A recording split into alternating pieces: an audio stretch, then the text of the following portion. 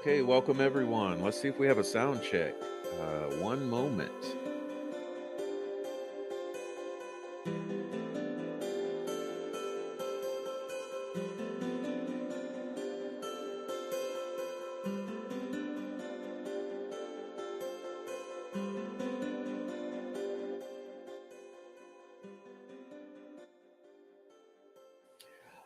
I think we do have a sound check. So, welcome to you. Good morning. It's our informal Wednesday morning meeting. Welcome to everyone. I'm so glad to see you. Hello. So, we got Aaron Town. What's up? We got Nancy Drew. We got Nikki Bobby. We got It's a New Day right here. It's a new day. Thank you for the super chat. It's a new day and the coffee. Winter 63 and Marianne Foster.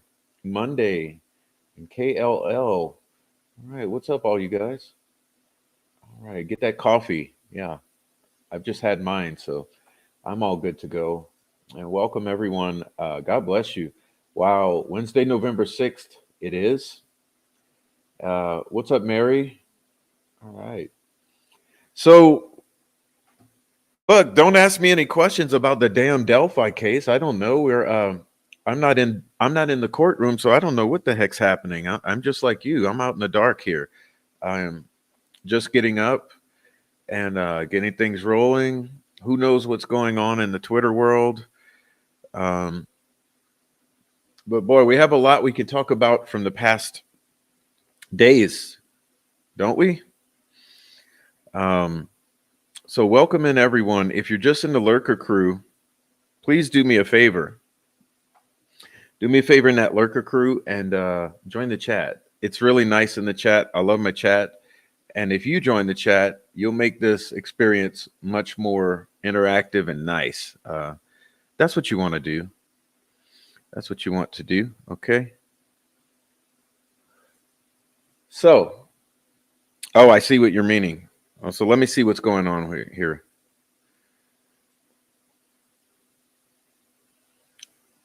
Oh, is that where everyone is? Okay. Yeah, well, go tell them we're live over here when he's ending. All right. So you say small balls is live.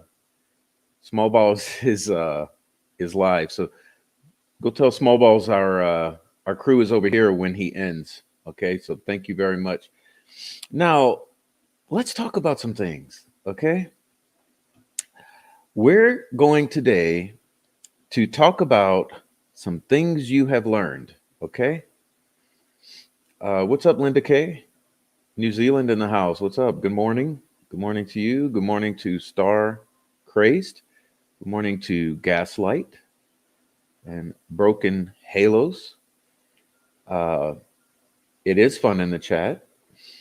So welcome in because we do have a lot to talk about, and I want to get you guys up on this panel because today is an open line show, meaning a call in. Okay. So since we have a call in, you need to get your butt up on the panel. And you don't have to show your face. Okay. No one has to show a face. If you don't want to, just get on in here because we got a lot to talk about.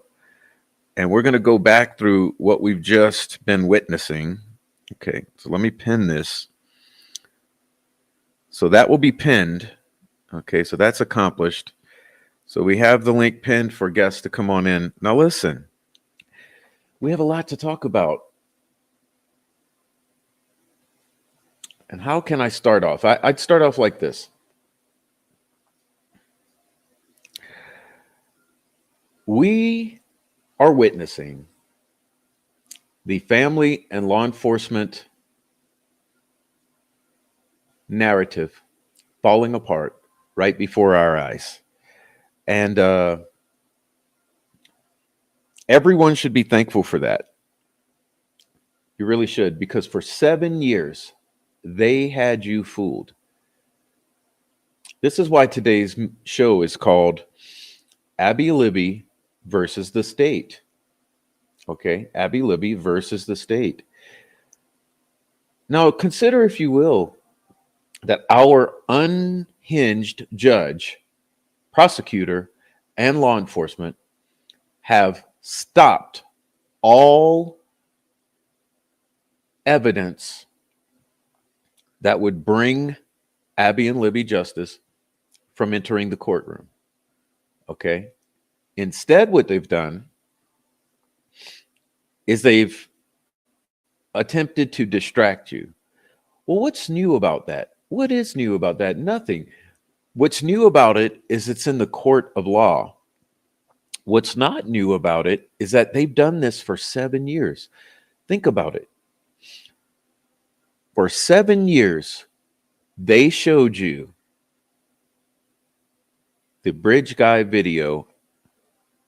They had everyone in the world studying the face of that bridge guy, a face that is non-existent, an artificial creation.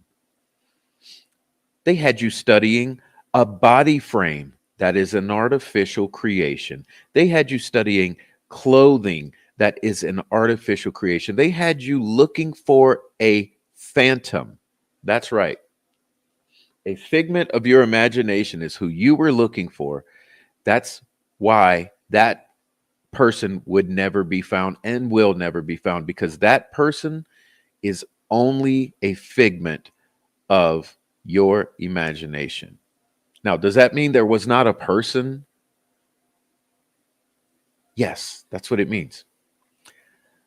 There was a person captured in that video. That person was unidentifiable. It was useless. And you don't know whether or not that person had anything to do with the abduction and murders of Abby and Libby. For 7 years, they had you distracted with a bridge guy who we have no evidence committed the crimes. We have no evidence is even an authentic happening and not real life theater, like I've been explaining to you. A voice which was also altered and which we don't know much about. We don't know if it belonged to that guy or if it belonged to someone else off camera, if it was someone who actually abducted the girls, or if it was part of a elaborate screenplay played out on their devices to distract. Because what are we learning at this point?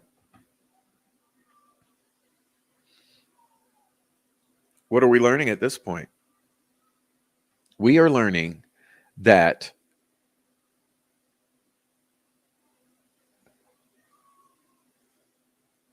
all you've been told was a fantasy about the Delphi murders. No wonder it hasn't been solved. No wonder. No wonder. So here's what we're going to do. We're going to talk about some happenings. We're going to wait for some of you to join to click the StreamYard link right here. Okay, click the StreamYard link. Come and talk to us. Okay, come and talk to us. You don't have to agree with me, but you have to respect me. Come and talk to us, because we are here to talk. We want to talk about the state versus Abby and Libby, because we don't believe the state has been working for justice for Abby and Libby. We believe the state has been working against justice for Abby and Libby. And we're going to talk about that. Remember, they call us family bashers. No, we're not family bashers. We're family questioners. What we are is state bashers at this point. Why? Because we will bash the state. Why?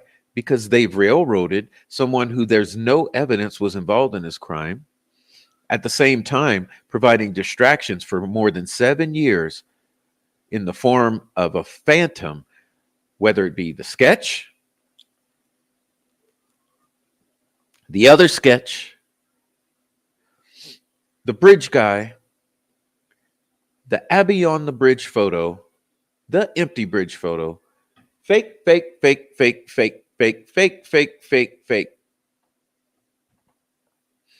How on earth Was anybody ever supposed to get anywhere with a bunch of falsehoods as your primary investigative leads?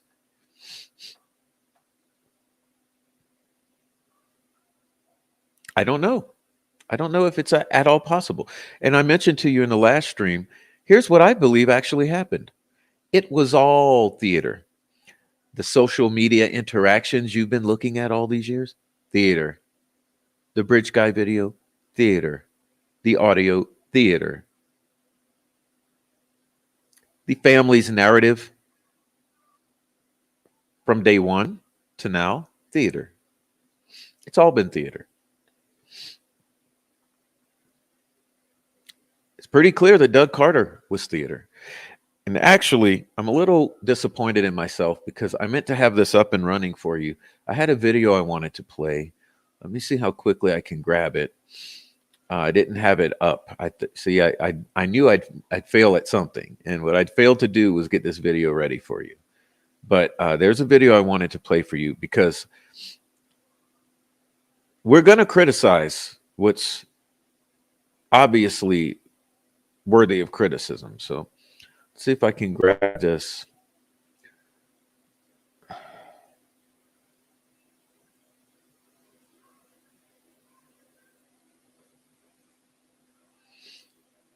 But while I'm grabbing it, please do me the honor of clicking the StreamYard link here and join us. Okay, let's talk. I'm not going to sit here for 3 hours and talk to myself. So I'm expecting that we will. Let's see. Here it is. Okay, so I got to grab it.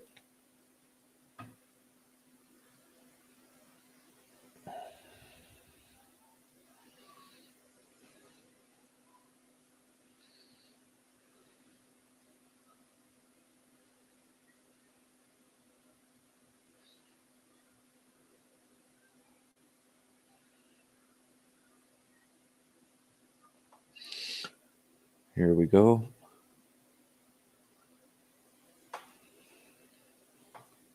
Get it up.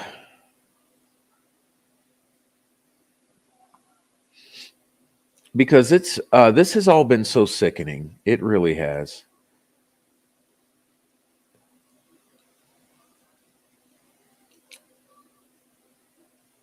And while I get this rolling, I'll start to read the chat because you guys know that this has been nothing but sickening. Welcome Ashes to Ashes 2.0.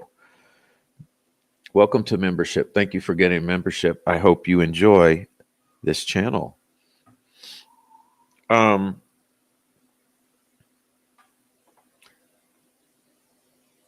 the powers that be at that time needs investigated. The whole town has done nothing for justice for Abby and Libby and has profited off the horrific deaths of those children. So appalled, just like all of us. Just like all of us.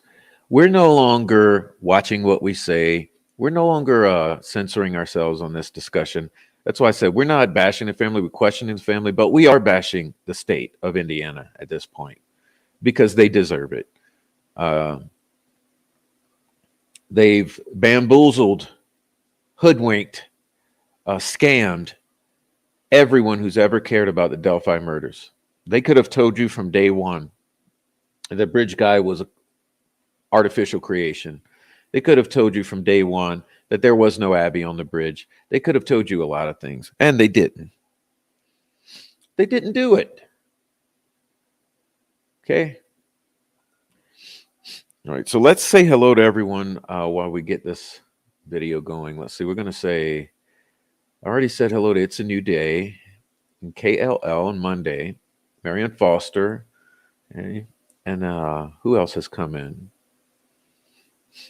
Gaslight You, Ashes to Ashes, Nikki Bobby. What's up, Nikki Bobby? Jay Bird. Welcome to Jay Bird. D Smiles.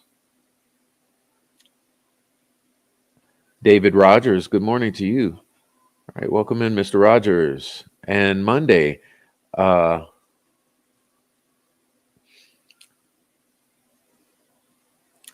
I have something to discuss with you guys. Okay. I really do. And we'll get into it on this note here.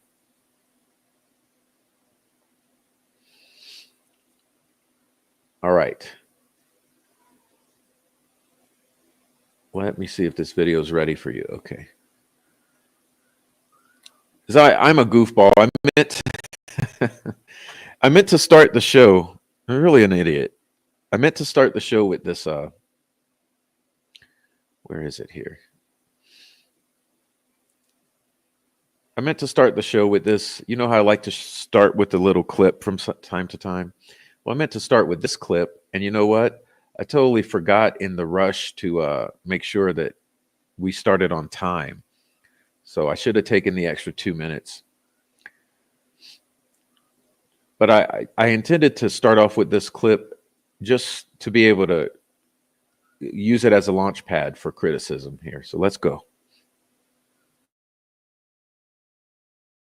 Police will not hold a news conference today on the 3-year anniversary of the Delphi double homicides. That's different from the previous 2 years. So where is the investigation now? And is this a cold case? We took those questions directly to the state's top cop. But we're still as energized now as we were the day after. No one questions Indiana State Police Superintendent Doug Carter's passion to solve the Delphi double homicide case. Every time he talks about it, you can see it in his eyes. It's easy to throw around the cold case idea. Nah, we're not even close to that. 3 years after the homicides, police are continuing to keep what they know close. We asked, but Carter couldn't answer. What we know is what we know, and we're not ready to talk about that yet. How close are you right now to getting this solved? One piece away. One piece away. Eventually somebody's going to do the right thing. Might be the killer himself. Might be somebody that knows who he is. 2 investigators still work full-time on the case from the Delphi City building. The ISP Laboratory Division, Intelligence Team, and Fusion Center are still combing through the now 50,000 tips. When we're done with all we have, we start over. Again, I think I got 18 tips yesterday. Just me, here at my desk. It's easy to be our own detectives and criticize the actual ones, but Carter says they accept that pressure. And I'm so proud of them. I'm so proud of them. We can't talk about what we think. Everybody else can. Or what they believe happened. We can't. There's been some criticism of me, and I'm willing to take that. I can't explain all the things that I know. That's because only police and the killer know. He has no idea what we know, but one day he will. This is a different type of case because police have almost everything they need. I can't think of a time in my entire career or in many other careers that we have the voice of the person we believe is the killer, a photograph of who we believe is connected to the murders, and even a snippet of how he moves. Carter says more information could be released in the future, but for now, this is what we're getting, and he thinks it's enough. Somebody knows. He cautions you to remember the 2 sketches are not photographs. I believe that eventually we're going to be able to say, this person's the killer, and there's a combination of those 2 images that'll land on his face, whatever that might look like. Carter, this is one of his priorities in life. Even if it takes another year, he's going to get this solved. If we hit year 4, I hope we're sitting here again. But we will do everything within our power and within the parameters of law to find the individual that did this to Abby and Libby. A memorial service is being planned at Delphi United Methodist Church tonight from 5 to 7. They're taking donations for food and pet supplies. And if you know anything in the killings of Abigail Williams and Liberty German, send your tip in. Call 844-459-5786 or email Abby and Libby tip at CACOSHR. And that's the bullshit. That's the BS. So why did I play that? Well, a couple reasons. First of all, Doug said, we can't talk about what we think. We can only talk about what we know, but everyone else can talk about what they think. Well, you know what, Doug? I think you were giving us permission to talk about what we think. And so that's very important. That's a coded message. That message says, everyone out there, talk about what you think as much as possible. Please keep doing what you're doing. Talk about what you think. Should I play it again?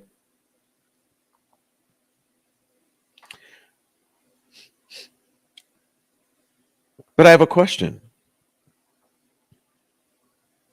What is that one piece of the puzzle, Doug? What is that one piece of the puzzle? That one piece of the puzzle. Always a riddle. One piece of the puzzle.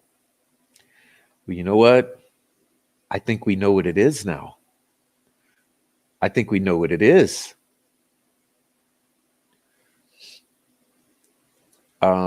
What is that one piece of the puzzle? That everything was faked. Everything was a lie. Is that the one piece of the puzzle, mister?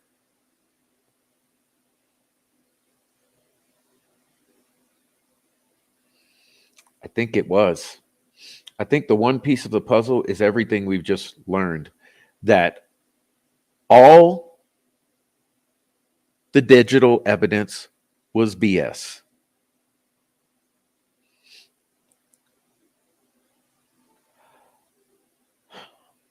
The entire narrative that's been spun was BS. And now we know that the entire investigation was BS. That's your one piece of the puzzle.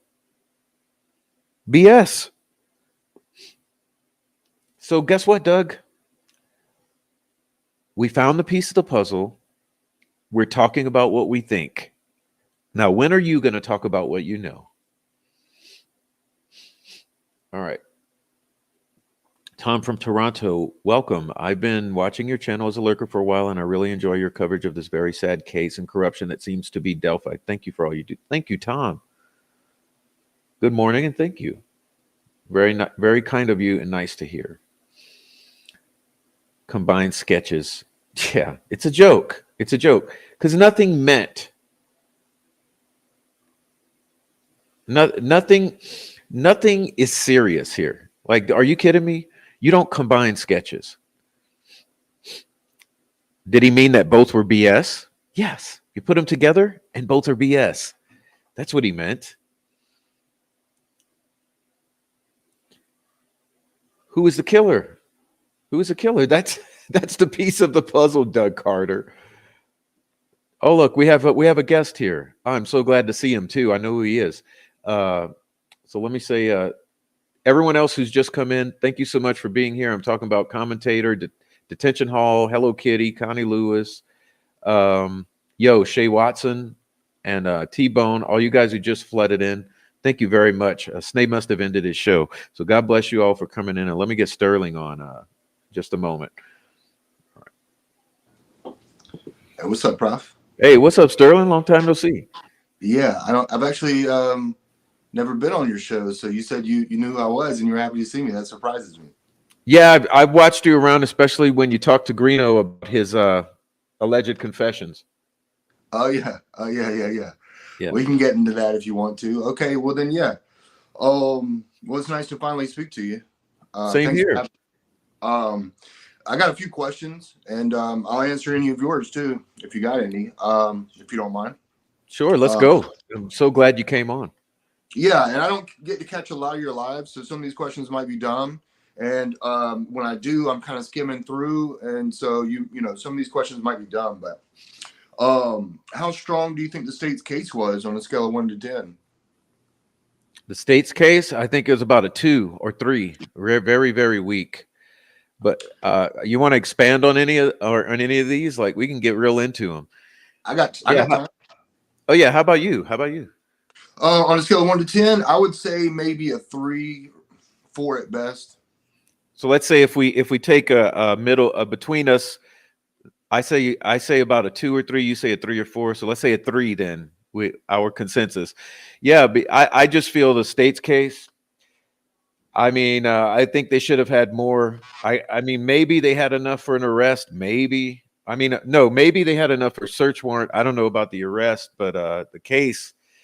Well, to bring this case, it just seems like they should have thought better. That's my. But you know, and I agree with you. But I agree with you. I think the arrest, and maybe it was even on your channel where I heard it was maybe a little rushed, and it wasn't even planned out.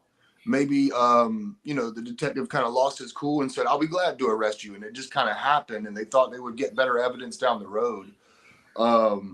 But what's interesting is, depending on who you talk to, some people think this is a slam dunk, and that's what's just so crazy to me. It makes me even question myself sometimes. Like, it makes me question what the jury thinks, because I've heard other people say that if the jury is like the public, then it's going to be a hung jury, which maybe that's the case, and I have some questions about that too. Mm-hmm. Was there any questions that, or any mysteries? Here we are at the end of the trial. Is there anything that didn't get answered for you, or is there anything that came up that is still unsolved or unanswered? Oh, I would say 90% of the whole, everything. Yeah. But My biggest, the thing I was going to get into, kind of going backwards through the bombshells, has been who handled the phone after the time the state alleges Richard Allen left the scene. So say 3:58 p.m. or so. Well, who handles the phone at 5:47? Who handles the phone at 10:32? Who handles the phone at 4:33 a.m.? I mean, someone is handling the phone multiple times in the hours, after Richard Allen allegedly leaves the scene. that's a good question. And I would back up and ask the question: how did the state not know that someone was handling the phone and plugged in an audio jack? How did the state not know that someone connected to that? How did they not know these steps that they moved, or the alleged height that it traveled up and down? Like, how did they not know that? Or did they know it and just hope that it wouldn't come up? I'm confused by that. That's why it's mind-boggling. I'm sure they had to know it. Right, but it seems like if they knew it, like from what I heard recently, and this is all going down quite recently, is that once the defense put their expert on there and said that someone connected to the audio jack, then McClellan scrambled. They took a break, and when he came back, he put somebody else on the stand who had just freshly Googled the stuff outside. So it doesn't sound like they were prepared to hear this evidence in court, as if they didn't know it. Or I'm just confused. Well, you know what I think? Maybe they knew it but didn't hand it over as discovery because they weren't going to use it. So they thought that defense wouldn't find it out, maybe. Okay. Yeah. Okay. That actually makes sense. As far as some problems with the case, though, I don't believe that the state proved beyond a reasonable doubt that BG said "guys down the hill," and I don't believe that the state proved beyond a reasonable doubt that BG is the murderer. I don't believe that the state proved beyond a reasonable doubt that BG acted alone. And what takes the cake is, I don't think they came close to proving BG is Richard Allen. None of those things. I don't think they met the burden of proof on any of those things. And really, for their case to work, they should have met the burden of proof on all of them. And I don't think they met it on any of them. Furthermore, I don't think that they proved it sufficiently to me what time Richard Allen arrived. And what's really mind-boggling to me is I don't even think they attempted to prove what time he left. I've yet to hear what time they think he left. He wasn't caught on camera leaving. It's all supposed to be dependent on Sarah Carbo, who went into court as a combative witness and looked real bad to the jury, I'm sure. I mean, I agree with everything you just said. I almost wish you'd go back through it, because every point you just made, I agree with. Like I believe the witnesses described whoever this BG was. Right. But it conflicted with any description of Richard Allen, which is mind-boggling. Even if we agree there was a BG, even if we agree that the witnesses saw him, even if we agree that that's who's in the video, again, they still have not proven beyond a reasonable doubt that he's the one who said "guys down the hill." Because from what I heard, when the jury was shown the video, and maybe they were shown the enhanced version as well, but it was just a glimpse, and you couldn't hear it with the naked ear what was said. So did they prove that he said "guys down the hill"? I don't know. I don't know. I wasn't on the jury, and I wasn't there. But did they prove that he is the murderer? I don't think that they really did. And yeah, what takes the cake is after all that, they definitely didn't prove that BG was Richard Allen, in my mind, sufficiently. And some people would argue they did. You could argue they got close, but not close enough, in my opinion. Nope, they didn't even prove the voice came from BG. They didn't prove that BG said guys down the hill. No, they did not. They didn't prove that BG abducted the girls or killed them. They didn't Definitely prove not. that the voice was BG. They didn't prove the voice abducted the girls or killed it. It's just, like you said, the amount of reasonable doubt in every aspect has been bewildering. I don't know what they were thinking. I guess they just thought they could strong arm the whole case through. I'm not sure what the rationale was, you know. I don't know. I think we'll be questioning that for a long time, but it depends how I don't know. It just depends how it plays out. But I tell you one thing that's really a mystery to me at this point that wasn't going into this case is something that I heard came up with the Brad Weber testimony when the defense called him back up there. From what I understand, Prof, and you need to correct me here, because from what I understand, they were asking him some basic questions about his property and how many outbuildings he has. And it was either 3 at the time and maybe 5 now. And they tried to enter a photo of one of his outbuildings / garages / sheds, whatever. And McClelland objected to it vehemently, right? Didn't want it to be entered for whatever reason. And from what I understand, the video, the photo only showed one in particular. So I have to think that they chose one specifically for a reason. I think that McClelland didn't want it shown for a reason. And when Gull allowed it in, which surprised me, from everybody that I've heard in the courtroom says the jury had a very strong reaction to what was in that photo. In fact, they said almost every single jury member started talking to each other verbally right as it was being shown, and that someone in the courtroom overheard the word sticks. Now, I guess my question to you is, what the hell was in that photo? I heard even more. I don't know, because I didn't see it and I hadn't talked personally with someone who personally saw it. But the rumor that's going around is it was KKK formed with sticks similar to the sticks that were on the dead girls' bodies in the garage and it was an aerial shot down into the garage of sticks formed into KKK. I mean, well, I don't know. I heard it was entered as exhibit KKK, which made me wonder, was there an exhibit K? Maybe you see how the rumors work? Because maybe that's true. Maybe it was just sticks and maybe it's misinterpreted. So that's why I said, who knows? Who knows?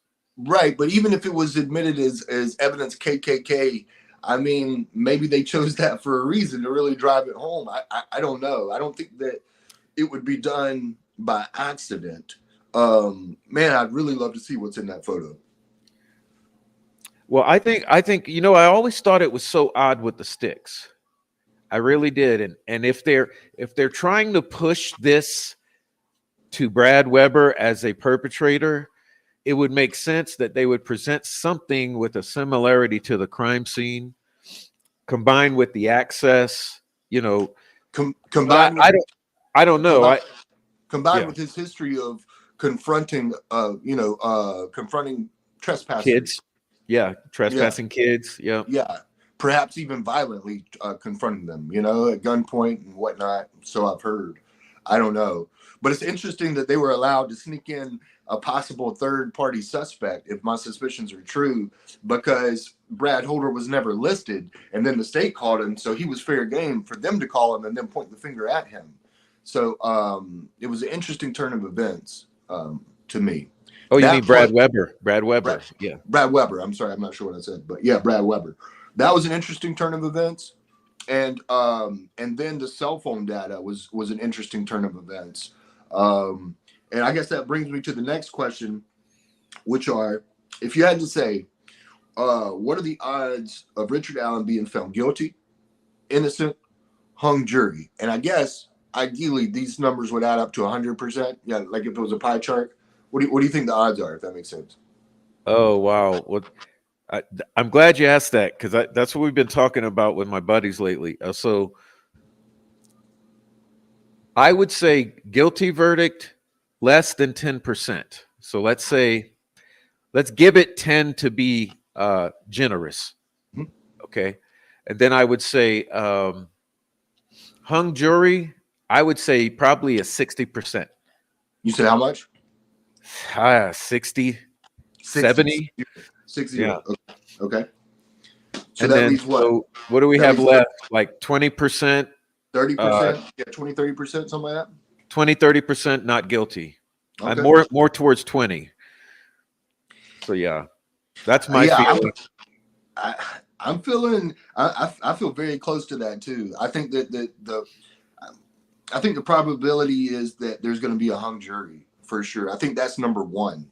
And then I think I don't know. It's hard to say. I would put an innocent verdict slightly ahead of guilty, but I don't want to weigh out guilty. I don't want to rule out guilty because you never know what these people are thinking.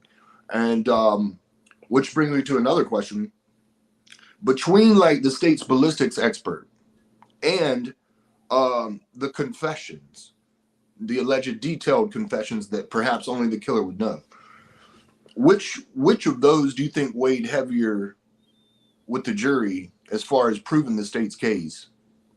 Which of those was more damning pieces of I would evidence? say the bullet. The bullet. You think they bought that? I didn't hear you say that again. You think the jury bought the bullet thing? More than the confessions, yeah, Okay. because they were able to see his condition in the facility. They heard from both the doctors, even though they gave different spins. They both verified that he was undergoing some sort of psychosis. At the time those confessions came out, then they saw the evidence of his condition. So I would say probably much more easy to believe one of the state's ballistics expert, Oberg. A little easier to believe her than it is to believe those confessions merit anything or have any weight. So, Do you think that there's anybody on the jury that perhaps believes that by him admitting details of the white van, only the killer would know about that white van? Do you think that really was oh, I'm a little lost on that because I haven't kept up with how the defense countered that, but I did see that there was some argument that it was already on social media, and if the jury understands that it is indeed true that it was on social media, and the thing is, Sterling, it was on social media from day one. Like, I remember Gray Hughes talking about it. yeah, remember the helicopter footage? Sure. The gray van, I'm sorry, the white van, gray. Oh man, the white van is shown in the helicopter footage pulling in or in the Weber driveway. So I missed that. I don't remember that. I'm gonna go back and go to the 12-minute mark and look closely, and you'll see when the helicopter flies over, they show the Weber property. There's a white van. So wow. Let's see here. I think that might be almost all. Oh, how long do you think the jury will be out?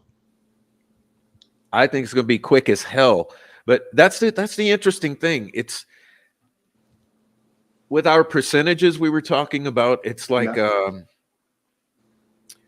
it depends on how many of them want to fight that badly for guilty. Because I would think the majority is going to be not guilty. A majority are going to be dead set on acquittal. And then you're going to have probably, I would guess, 1 or 2 or 3. You're going to have a few holdouts that are going to be probably leaning towards believing the bullet and McClellan. So then it's going to be this back and forth about how likely are those holdouts going to be to give and say, well, okay, we'll agree to acquit. That's why I'm giving such a big percentage. Like really, I'm thinking 65-70% hung jury. Yeah, and I think what you were tapping into was like if a verdict comes back very quickly, I guess that's a good question. Will that more likely be guilty or innocent? Because if it comes back very quickly, you wouldn't think a hung jury. Innocent. Yeah. You think so? Okay. I think there's no way guilty. No way at all. Yeah. I mean, I said 10% to be generous. Sure. But I just can't see. I mean, the amount of reasonable doubt on every single aspect, like you were talking about the phone, what they just demonstrated with the headphones being plugged in and out while Richard Allen's at home, or let's say the non-existence of the Abbey, or the proving of the Snapchats, or the all the missing investigative product, for days and days and months of investigative product missing. They just think there's so many opportunities for reasonable doubt on all these points that I don't see a quick guilty verdict. I see a quick, if it's anything quick, it's going to be not guilty, let's get the fuck out of here. If it's taking a long time, it's going to be hung jury. And you know what a shame, because like I'm going to tell you this, and this, I don't know, this might be where we disagree perhaps, but I think Richard Allen, he could be the guy. He could be. I'm not saying he didn't do it. All I like to say is that based off the evidence we've seen, I'm certainly not convinced he did it.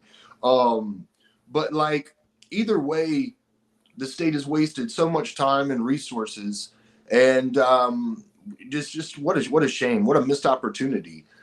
There shouldn't be anyone going on trial for any crime with this amount of evidence, in my opinion. And then and think about the position it puts the jury members in, to have to come back and vote not guilty, have to say, hey, look, I wasn't really that convinced. I feel like it brings the question is, like, if it is a hung jury, if he is, let's say it's a hung jury, do they even retry the guy? Well, that's a huge question. Yeah, that's what we've been discussing lately with my boys, is losing this badly. And by that, I mean like having no case. I don't know. They've spent $4 million.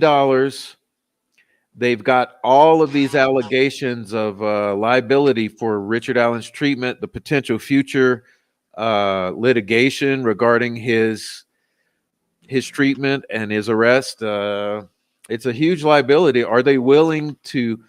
I think there's a 1-year statute of limitations. Are they willing in the next year to invest another $4 to $6 million, retry it all again with the same lack of evidence? I don't know. The big question we've all had is what happens to him if they do. So let's say it's a hung jury. Is he freed and has to be possibly arrested again at some point if they decide to pursue, or is he retained or detained and remains in custody for another year while they figure out if they're going to pursue? I don't know. I don't know. I don't know the law on that or how it works, but that's something. Yeah, that's a great question, and something we could easily figure out. For some reason, I thought like if it was a hung jury, he's immediately freed until they decide to bring up charges or not. I don't think that they can hold him for a year while they decide whether they will or they want. But I could be wrong. That's a good question, and it's something that maybe the chat knows. Something that we could definitely Google and find out. That's an interesting question. But I wonder if retrying him, actually, if it's a hung jury, I'm not sure what type. Another legal question would be, what can he pursue as far as suing the state and the corrections officers and the Department of Defense or whoever? I'm not even sure, because I mean, if he gets acquitted, I think he has a case for all that, But if it's a hung jury, he never really, was found innocent. So I don't know if he can sue. I'm not sure how that works either. I don't. Yeah, I wish we had a lawyer in here because, man, oh man. Right. Yeah, man, that's all I got, Prof. Appreciate you. Yeah, there were some things you asked about. Let's see, that we didn't cover because we I blasted through it, but yeah, I didn't want to hold you up. But yeah, I mean, on top of the things I mentioned, there is no motive. There's no clear motive. There's no DNA. There's no murder weapon. I mean, I know that some cases can be won with circumstantial evidence, but boy, oh boy, I don't think it's this one. Well, that's what was that last question or two you had? Can you repeat those? Look at those last two, and because there was something there that. Well, I can't remember which order I went, and but I Oh, know that okay. I said It's all good. I think it was about the retrying, but oh I guess the points that oh that just bother me is like, if you try to really think about what evidence was presented. But okay, you said when you started off the question, you said, "Prof, you might disagree with me." That one. You said you might disagree with me, blah blah blah, but I didn't. right. You know. Well, what I meant was because I feel like Richard Allen. I haven't ruled out that he is the guy, Oh, but okay, even good. yeah, I'm especially the if he same. is the I'm the guy. same. Look, I don't. I'm exactly on the same page with you. I don't know. Okay, but all I know is this: no evidence has been presented that he was. So that's where Bingo. I am. It's Oh it's yeah. like, yeah, sure, the possibility exists. He could have been involved. I don't think it's possible that he was the killer because he's so small and he had two capable young ladies that he would have had to control. I don't think it's very likely that he's the killer, but he could have had some sort of involvement, but there's zero evidence that's been presented. And I mean, like, everything from the forensics from the forensics at the scene to the forensics at his house, the forensics in his car, the forensics on the digitally on his weapons. There's zero forensics at all tying him. The timeline is tenuous. And like I was saying about losing all the 70 days of stuff, plus Doolin not only not recording it when he had a recorder, which is suspicious, but also losing the tip sheet that he had taken the notes from. And we're all supposed to just swallow this whole. And it's like, well, where's the evidence? You don't even have the evidence of the tip sheet. So that's where I'm at, you know. And was that the one that allegedly had cleared written on it? Well, I'm assuming that's the one, but unless they're trying to make us believe that he had one handwritten on the back of a handwritten, then he brought it in and he transferred it to a second tip sheet, and then that's the one that was stamped cleared, and then that's the one that Kathy Shank found and handed to Liggett. I just don't believe all of that. It's like, look, if you had the tip sheet that he handed in, it should have been the same damn one. It should have had the notes on the back of it. If Liggett got that, decided to charge Allen, why didn't he retain that, knowing that that would be a piece of evidence? Just none of it makes, it all seems like a setup, in my opinion, you know, on that. I think it's such a shame, like what I was trying to say earlier, like it's a shame, like if he is the guy and he gets acquitted, which there's a chance he will, what a shame that they let a guilty man walk. And if he's innocent and he got put through all this, what a shame that they ruined his life and his family's life. And even if he was guilty, I think it's a shame the way he was treated regardless. So it's just what a shame all around. What a shame all around. I agree. That's the thing that all of us with due process concerns have been talking about is we've been raising a lot of noise or making a lot of noise because when we saw him come out, I believe it was 2023. I can't even remember anymore. But at that same period, he was giving those confessions. When he came out and he had the dirty shirt on with the slobber, and I think the entire world was, at least most of us, were flabbergasted. It's like, what are you doing, this guy? Like, he's got to live to get to trial because we want justice for Abby and Libby, and it looks like he's halfway to not making it. Right. And so I think a lot of people kind of transitioned at that point to saying we got to treat people better than this when they've not even made it to court yet, you know. Right. He's got to be able to be like a involved part of his defense, you know, and I'm not so sure that wasn't the whole motivation was to make sure that he doesn't remember that he's doing crazy things, that he can't recollect the truth and be very sharp. Because I mean, and the last thing I'll say is, like, I feel like, you know, the state tied it upon his confession about the van and getting interrupted by the van, and that's the evidence that only the killer would know. And how convenient that came months into his solitary confinement. So, in other words, the most damning piece of evidence you had came 6 months, a year after you had kept him in solitary confinement. Well, how convenient, you know? And then and the other appalling thing is you had Monica Walla, who I've been on her ass since day one. When I found out she was in all those Facebook groups, because if she's the one treating him, she's the one injecting him, she's the one having a blast on social media at the same time. It's too bad. It looks too bad. And then you had the babysitters, I call them, which were inmates and guards babysitting him. We don't know how much back and forth he was fed. That's why the whole thing about you know what only the killers would know? Only the killers would know who plugged in that headphone to the phone at 5:32 p.m. or 5:47 p.m. and who unplugged it. Only the killers would know who turned that phone back on at 4:33. That sort of shit. Yeah, that stuff only the killers would have known. But anything that's already been out on social media like for years, I mean, I'm that's where I'm giving Doug Carter some hell with. And from what I understand, you make a good point about the in cell video was without audio. Am I wrong about that?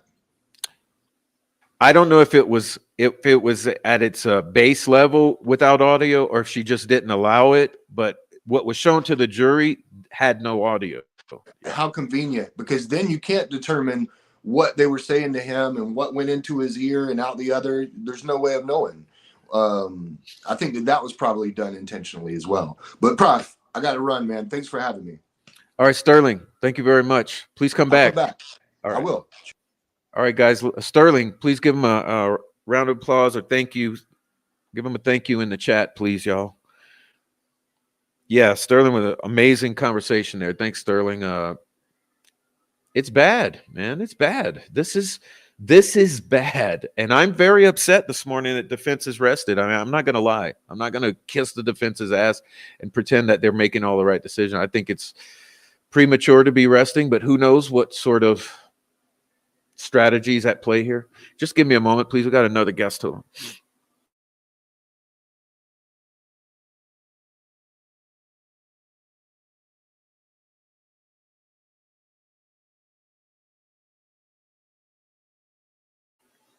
Okay, let's see. We have Chris here. Let's see.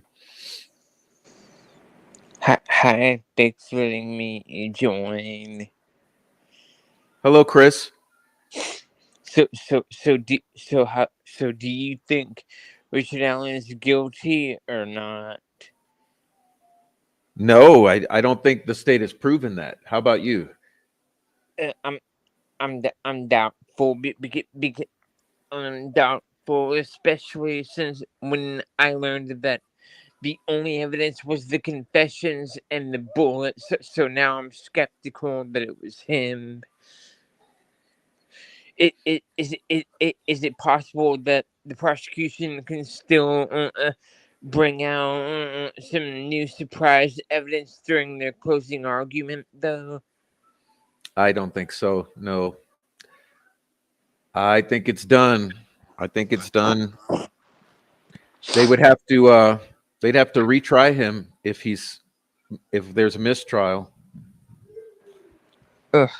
Do you think Kelsey had anything to do with it, or that she knows more than she's saying?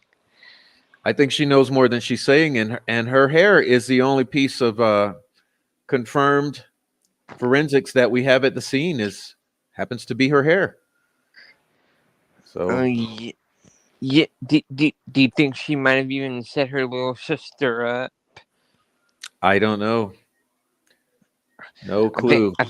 I think it's kind of that she watched a movie with her boyfriend's dad. Mm-hmm. And she showered over there. Extremely possible she was possibly doing more than watching TV. Ugh.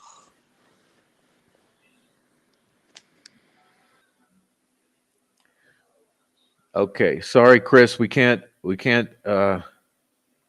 Can't do that, Chris. Can't do it. All right. So, all right, you guys, let's see what we got here.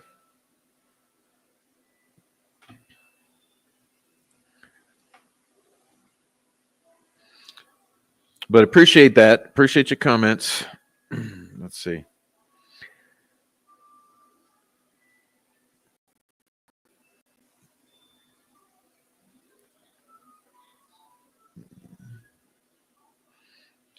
My computer frozen here.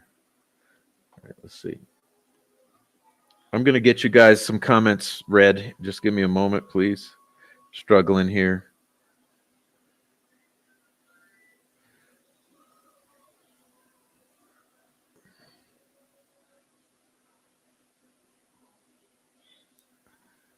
All right. Let's see.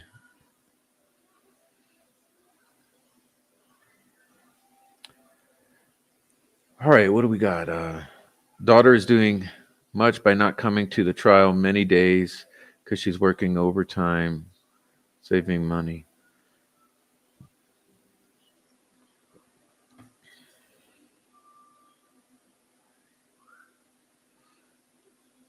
I was just saying, unfortunately, even if they get not guilty, there's never a finding of innocent. So some people stay angry. Yeah, we're going to get to something now. Actually, we're going to get to something.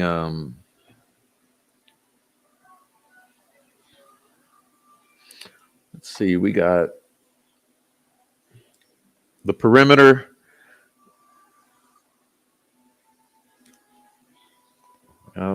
We talked about the perimeter yesterday. Oh, thank you for thanking Sterling. There you go. Thanks, Sterling. Awesome. All right.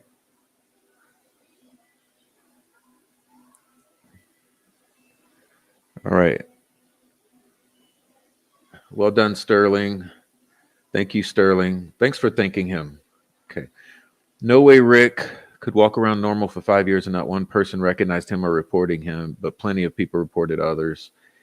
Yeah, that's well, let's get to that. Rayleigh Voorhees, Betsy Blair, Sarah Carbo, anyone else that witnessed this individual, right? This individual, quote unquote, the individual that they witnessed dressed in all black, except Sarah Carbo says in a tan coat.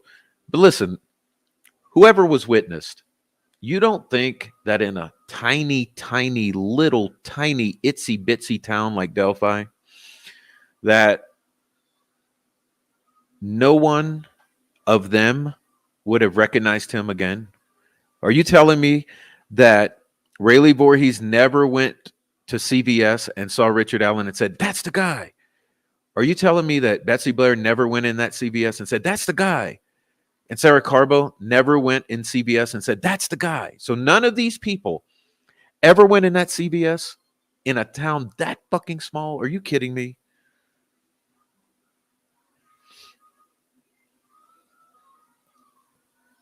Listen, I guarantee you, all of them went in that CVS. All of them saw Richard Allen. All of them interacted with Richard Allen at some point. Not one of them said, "That's the guy that I saw." Pretty telling, isn't it? But here's another thing. If they haven't in 7 years seen that guy that they saw that day, starts to make you wonder, was that guy a local?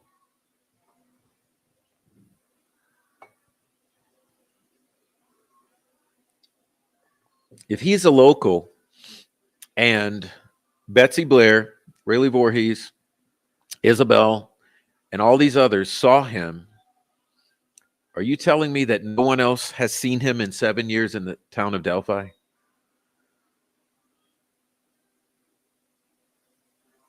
Something don't smell right, does it? Doesn't smell right.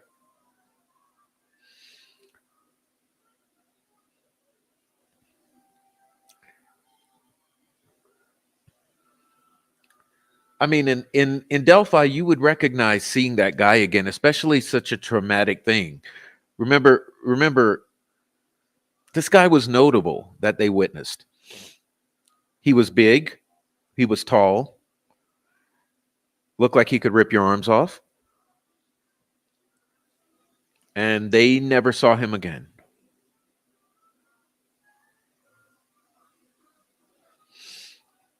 So,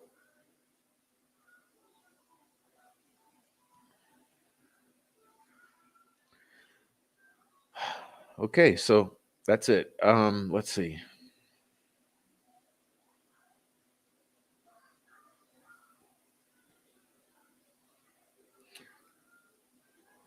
Let me see what you guys got here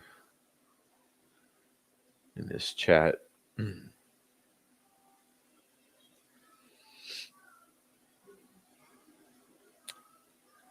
If that was anyone else's hair, they would be at least looked at. At least their phones would have been dumped, extracted, whatever you want to call it. Their activities would have been explored. Listen, I said yesterday. Think about this. Think about it. Was it yesterday or the day before? I recently said, I read to you that when describing the harvest store footage, Mullen said, you cannot see who's driving the vehicle. You cannot see the license plate of the vehicle. All you can make out is the general shape and color of the vehicle. Well, let me ask you this. If that's the case with Richard Allen's car, isn't it the case with Kelsey's car? Yeah, I would say so. You can make out the general shape and the general color of the vehicle, but guess what? Unfortunately, you cannot make out Kelsey driving that vehicle. You cannot make out those girls in that vehicle. You cannot make out the license plate of that vehicle. So you tell me,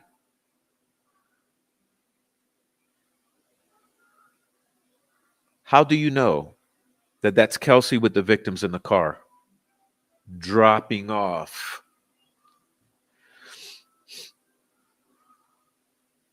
I would highly recommend everybody watch the latest I Have Apophis video.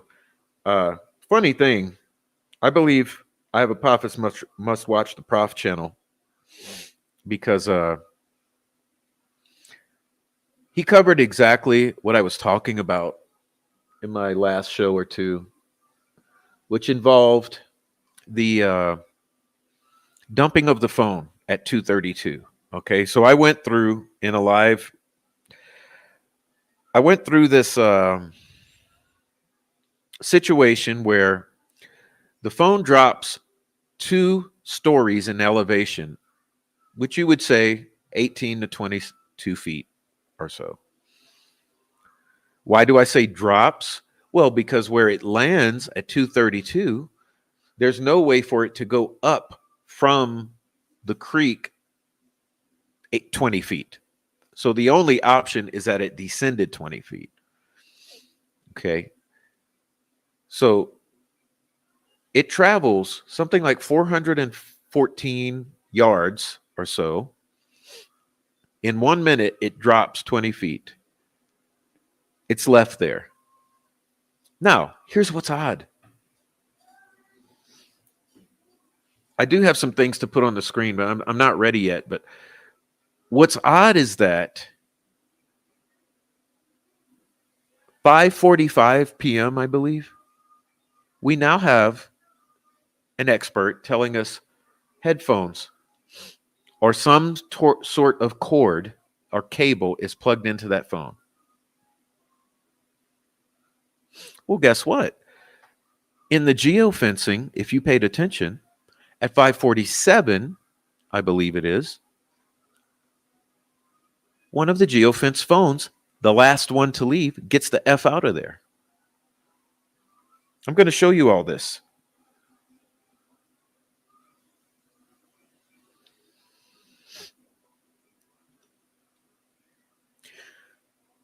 Then magically, someone comes back at 10:30 p.m.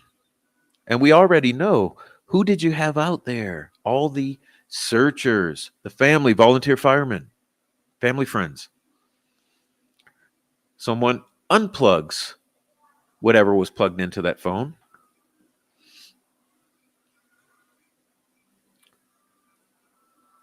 Phone goes. 4:33 a.m.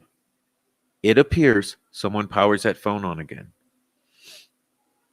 Well, question here. If Richard Allen leaves at 3:58, goes away, who's there at 5:45 messing with the phone? Who's there at 10:30 messing with the phone?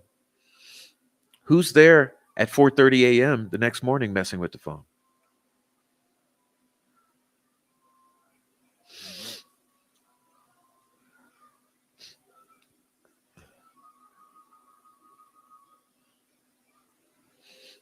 All right.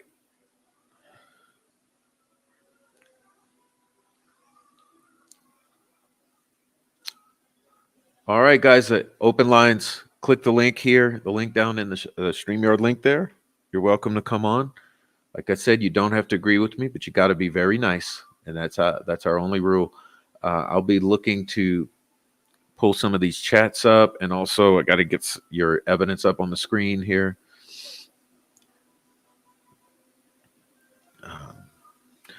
There's a hung jury, then what happens? Will RA get a bail if the state decides right to retry, and we get to go home out on bail? All right, let's see.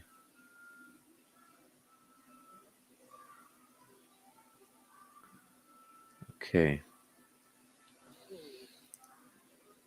What's next? Well, nothing changes. Nothing changes. Remember, the state would have you believe.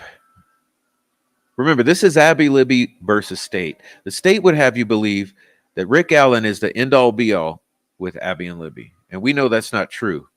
So the thing is, Rick Allen is just a bump on the road. It's just a mile post. Okay. Rick Allen is a milepost on this. This isn't over. It's not close to over. Rick Allen is just a bump on the road.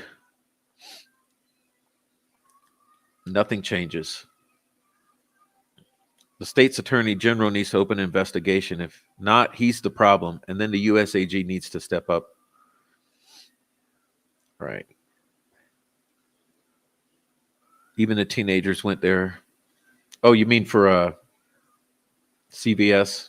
Everyone would have seen Rick Allen. If Rick Allen was the person of concern that they saw, then everyone in town, all of those kids who witnessed him, they would have eventually said, "Hey, that's the guy. Let's call it as it is." Okay. I don't know. The Shack is about a little girl being brutally murdered and about the guy moving on and forgiving the perp. Seems like they wanted the story to go like the movie. No one ever tipped him in. Great point. What's up, Rich Buddy? Welcome to the channel. Good to see you.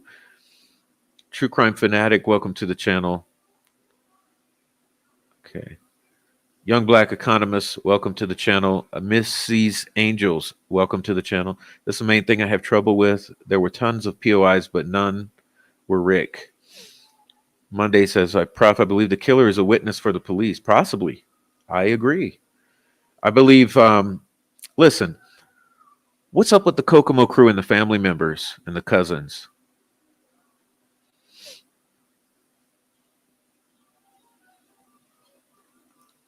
I would have at least said, wow, he kind of reminds me of the guy at CVS. I've seen him in real life. Yeah. I've seen a lot more evidence against Weber, Elvis, and Holder. If you call that evidence, I mean, it's more, I would say this. I don't think it's earth-shattering, but yeah, there's more evidence against them and Kelsey than there is against Richard Allen. That's the thing. How about this? If you take everyone that we know was there from 2 o'clock to 9 a.m. the next morning, so 2 p.m. to 9 a.m. the next morning, all of them have far more potential to be involved in this crime than does Richard Allen, who was there earlier in the day. All right.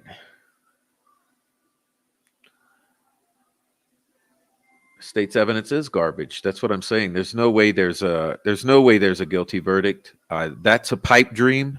That's a pipe dream that these corrupt officials and the troll farm have been spreading. They live in fantasy world. It's wishful thinking. There's no conviction on Richard Allen. Okay, it's not happening. The only one putting RA on the scene was RA. That does not pass the smell test. Well, unless you've got your head up your everyone else in troll farm's butt. All right. I truly worry that Go placed someone on that jury. I've had a hard time believing that they would put so much effort into railroading men, not put some. Sure, it's possible, but that's what I'm saying. Listen, in order to guarantee a guilty verdict, they'd have to place the entire jury. That's 12 people, because it has to be unanimous. They're not going to do that. If they've placed one or two, then what they're going to end up with at most is a hung jury. And that's potential.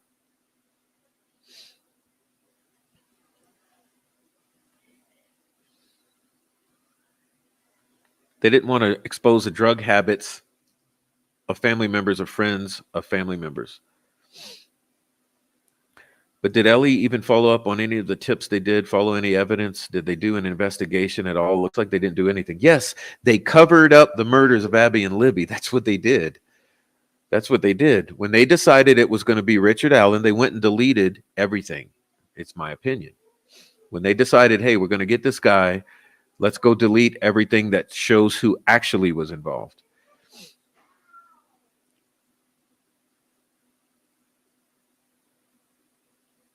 I've got no idea what's going on. I heard something about wired headphones and a juror going off.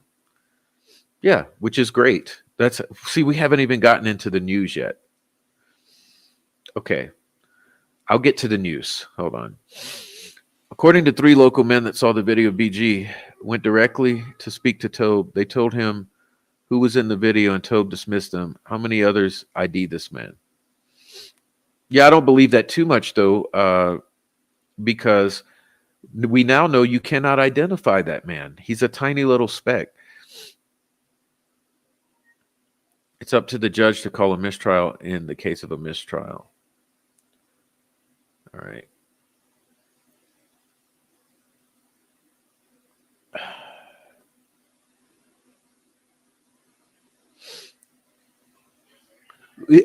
Crowd of people. I think you're looking at 6 to 14. That's my general zone. I think you like 7 to 11, somewhere in there. All right. I don't know what they're trying to do with the cord plugged in. There's a lot of possibilities.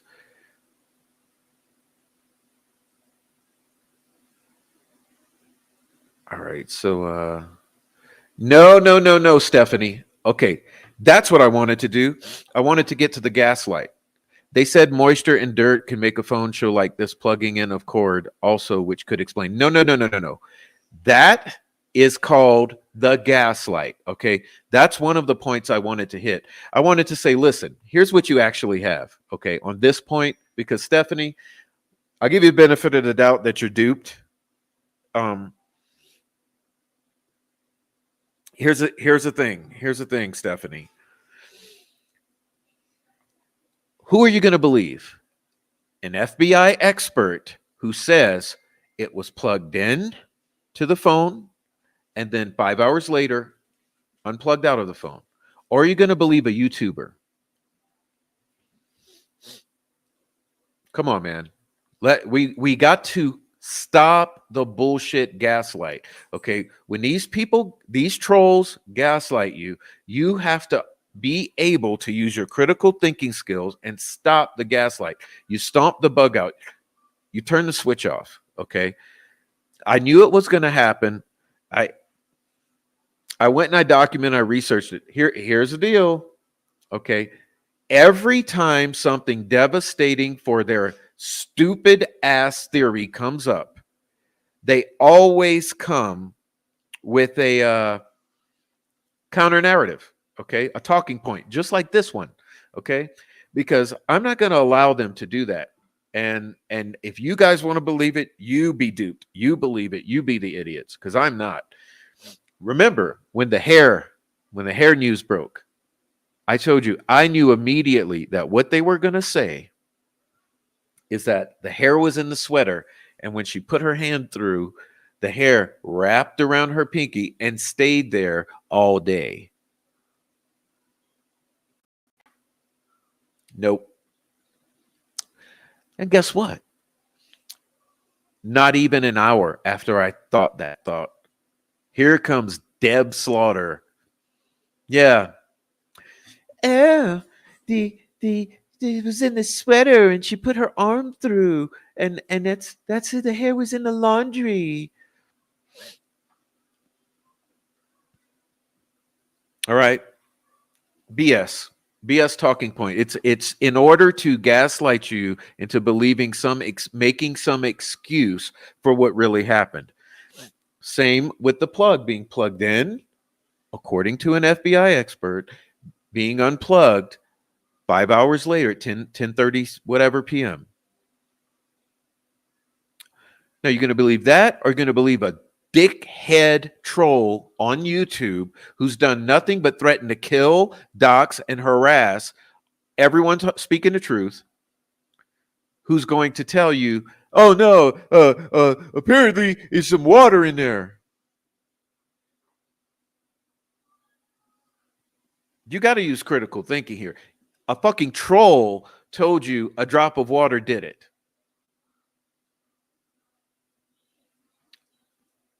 Well, let's put some critical thinking skills to that. Okay, if it's a drop of water, do you think that between 5 p.m. and 10 p.m. that there's going to be more moisture in the air or less? It'd make a lot more sense if it was out in the broad sunlight and if this happened in the AM hours. And let's say 5 a.m., there's moisture in that thing. And once the sun starts cooking it because it's hitting directly on that device, by 10:30 p.m., that water dries up because of the sunlight beaming on it for 5 hours. And then, yes, it dries up and it appears that there's this misconnection. So you just got to think here. You have to look at who's making the argument. Okay. FBI, troll farm.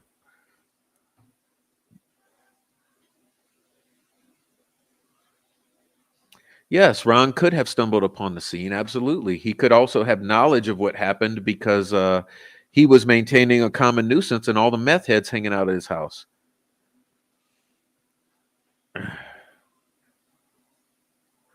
Why wouldn't geofencing be admissible? That's legit evidence, unlike the stupid magic bullet when the girls weren't even shot. It's fucking ridiculous. Thank you. If you delete something on a phone, it could be restored with the backup. So someone deleted the photo, backed up the phone, then uploaded the new backup. All right.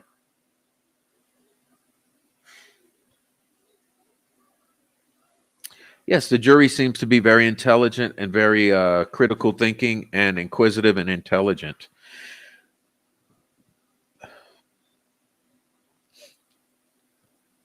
They didn't even look at the water damage indicator in the phone, which is visible. Could not have been moisture with no evidence. That's doubt. Oh, that's a good point you're making there. Yeah. What does the water damage indicator say on the iPhone 6S? Because, you know, they have those. Remember how you couldn't return the phone if it got water damage because the people at the Apple store would just look right at that indicator and say, no, we can't take it back. It's been water damaged. It's a gaslight from the troll farm. Don't ever believe it. Come on.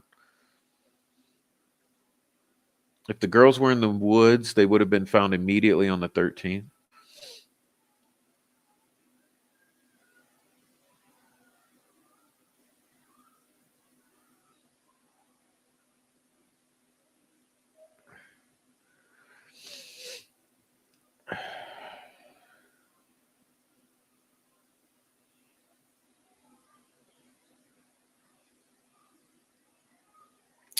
That's right.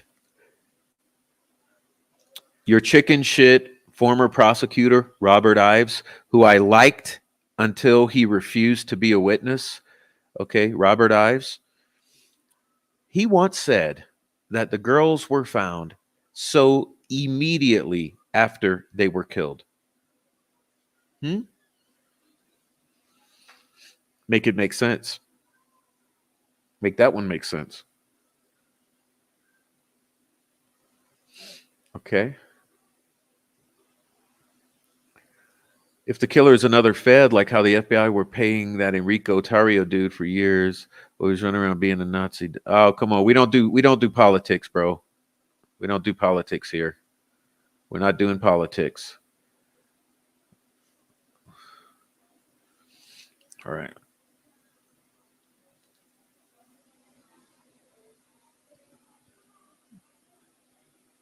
I think they were trying to do it with the Brad Holder, trying to make it look like Brad Holder did it with Ildenism. When I say they, I say Kelsey and her friends and family. Prof, they could have been connecting the phone to the trail cam via aux cord. You would do this to download. Really, did that headphone jack double as an aux cord?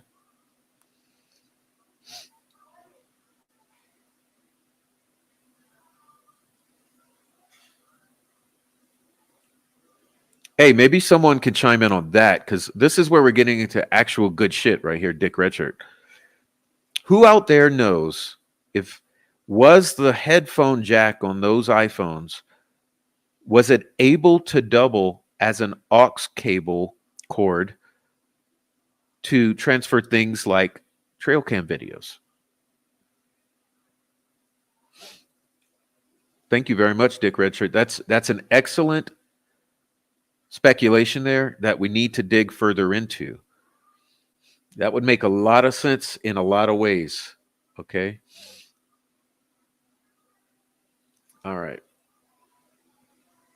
We need to counter negative news reports like Nancy Disgrace on down to local news with tons of truth comments on every channel.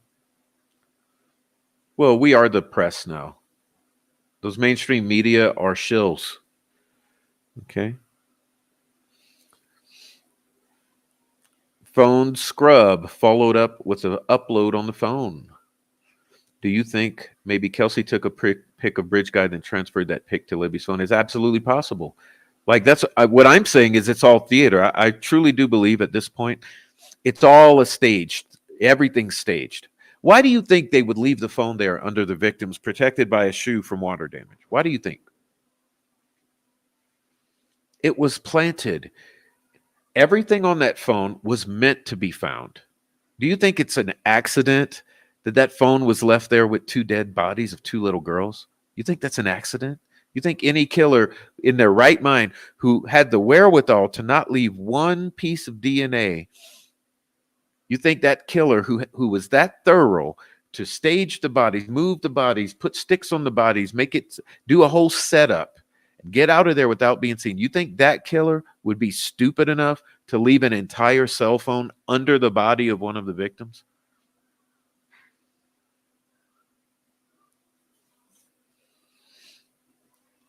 All right. What's up, CSI? CSI Crowdsourced Illuminations. Welcome.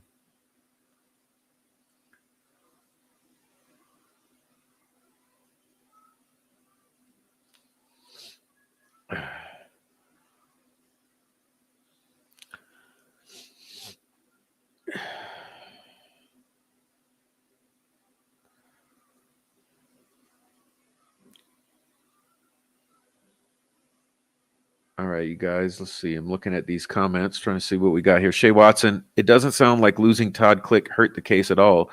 But there's something terribly wrong there, too. He would have been administratively investigated and charged before sent to criminal court. Thank you, Stephanie. Hair doesn't fall out at the root. No, it was ripped out. It was pulled out. Now, does it mean the person was living when it happened? No, I said many times, I think it happened. If it wasn't if it wasn't pulled out intentionally, it could have been pulled out unintentionally, like during the moving of bodies.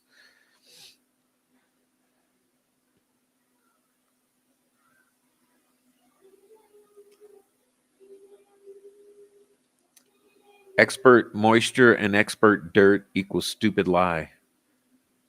Right. They screwed up the gray sweatpants story. Libby's jeans that Abby was wearing had to have come from Libby's home. Family know everything. If it was Libby's jeans, we don't know that was Libby's jeans. Could have been Kelsey's jeans. Could have been any other female's jeans. That's the thing. I keep saying that you have to forget every single narrative point you've ever been fed.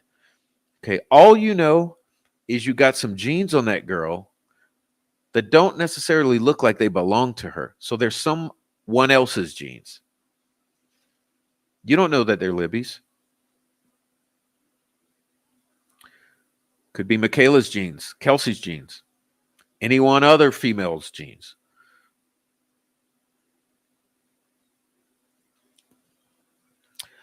Who do we think the beautiful man with beautiful eyes was seen on the bridge that day?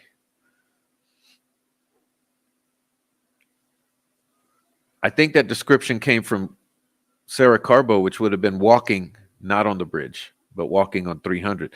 But beautiful eyes, very feminine female eyes, could have been a woman dressed as a man. Could have been a woman. Now, it could have been a pretty-eyed guy. It could have been a woman. Could have been a mannish-looking woman. You get what I'm saying? A mannish-looking woman. All right. City of Delphi is maintaining a common nuisance. All right. Gold, McClellan, and law enforcement need to understand this. We aren't going away, not until there's real justice for the girls. No, never. That's what I'm saying. This is Richard Allen is a speed bump. It's a detour. It's a mile marker. It's not the end of the case. That's a pipe dream they've been selling you. Phone went up 20 feet. No, it didn't. It went down. It went down. There's no way to go up 20 feet from the creek is not 20 feet in elevation below the crime scene. So it had to come from 20 feet above the crime scene, which is plenty of options for that. Nearest the cemetery, there's a big hill that's 20 feet higher. That's where it definitely most likely came from. Now people want to point at Kelsey when she can't lift those girls. She was around searchers. Kelsey won't or can't say who they are. Oh, well, that's what I'm saying. The searchers are the ones who moved the bodies. I'm pretty positive. The searchers and the killers together staged the scene. Like I said yesterday, I believe it was or day before, I believe it was a perimeter that was established during the search. What I mean by perimeter, they cordoned off the area, kept everyone out of the area while they moved the bodies, set up the whole scene, and then once it was all good to go, they allowed the bodies to be discovered, quote unquote. I mean, that's pretty much Occam's razor at this point. It's hard to believe that a used phone that was prior family member's phone, that it would stay charged the whole time. That's always been something I've wondered about. Plus, did that phone leave the area and come back? Was there a second phone that Abby had? There's a lot of questions that haven't been answered. The first thing I thought when I heard about the Delphi case in 2018 and saw Bridge Guy was, why didn't took the iPhone or destroy it? Why didn't he take it or destroy it? Yeah, because it was left there planted for you to find. Doesn't anybody remember the look on Becky's face when they arrested Richard? She looked freaked out. They all looked freaked out, like they were about to. They looked like Shane Evans did at the press conference, didn't they? Like they're about to dirty their pants. Okay. The defense resting. I'm not happy about it. I've told you. I'm sure they have some sort of strategy. I'm not happy about it at all. I'm not happy. I'm very upset with the defense. FBI said they could have gotten so much more off the phone if police did their jobs at the beginning. Yep. All right. I don't mind if they have an alternate explanation for Kelsey's hair. I do mind that they think it's also exculpatory. There you go. There you go. Where are her phone dumps? Where are the family's phone dumps? Let's be real. What is the last proof of life other than taking her word for it?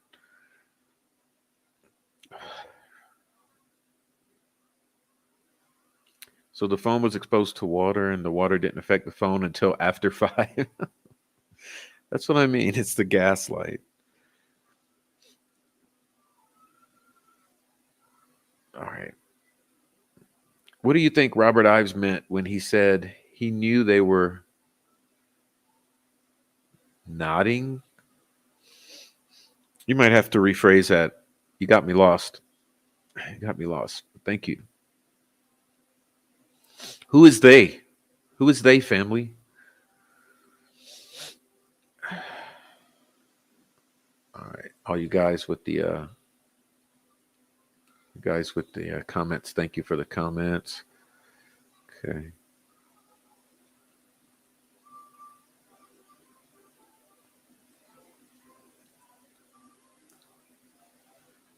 I lost faith when he said he didn't use the word non-secular. Yes, he did. I have it. Did he sign a non-disclosure with the lucrative retirement? Possibly. He said non-secular, verbatim. He also said the girls were found so immediately after they were murdered. All right.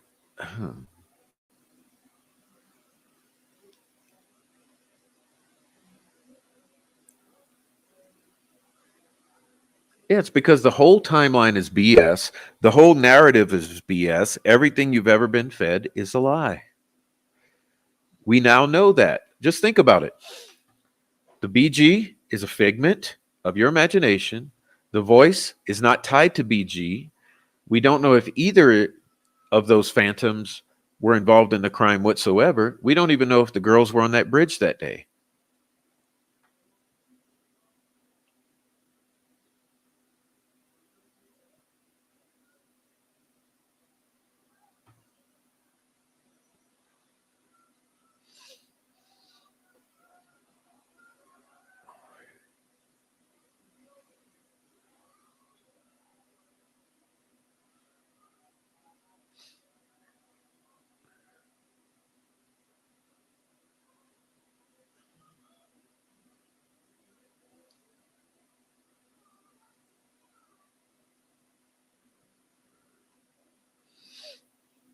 Okay. I don't know if a USB-C headset jack adapter could help download anything because I've never tried it. Now that you mention that, I seem to remember something like that with my old iPhone 6S.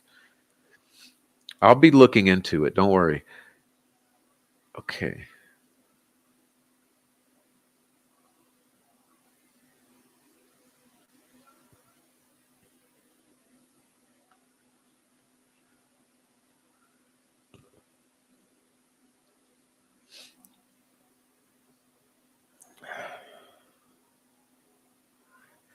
You're right, Prof. They made an effort for that phone to be found. Otherwise, why put it into a shoe to keep the water from getting in?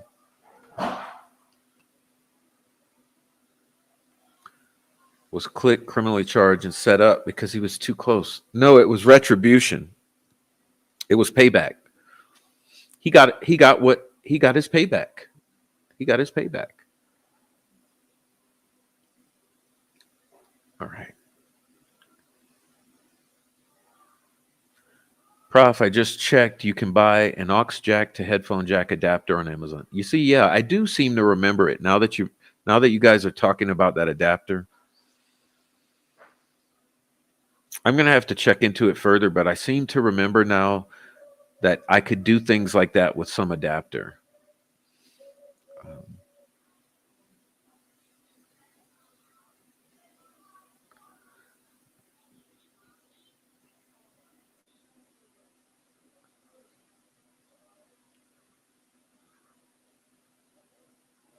Well, there you go. You're right about that. At this point, you can't believe anything that any one of them stated. All right.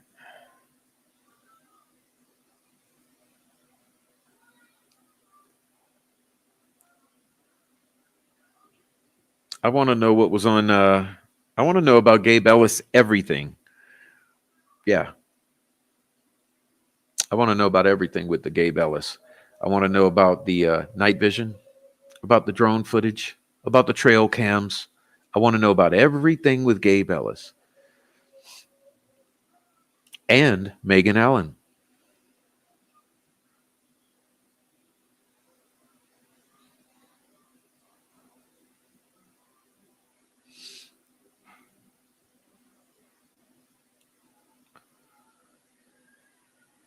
Gabe Ellis is what I said. Beautiful man with beautiful eyes, sound like a woman who's kind of manly looking. That's what I'm saying. That's what I'm saying.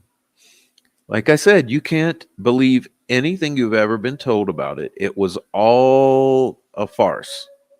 So start from there, go backwards.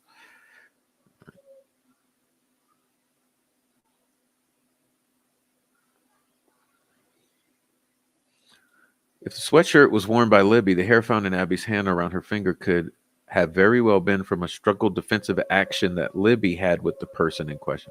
Also, yes, thank you.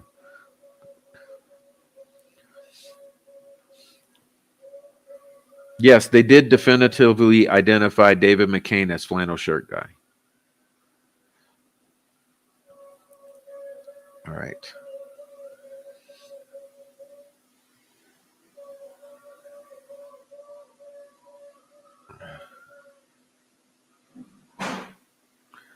All right.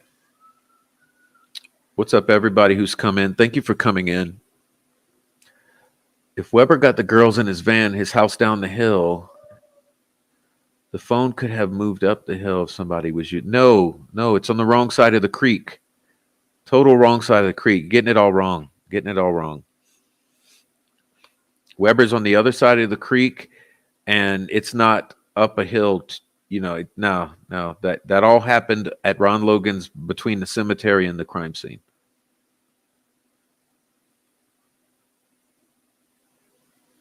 Exactly, Quantum. Multiple perps, no rope marks on victims mean they were held down by hand and moved. No more defensive. Remember, no defensive wounds.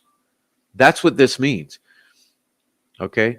Multiple perps, no rope marks, no tape residue. Okay. No apparent binding means they were held down by hand while being assaulted because zero defensive wounds, and moved by more than one person because there were no drag marks, or at least no substantial drag marks. And it's my opinion that both bodies were moved. Now, the state is alleging only one body was moved. All right.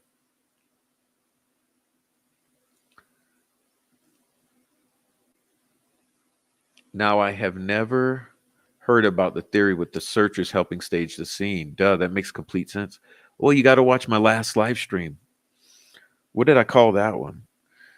Timelines in the Delphi Murders Fictional Narrative Scenario Part 2, The Faux Search, in which I described that theory that it's all the searchers and family members who helped establish the perimeter at which the killers and others moved the bodies.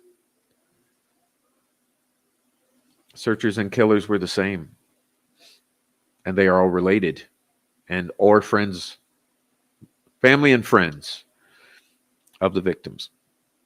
Keegan had feminine eyes in old photos.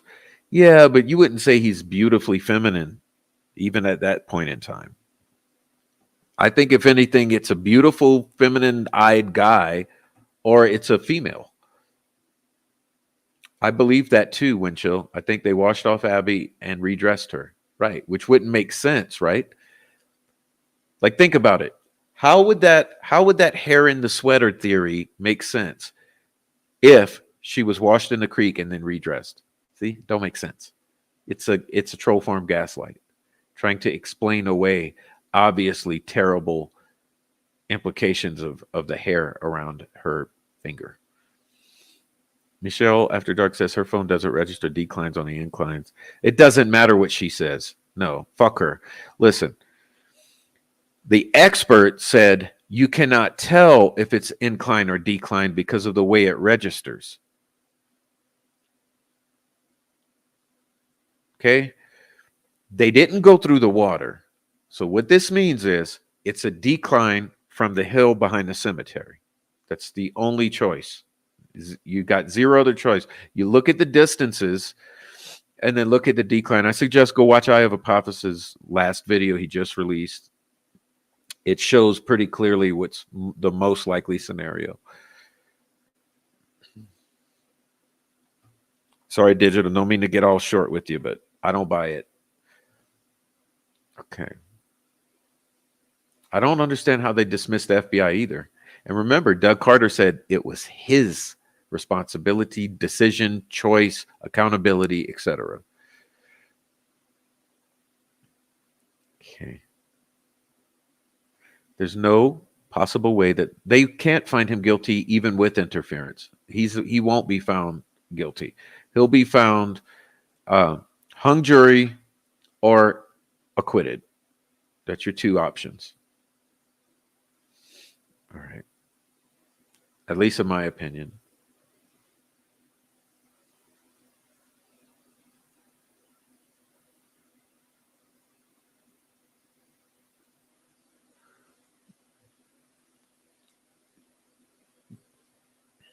All right. Trying to catch up with you guys so I'm up to date here. I'm trying to blaze through these.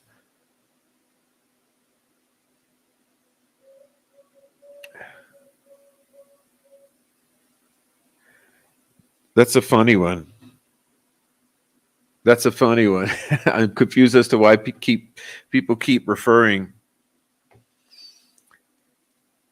to BG as if he were real. It was debunked at trial. Yes, in my opinion. In my opinion, it was.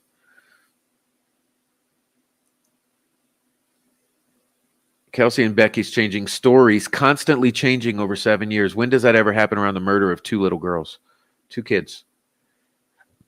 It's suspicious. That's why we ask questions of the family. We blame the state. We question the family. I did a video 2 days ago about hearing screams. Yes, at 2 a.m.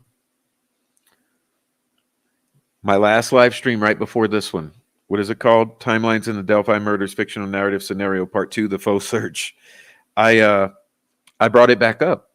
And what I said is, if Mike Patty's in the water at that time in a canoe, Tobe Lesenby's out there because he's calling for Sterrett to come over and help him with flashlights or whatever,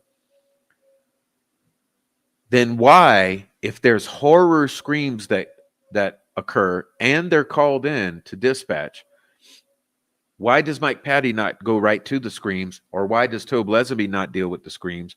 Or why do the police in general not fled to the area about the screams? Unless they were all the reason or the cause of the screams or involved in the situation during which the screams occurred. You get what I'm putting down? They're establishing a perimeter, in my opinion. My hypothetical scenario is friends and family established a perimeter. They kept everyone outside of that perimeter, and that perimeter was everything to keep anyone that was not involved from being within eyesight or eyeshot of what was going down. And I think that was the killing and then moving and staging. Okay.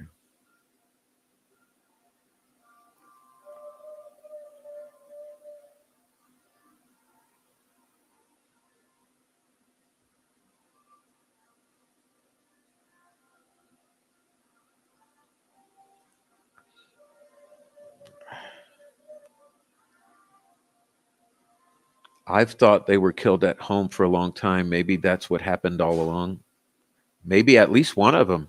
Maybe one of them was killed at a home and the other one was brought there. I believe Libby was killed at the scene, but still moved and staged.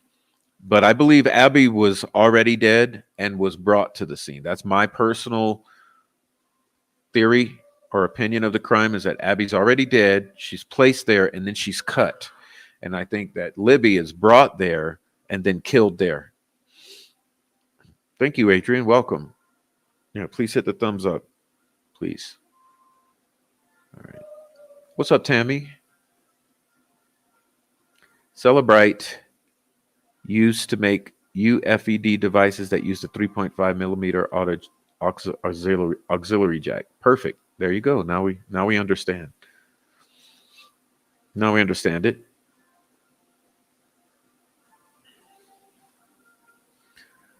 All right. I follow a missing child case, and that's how I look at that too. Timeline is so full of holes, I don't even take it for fact. No, you can't with this one. It's all been lies, misinformation, distractions. What's up, True Justice? What's up, Windchill? What's up, everyone coming in? Thank you for coming in. All right.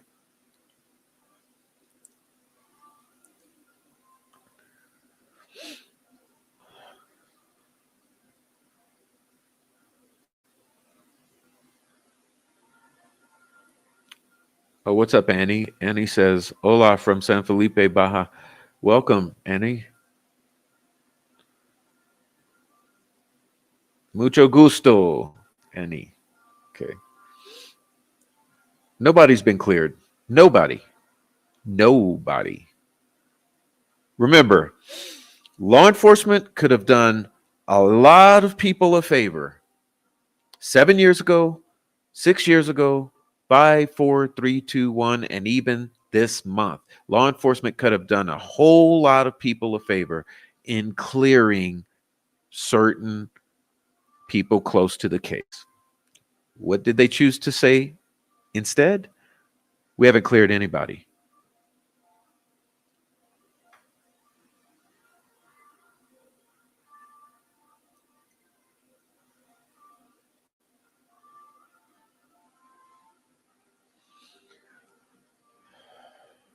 What's up, y'all? Okay.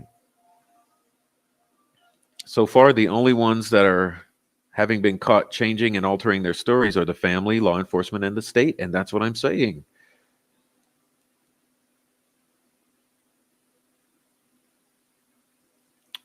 Drugged, but you would think if they were drugged, there would be something in the systems. I don't really think they were drugged at this point.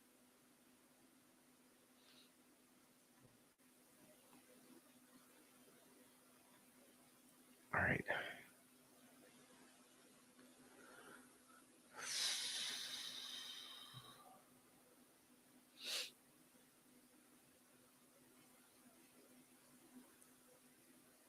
No, Donna, I'm shooting that down. I'm not going to allow that on my channel. No. The 20-foot elevation change was coming from the hill behind the cemetery down to the crime scene. Period. All right.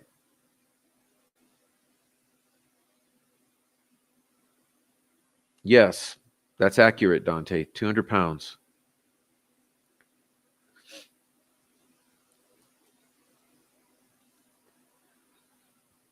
All right. So you guys, I welcome anyone to join the StreamYard link here. You're welcome to talk to me, and to everyone in the chat. Love to have you. I have to catch up on your videos, Prof. I've been so focused on trying to follow this darn trial. Yeah, well, that's why I like doing my shows, because it doesn't matter to follow the trial that closely, because all of the people on Twitter come out with their bullet points. You can get a lot of information very quickly. You can get the breaking news on the news stations. You don't have to sit for hours and hours and hours and spend that much time with every detail.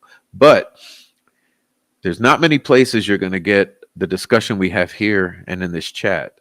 So I encourage you, take in the discussion here in the chat. It's good. And I always appreciate that you're here. All right.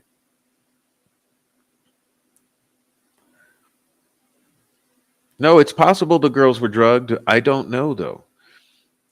There's no proof the girls were drugged at this point. There's no evidence of it. But of course, it's possible they had drugged the girls. You know, I've heard rumors that sort of thing had occurred before. So, yes, it's very, very possible. But we've got zero evidence of that. But I think K killed L in the bedroom. It's going to be hard to explain just Libby. Plus, Abby would notice the fresh.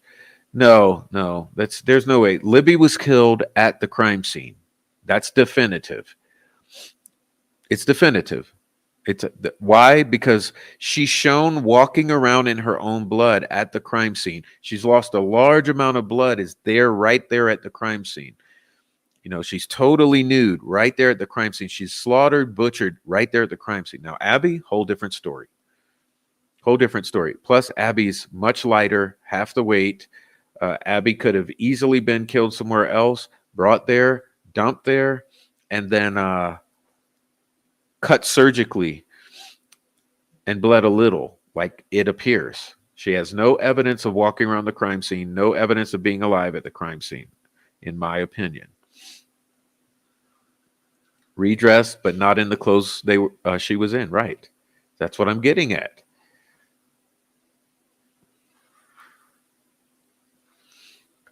I've heard one person can't drag or move girls. Libby was 200 pounds. But what if the killer had killed Libby and made Abby help? No, no, no, no. Sorry. Is it true someone said the girl's phone location was actually registering a mile away from where the bodies were found? Yes, it's true. That's some of the stuff I was hoping the defense would get to, and it's absolutely infuriating that they've rested their case. I don't get it. I don't get it.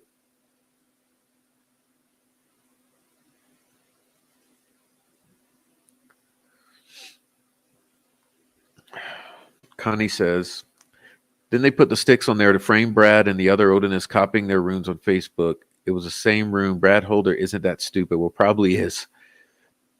Could he be involved? Sure. Could he know who's involved? Absolutely, I believe. Yeah, I believe he knows who's involved, but is he talking? No. No, DB, it's on the other side of you're all confused, okay? Sending the FBI away is a huge red flag. They would want as many people in the case as possible.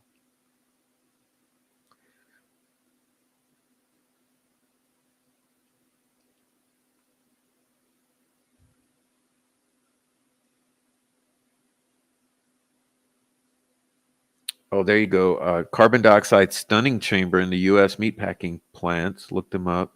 Delphi #1 resource pork. Interesting there. Very interesting. Thank you for bringing the heat. What's your name? K-Crime. K-Crime. Thank you very much for being, so you come in smoking hot. Wow. I can't say anything about that. Awesome.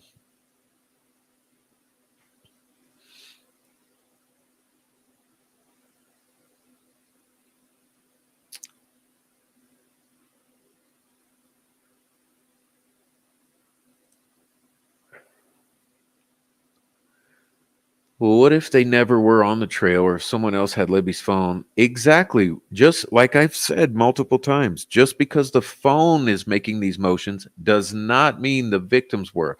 We don't have any proof of life of the victims. The phone moving does not mean the victims are moving. It means the victim's phone is moving. Separate the two, reverse engineer. Okay.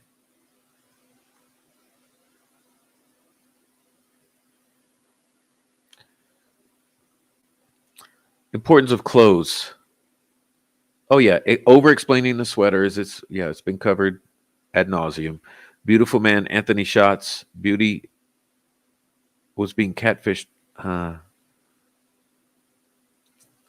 Never saw BG. Only knew Anthony Schatz was going to be there. You got to retype that. Okay. Everybody that was there is sus. That's my theory at this point in time. You know, in 2024, November. My point is every single person there is a suspect. And I mean from 1:30 to noon the next day. All the searchers, all the family, all the friends of the family, all the classmates, every single person there, and we know there were many, they're all suspects.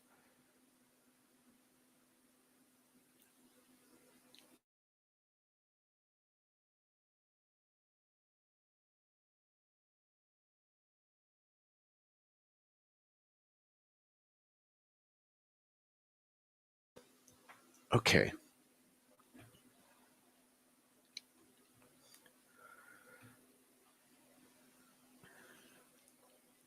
Rules of homicide start from the inside always. John Benet Ramsey, Mal McCain, Kelsey's sister.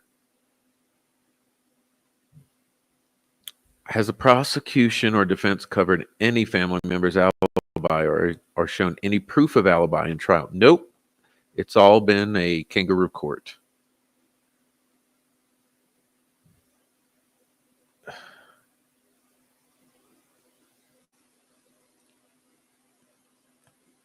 I would like to hear what the defense's expert would find if she had more time. No, I would like to know what the defense's expert would say if they had the family's phone extractions, which they don't.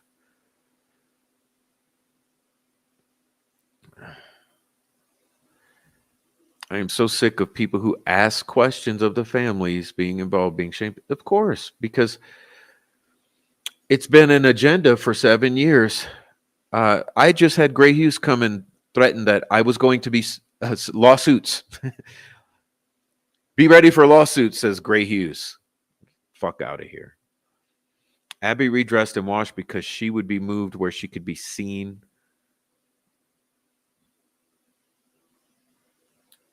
Oh, I see what you mean. So if she was being transported dead, they would have her clean, looking like a dressed, clean, healthy girl, even though she's dead. So she could be in a backseat of a car dead. I'm getting what you're putting down. So that would explain why Abby is clean and dressed. Let's say she's dead somewhere else. They want to put her in a car and drive her to Ron Logan's. So what do? They clean her up. They make her look alive, put clothes on her, putting her in the backseat of the car, bring her to the scene, put her body down there. Later, they go get Libby alive, bring her to the scene, kill her right there. All right.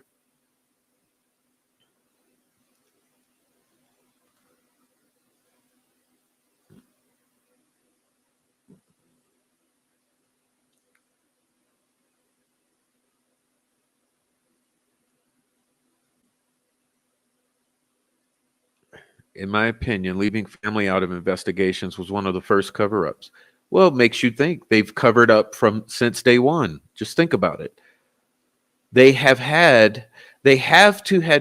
been covering up since day one. It's the only explanation.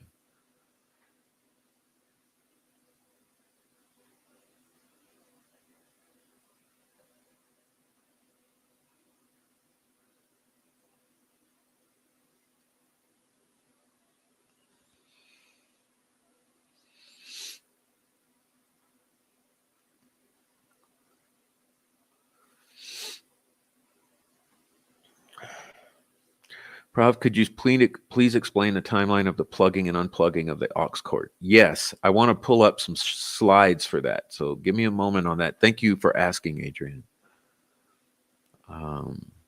Thank you so much, Adrian. All right.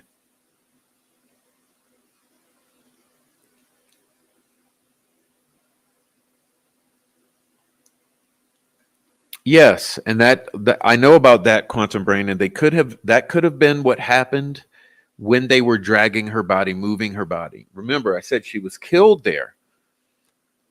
Definitely she's killed there at the crime scene, but she's also moved and staged. So when they moved her, she could have been upside down for a moment, such that the flow would go that way. So she's definitely killed there, but she's also definitely moved there. Okay.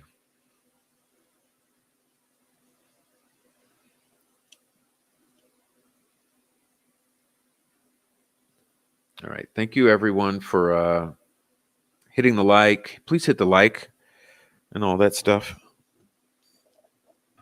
And come on, please, someone please join the StreamYard. Okay. The elevation change was 1 minute before 2:32 p.m., where the phone stopped moving permanently, which means someone descended that hill on Ron Logan's, dropped the phone, and it never moved again. All right.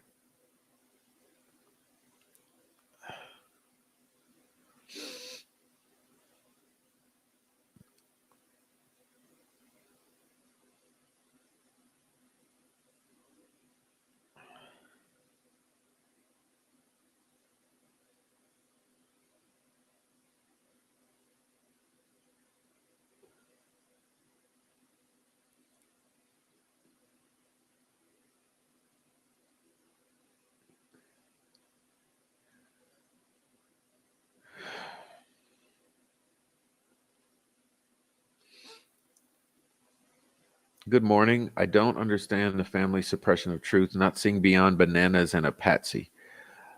It will be interesting if they want this case to just go away. It's not going away. That's all a pipe dream.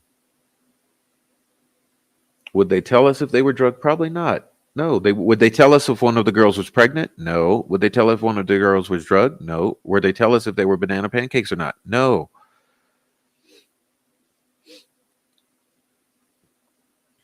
All right. What's up? Welcome to the channel, Ash the Myth. Welcome to the channel. Thanks for being here. Please subscribe and enjoy.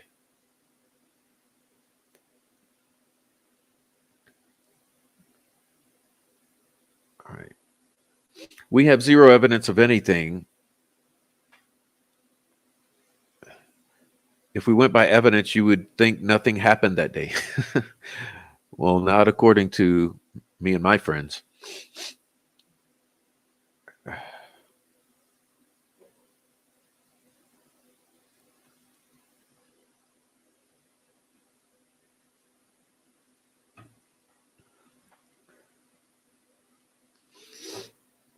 All right, let's see if I can start to get into Adrian's request here. I want to show that stuff, but I don't have it ready for you.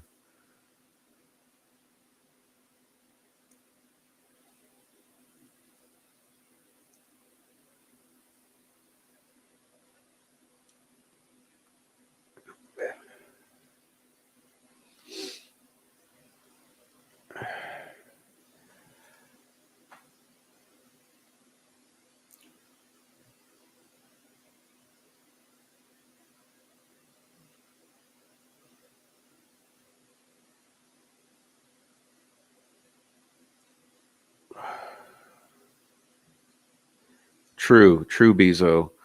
No one witnessed the girls at the bridge that day except possibly Betsy, who stated she wasn't sure.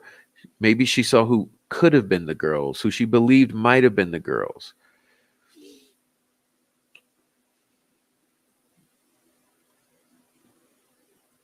All right.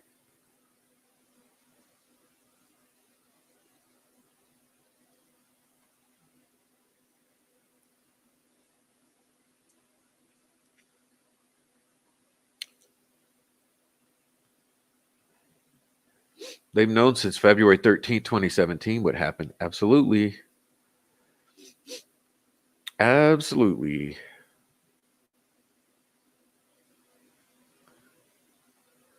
Yeah, they lied. Someone's lying. I've covered that in a previous show. Come on. Someone's lying. So was it Anna or was it Derek? Someone's lying here. There's lies. There's lies being told.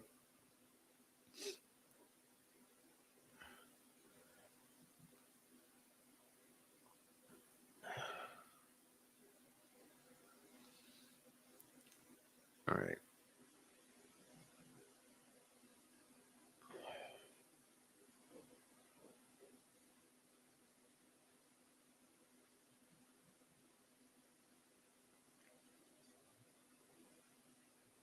Oh, really? Happened recently in Florida. A guy unalived a 13-year-old and drove around with her seat belted in the car. I could see it. I could see them doing it to Abby. That would make so much sense why she's clean, clothed. You know, it would make sense.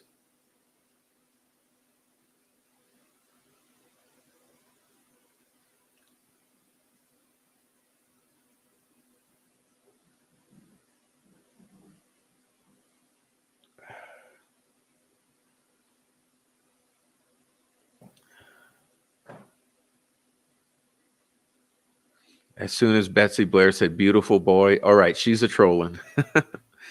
Yeah, she's trolling. She's fucking up. What's up, Melon?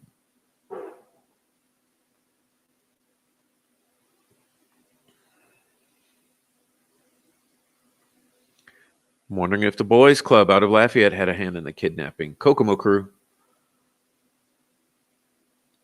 Kokomo crew. Pretty new to what you're saying, but do you believe they were used in a snuff film and that's why they were taken and brought back? Hi, thanks everyone. Possible. I mean, think about it. It's been the rumor since day one. There's several individuals that claim to have seen it. We know we have had people on the dark web selling some of the crime scene photos and all that TBD, to be disclosed. Too much reasonable doubt to convict. There's so many people on other channels saying guilty. That's the troll farm channels. That's why. They are controlled by the family.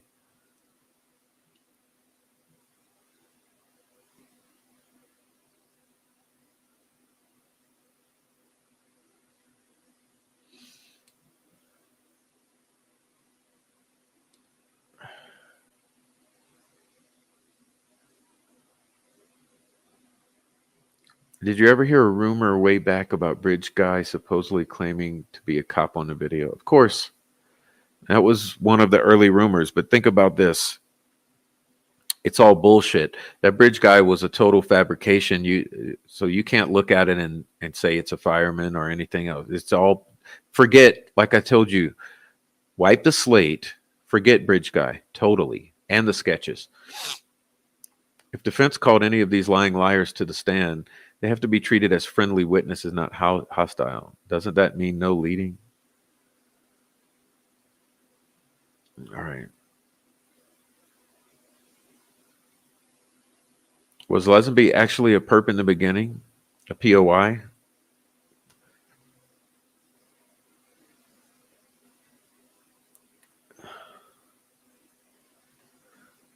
Do Pat Brown or Dave McCain have any type of interactions with Elvis Fields, Anthony Schatz, or Brad Weber? Good question. Now, that's a question to be explored.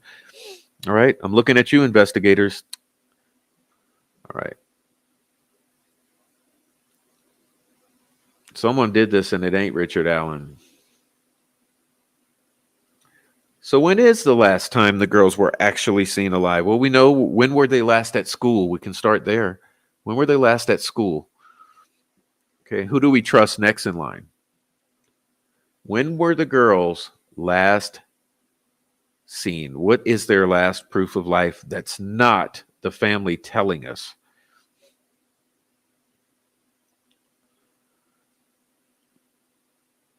All right.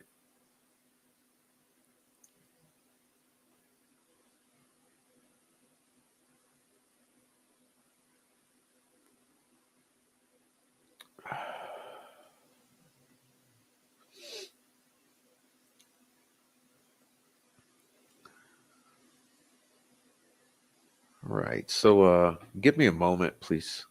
Let's see.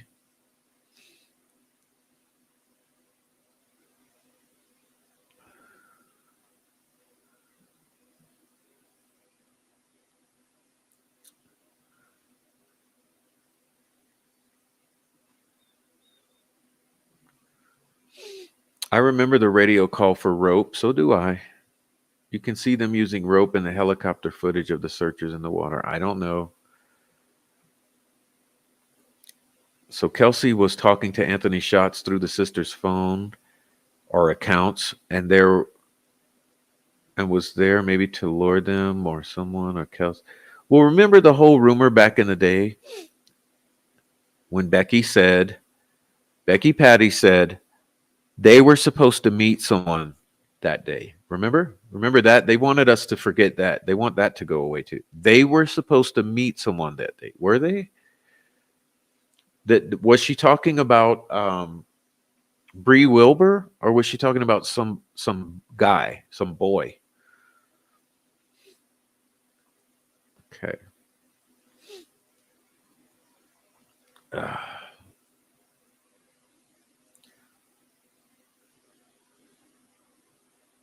All right. It was Lesenby, heavy metals. It was Lesenby. Lesenby was a POI or a suspect. Yeah. What's up, Rhonda? Rhonda says, I think they were sacrificed. So does Labredo. He says one was killed, one was sacrificed. Remember?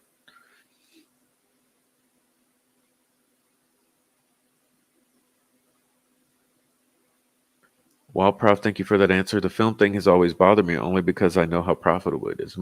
I'm assuming it's a thing. We don't have any evidence other than the stories.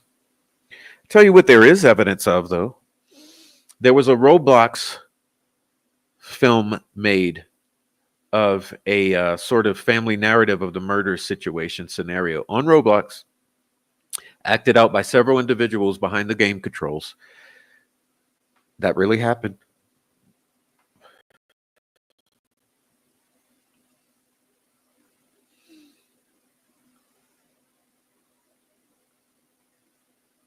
All right.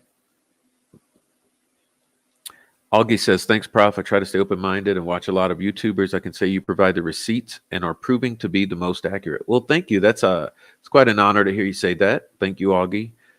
I'm honored to hear you say that. And cheers to you. I get what you're saying about wiping the slate. I do. It's just that there's so many rumors wound up being true and then taking wild turns. Most of the early rumors were true, but understand that there's two things happening. The truth came out as rumors, but then there was disinformation intentionally interjected by bad actors to distract everyone and send people down rabbit holes. And it's continued to this day. It's continued to this day. I promise you. So that's what makes it very difficult, because there's so much disinformation. You have to be able to weed through what was inserted to confuse you and what's actual factual.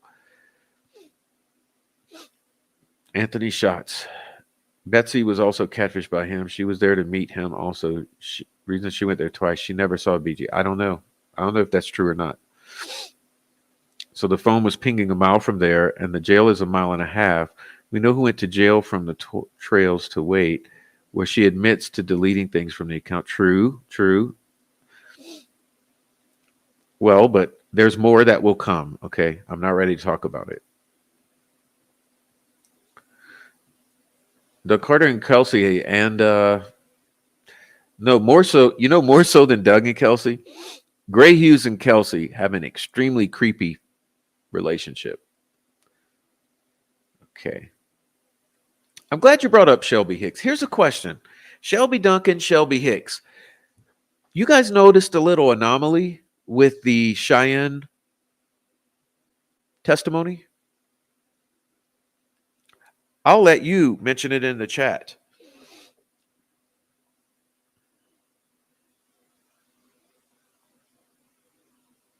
Cheyenne versus Shelby Hicks or Shelby Duncan. Did you guys pick up on that? It's crazy.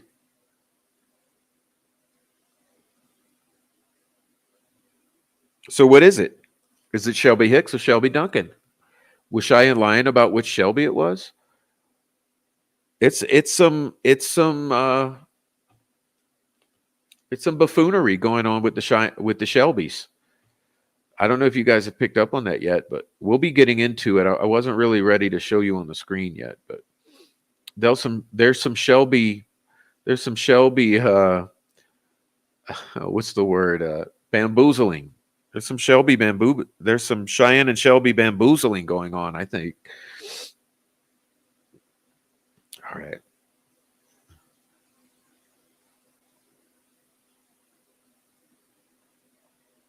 No, don't tell me Libby's mom. Okay, we'll get into this.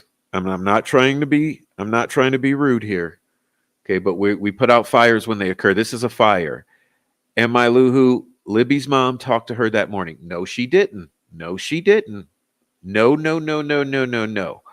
Libby's mom texted with Libby's account that morning. Key difference. Can anyone grab your phone and use your accounts and pretend to be you? Yes. So could anyone have been texting with Carrie? Yes, anyone. Libby's mom did not talk to her. She texted with her account. There's a difference. No, Judy. No, Judy. Okay, let me hurry up. All right. Thank you, Rhonda. Okay. No, Tina. No, Tina. Okay. Jesus Christ, man. I don't spread misinformation here. I shut it down. Okay, sorry, Tina. How much phone interaction did the girls have from the 11th through the 12th? Heard it was minimal. Well, yes. Remember, they said that on the 13th, for sure, the phone data usage patterns were unusual. All the app usage was all unusual. Okay. Sheriff and this, if you're sheriff and a suspect in a double homicide, what's that tell you?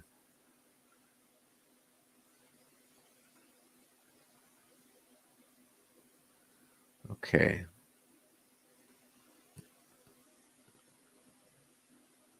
Okay, let's see. I'm trying to get on down to this.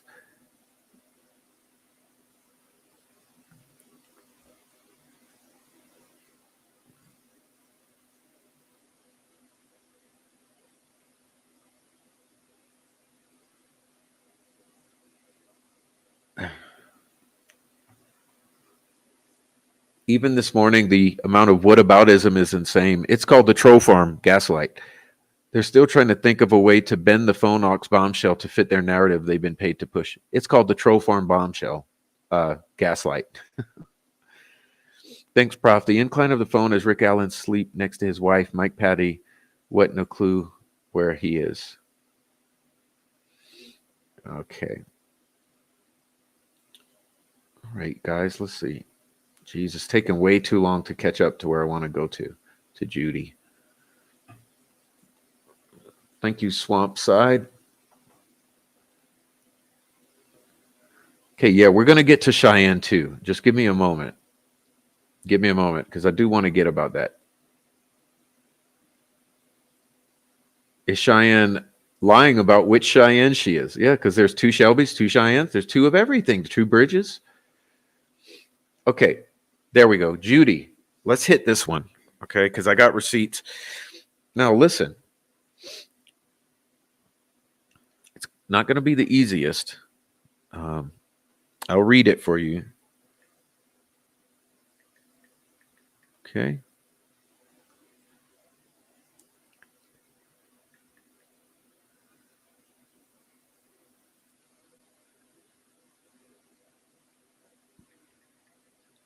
All right.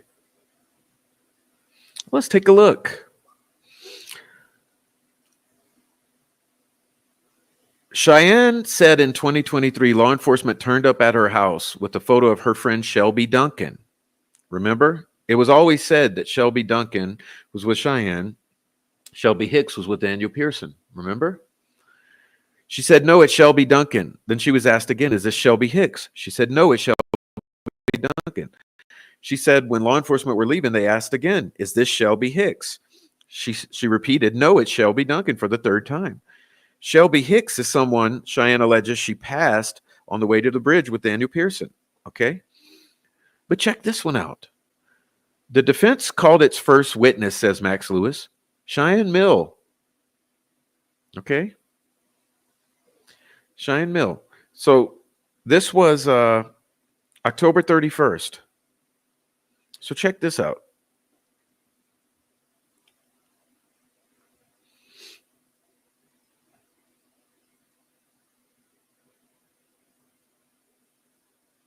Let me grab it. find the spot.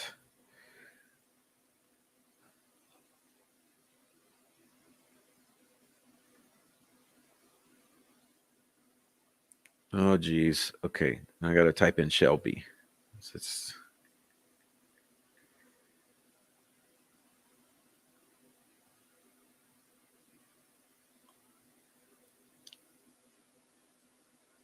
just be patient with me. I wasn't ready for this, but I'm going to try. Okay.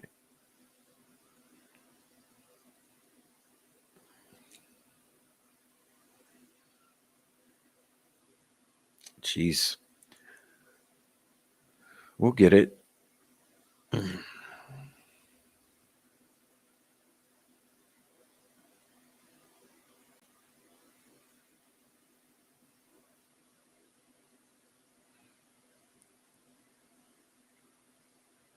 I'm just having trouble here, but geez, I know it's here.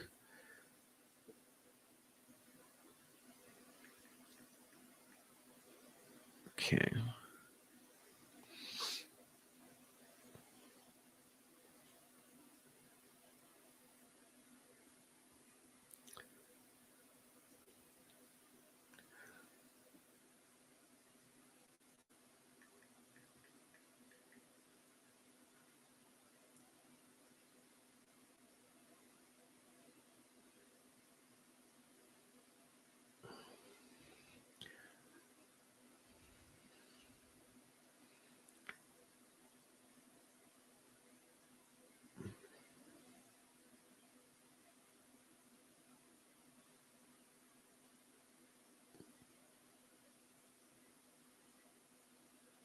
Well, I can't find it.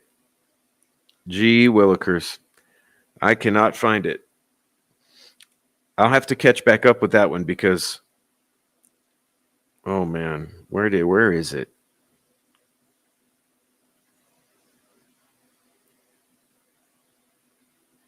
Did you guys catch it though? I mean, do I have to be the one to get the receipt?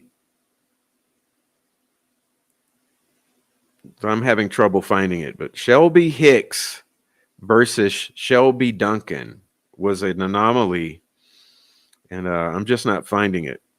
So we'll get back to it. If any of you know what the hell I'm talking about, please do me a favor.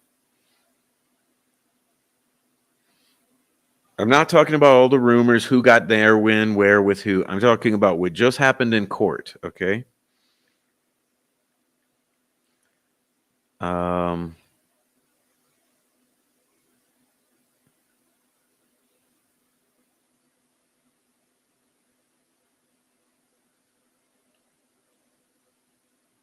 I haven't had it prepared for you, so I'm not able to do it. But since we're on this,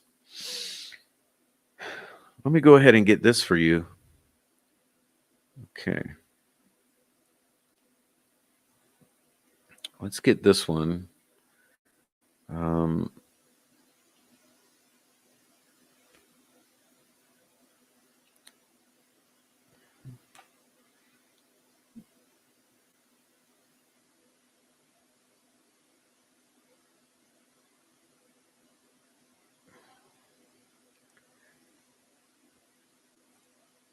I just won't throw it up on the screen. We'll talk about it.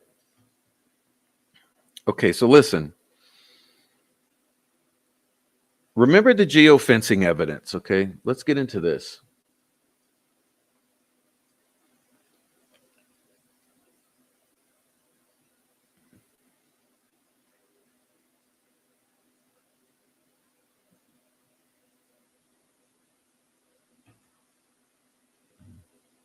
Trying to hurry up. Big Girl JD says, locking in my original theory that there was a human hunting party on the other side of the bridge and moved to where they were found to throw people off.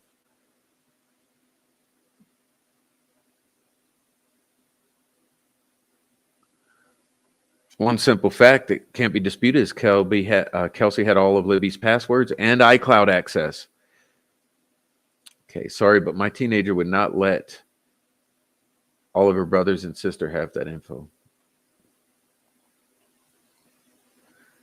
Bad actors, family, and troll farm. My opinion. Why else were they still fighting against legit YouTube creators who are just trying to answer questions? Yeah, good question.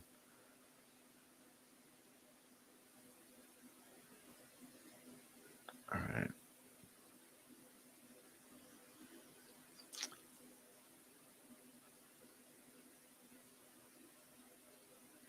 All right. Troll farm was all together on another troll farm channel. Imagine that.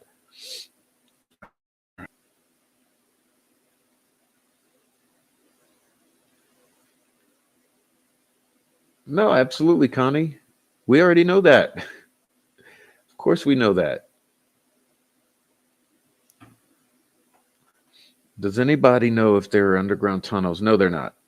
There used to be. It's all bullshit. Forget about that. You know what you got to worry about? Wilson's Culvert. Wilson's Culvert, which we call the cave. Okay. Wilson's Culvert. That's what you got to worry about.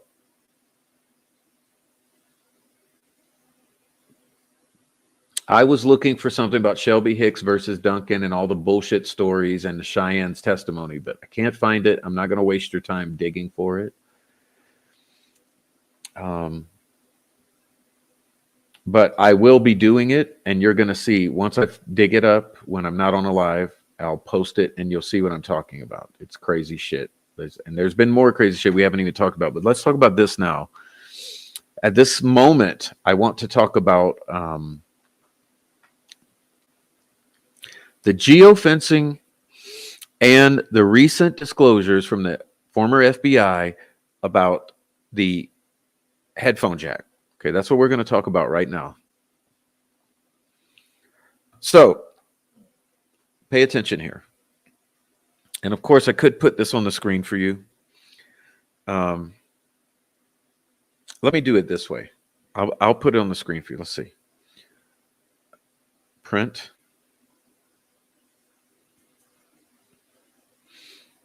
It's worth doing it since I don't have any call-ins.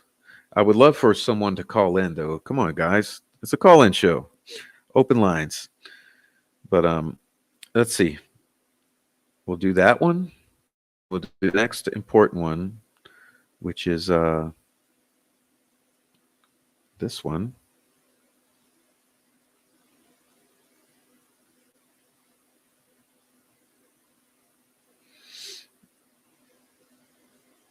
Okay, so I'll get this one up first. Let me just do that.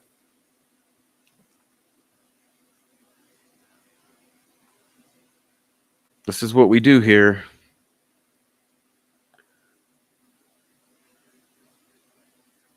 So we're going to go with this one. Put this one up first.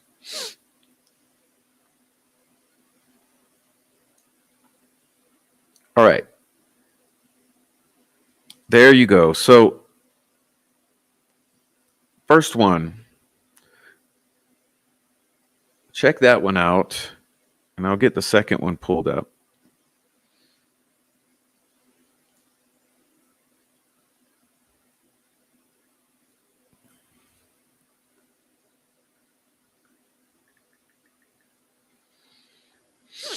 Okay, so let's go back to that first one. Man. So this says, pay attention to the to 10 and 11, okay? 10 and 11. 10 says, geofencing evidence was so important to somebody involved in the investigation that they created a map and plotted the movements of these persons, including movement that show at least one of these persons was within 60 to 100 yards of the crime scene at a time while the murders would have been committed according to law enforcement's timeline. The phones, once again, had no correct connection to Richard Allen. Then look at number 11. Furthermore, the map shows that the other two phones and the persons carrying those phones were in around the crime scene between, this is where you pay attention to the times, 12:39 p.m. and 5:49 p.m. on February 13th, 2017. Okay? So what time do they leave? 5:49 p.m. Okay, you see that? 5:49 p.m. is the time they leave. Okay. Now, let's look at this.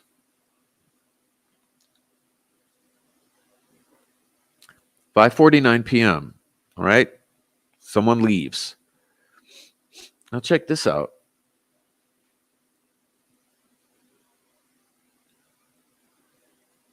All right, it's coming.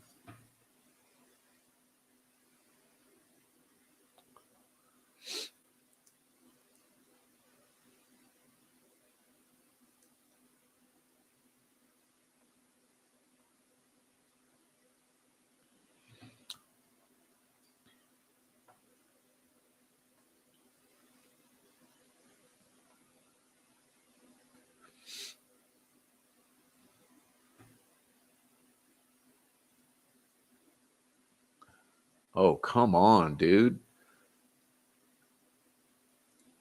This is killing me. So the point in this one is that 5:49 p.m. is when the geofencing shows that someone leaves. Okay. Now, let's look at this one.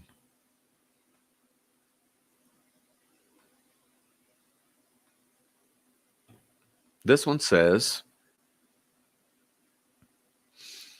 a former FBI digital evidence instructor testifies for the defense and says that she believes wired headphones or some sort of auxiliary cord was plugged into the victim's phone between 5:45 p.m. February 13th, 2017 to 10:32 p.m. that day. Okay, look. 5:45 p.m. So imagine what this is saying. 5:45 p.m.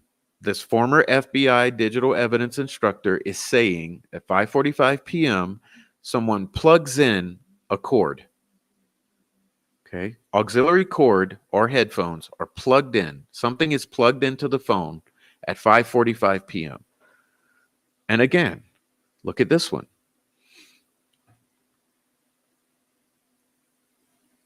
What does this say?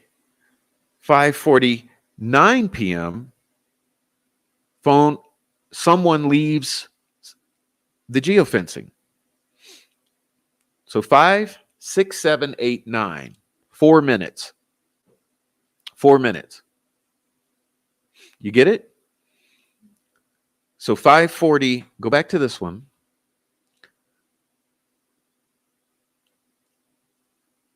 5:45 p.m., someone plugs a cord in. By 5:49 p.m., that phone is leaving the geofencing. Is that connecting that someone who's at the crime scene is handling the phone and then getting out of Dodge?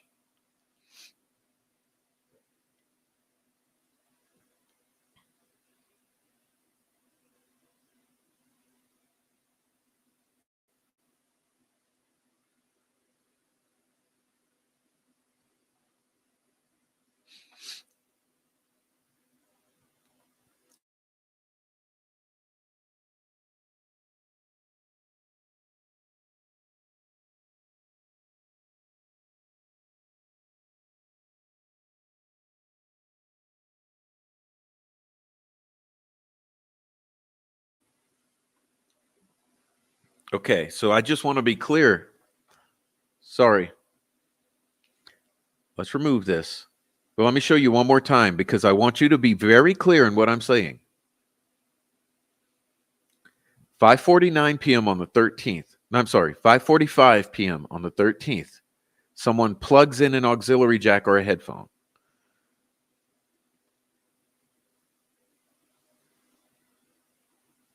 5:49 p.m., they get out of Dodge. They're already leaving the geofencing area. Okay? Then go back to this. But at 10:32 p.m., they're back. This time, though, without the phone. This time, they're not carrying their phone because the geofencing doesn't show them returning. So that means they had figured out to leave their phone at home. But they return at 10:32 p.m. and unplug that jack.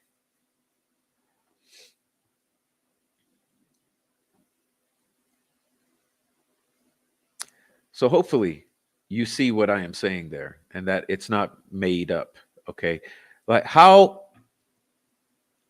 likely is it that a drop of water is going to magically align with the geofencing of someone around the crime scene 4 minutes apart? Okay. Now, question. Where is Richard Allen at this time? He's already home. He's already gone. He's out of there. Remember, according to the state, 3:58, Betsy Blair sees, not Betsy, Sarah Carbo sees him, allegedly. You're supposed to believe it's him. But even at that juncture, he's out of there, according to their timeline. So by 4 p.m., he's gone. Well, who's there at 5:45 messing with the phone and then 5:49 getting out of Dodge?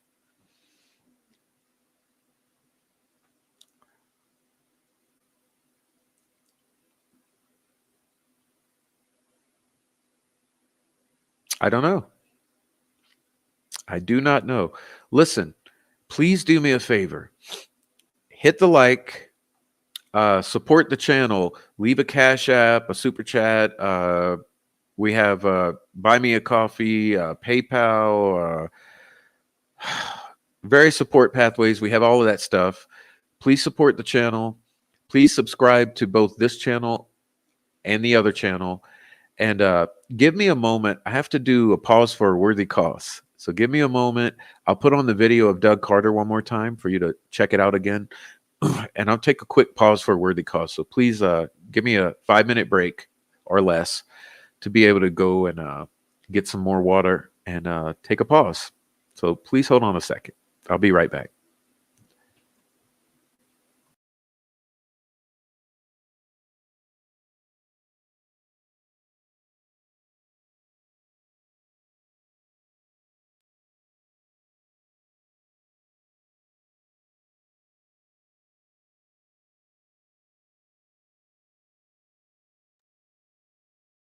A news conference today on the 3-year anniversary of the Delphi double homicides.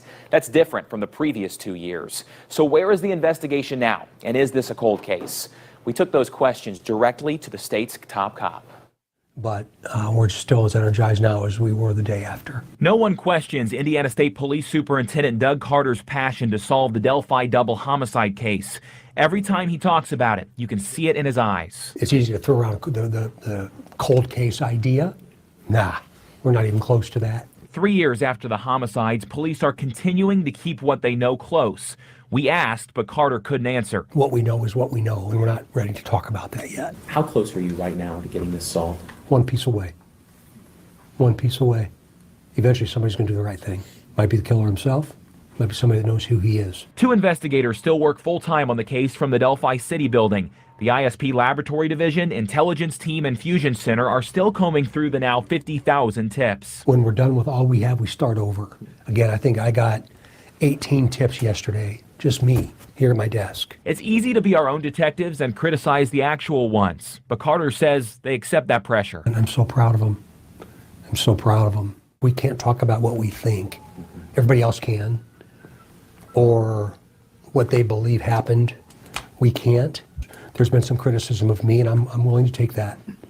I can't explain all the things that I know. That's because only police and the killer know. He has no idea what we know, but one day he will. This is a different type of case because police have almost everything they need. I can't think of a time in my entire career or in many other careers that we have the voice of the person we believe is the killer, a photograph of who we believe is connected to the murders, and even a snippet of how he moves. Carter says more information could be released in the future, but for now, this is what and he thinks it's enough. Somebody knows. He cautions you to remember the 2 sketches are not photographs. I believe that eventually we're going to be able to say, this person's the killer, and there's a combination of those 2 images that'll land on his face, whatever that might look like. Carter This is one of his priorities in life. Even if it takes another year, he's going to get this solved. If we hit year 4, I hope we're sitting here again. But we will do everything within our power and within the parameters of law to find the individual that did this to Abby and Libby. A memorial service is being planned at Delphi United Methodist Church tonight from 5 to 7. They're taking donations for food and pet supplies.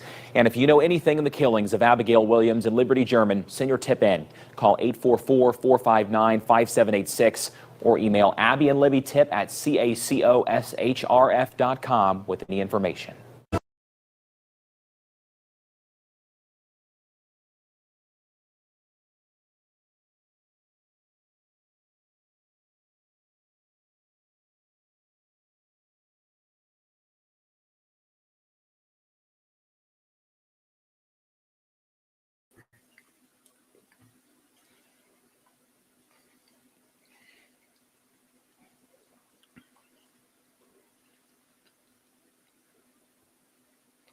Okay, thank you guys for holding. Doesn't it enrage you to see, to see sketches are not photographed, the video is not a video, the guy is not a guy, the face is not a face, the voice is not a voice. One piece of the puzzle. What is the piece of the puzzle? That family's been lying from day one, supported by law enforcement?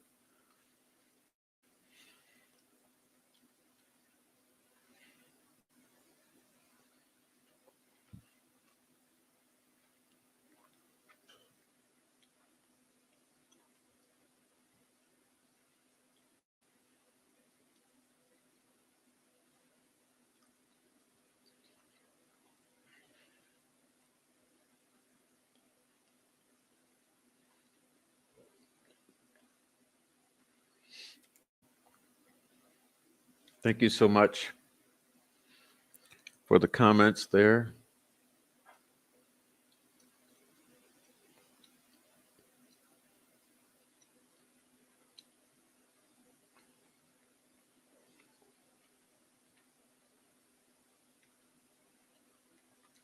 All right, let me keep on.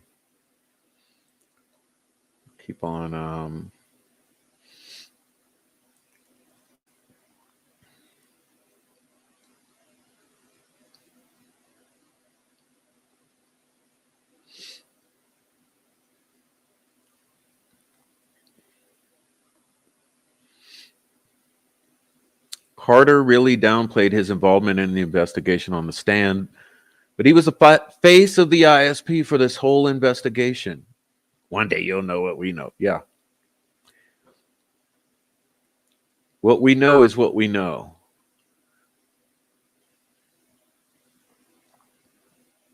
Makes no sense whatsoever. We all feel gaslit by Carter. But what was he saying? He said,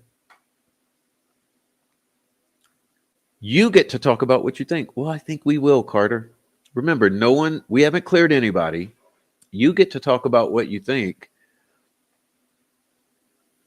Last piece of the puzzle, keep doing what you're doing. Okay. That's what I believe I'm doing, sir.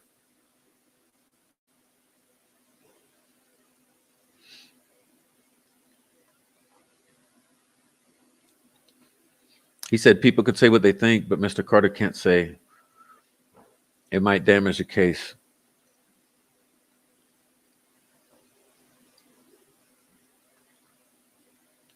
Said many times, I'm upset with Carter because I wanted tentacles. We have been served no tentacles with Rick Allen. All right.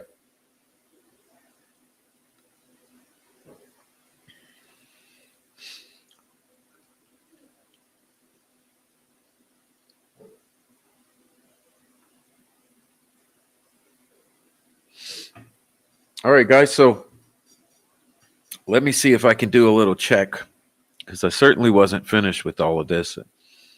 I wish we had some call-ins though. You guys hit the StreamYard link right here.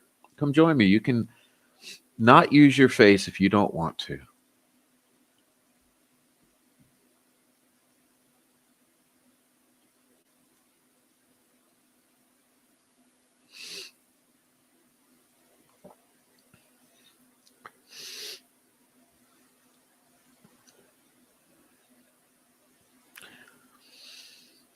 Well, should I start dropping bombs? Let's see.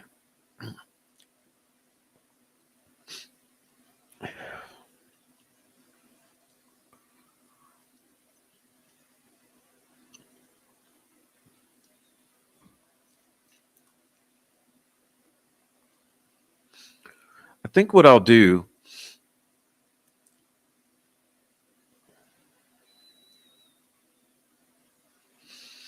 I'll read from two different viewers.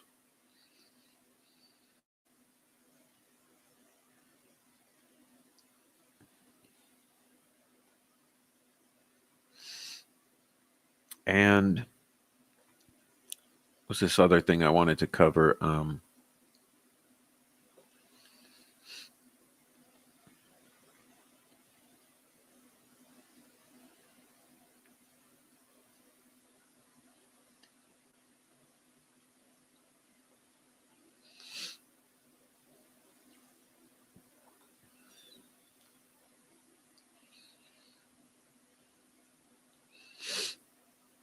So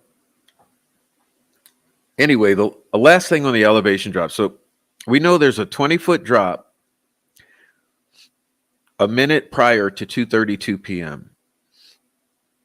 Okay. Before that,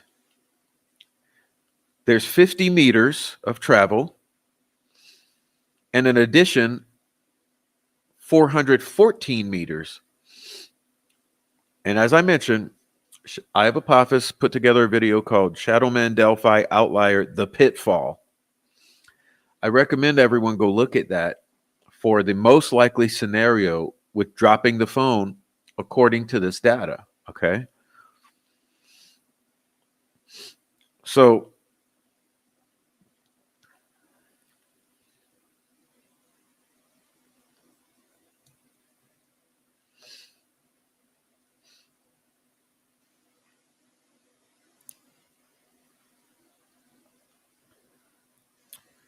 still looking for the Shelby Hicks versus Shelby Duncan BS.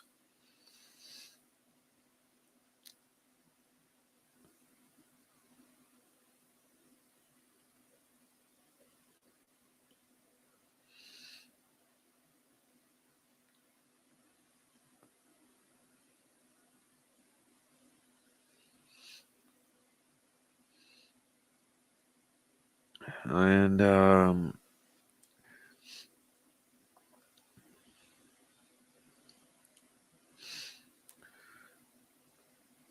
so I'll drop the bombs first. So are you aware that there's been hits put out on Richard Allen?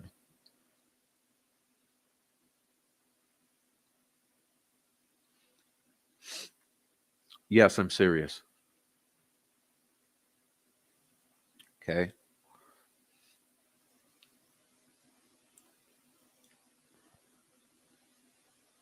There's currently a hit out on Richard Allen, according to 3 individuals that were in Delphi this week or this weekend past.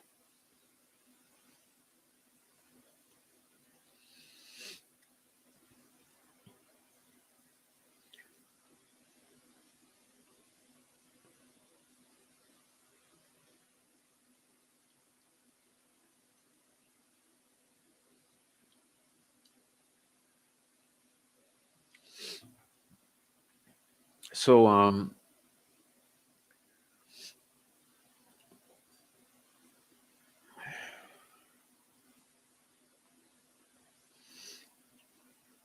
I forwarded this to the appropriate parties, but apparently there's allegations that there's a hit out on Richard Allen, whether he's incarcerated or freed.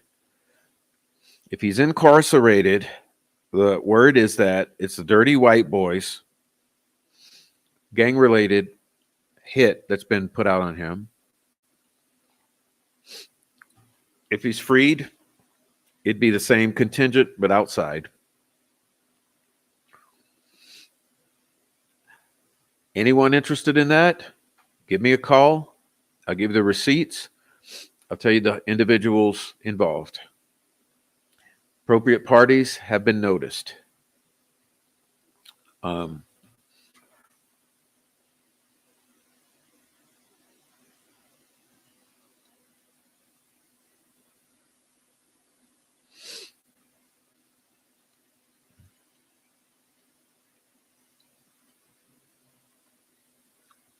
do I believe they filmed? I've already answered that. I think it's possible, especially considering the rumors that it was viewed by certain shady ass individuals, and the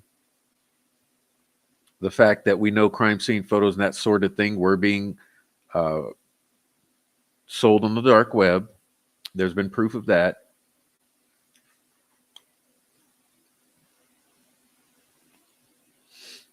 If Rick was involved, there's zero tentacles. So that means Rick's not involved. There's no tentacles.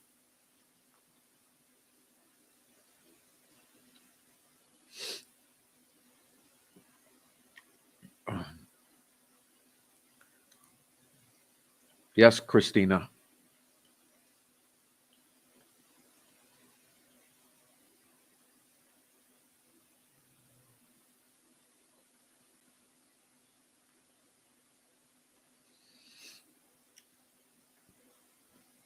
Huh.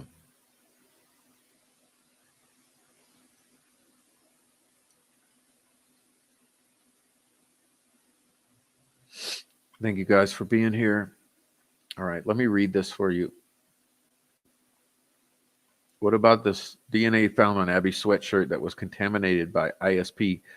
Who was the cop and how was it contaminated? Yesterday's testimony, somebody handled Libby's phone. Who and why? Well, the question is who and why. Yes, we know the when and the where and the what. The phone was handled, like I said, 5:45 it's handled. 5:49 someone gets the hell out of there, according to geofencing.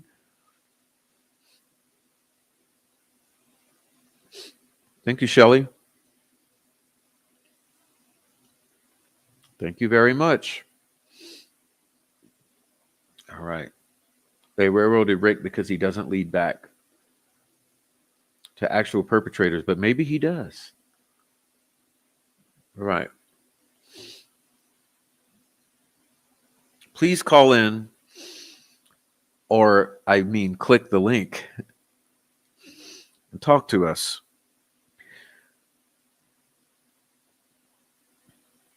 All right. So, what do we have here? I wanted to read two things. Where was the first one?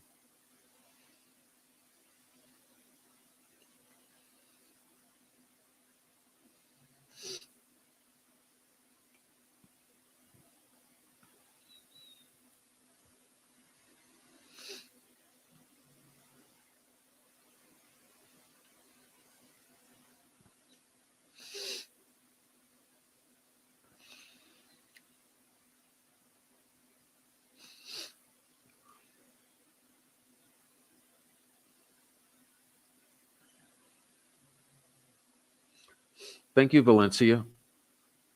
Valencia's mom, thank you for the super sticker.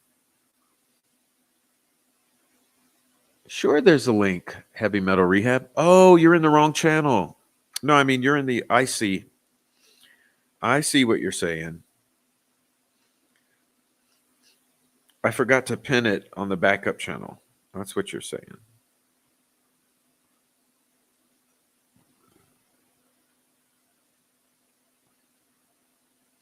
Let me put it again. Sorry about that. Oh, that's not it. Oh, what the heck?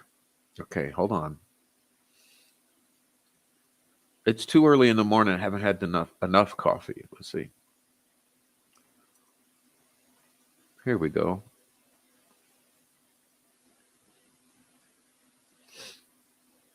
Yeah, I goofed. I forgot to pin it. So it's pinned on the main channel. On the backup channel, it's not. So there you go. So if you look here, I pinned the link. If you click it, you come talk to us. That's how it works. Two things I want to read. So the first thing is about the plugins, okay, of this cable or cord.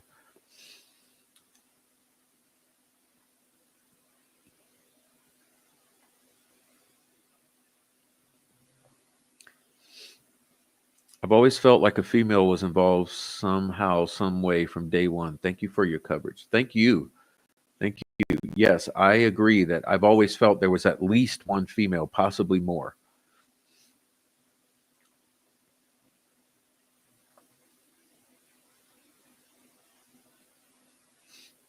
All right.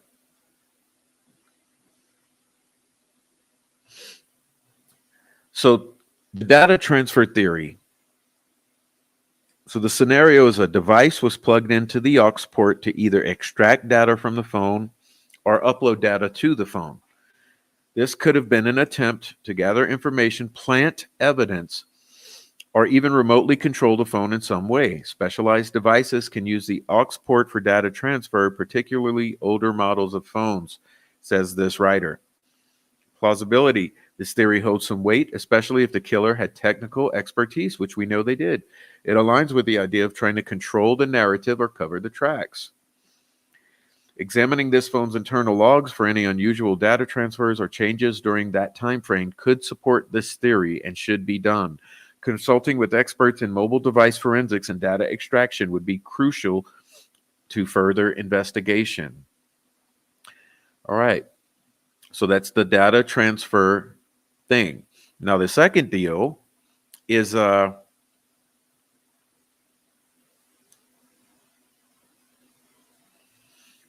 ransom or communication theory, according to this writer. In this scenario, the aux port could have been used to connect a device that allowed for limited, difficult to trace communication, potentially in conjunction with a Faraday cage or other method of isolating the phone from the network.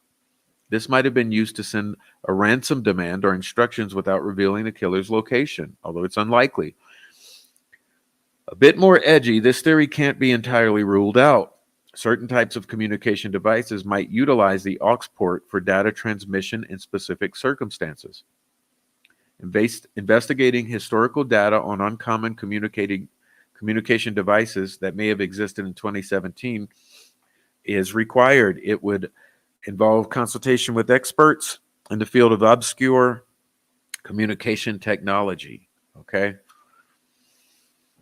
So both of these scenarios would mean that one of the perpetrators is using that phone to pull shenanigans.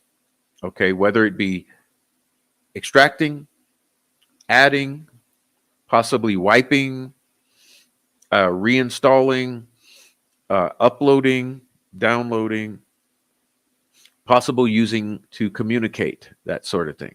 Okay. Oh, look, we got Aunt No Angle. Hello, Aunt No Angle. Hi, Prof. How are you? Hi, how are you? And welcome. Thank you. So I want to hear you out. What is it that you think happened that we're not being told? Uh, let's talk about that. We have another guest come in. Do you mind if we bring her in? Sure. Okay, let's bring in Scout. Hey, Hey, Scout. Hi. nice to say hi. Nice to meet you. So welcome, Scout and Ant.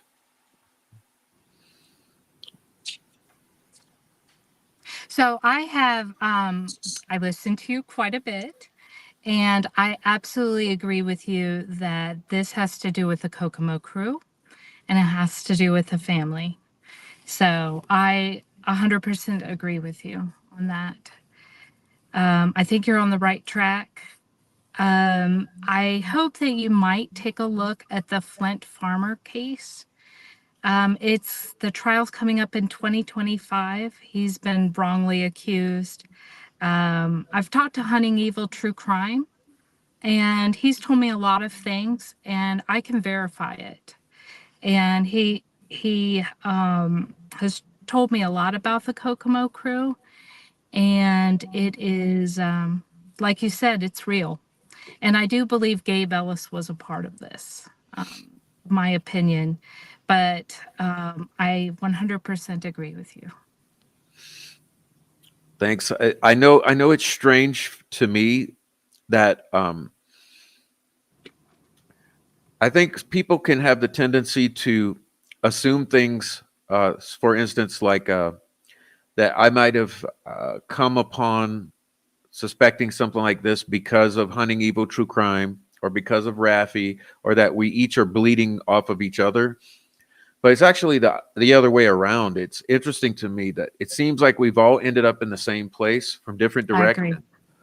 And so for me, it was primarily because of some locals I speak with who knew about Tina Rodell and Megan Allen's claims and verified things that had been said and taken place over the years. That got me zeroing in on them. And then also the open secrets channels, which are the direct communications with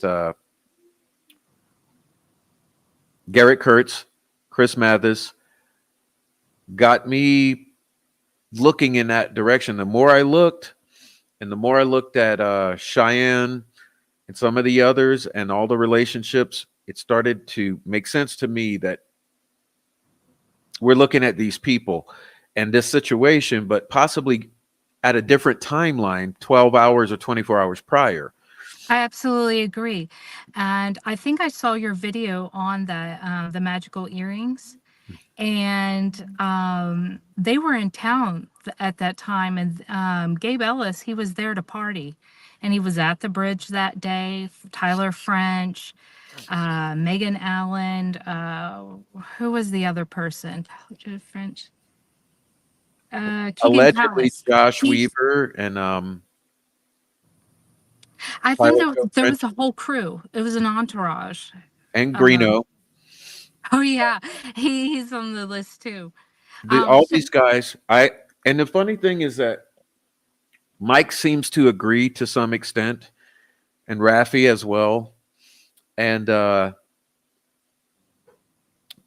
Tina Rodell over the years had confirmed it all, and I think now she's reluctant to be a witness or to speak out publicly because she's mended her relationship with Megan.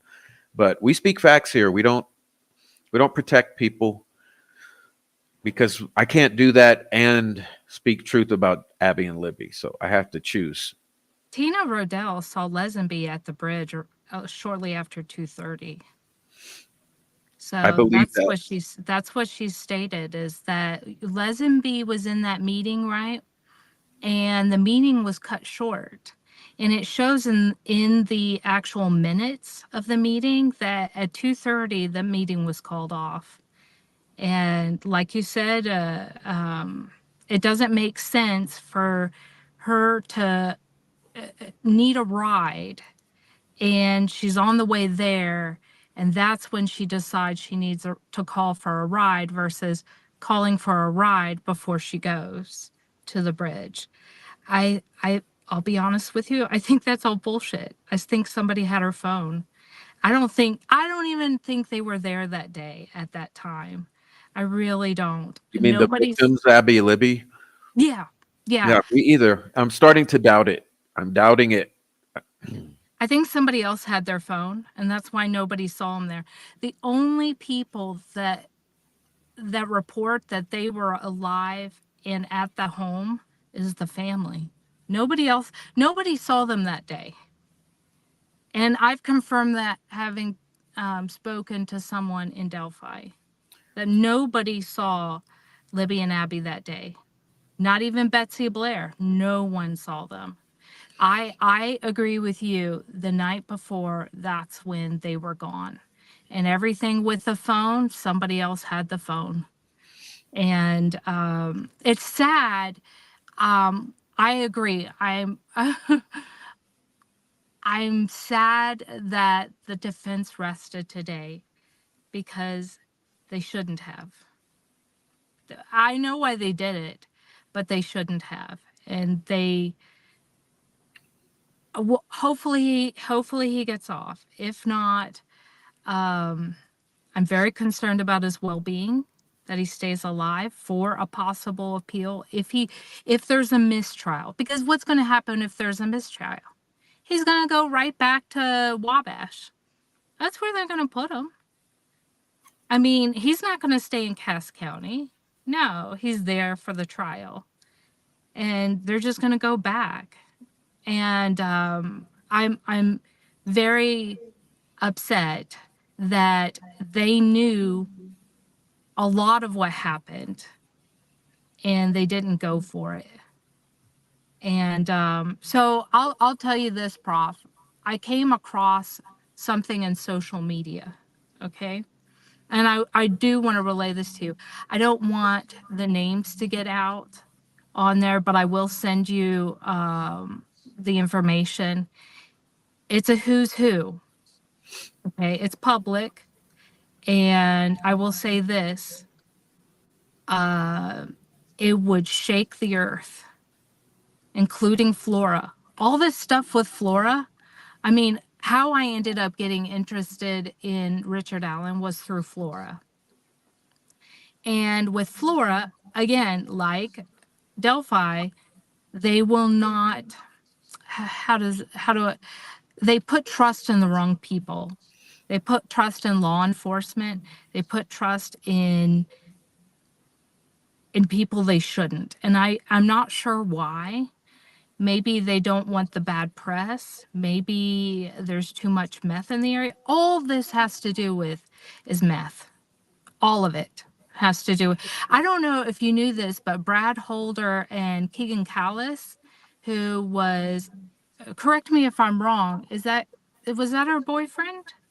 Megan Allen's boyfriend? Was it No, I Keegan? believe it was Robert Teschke.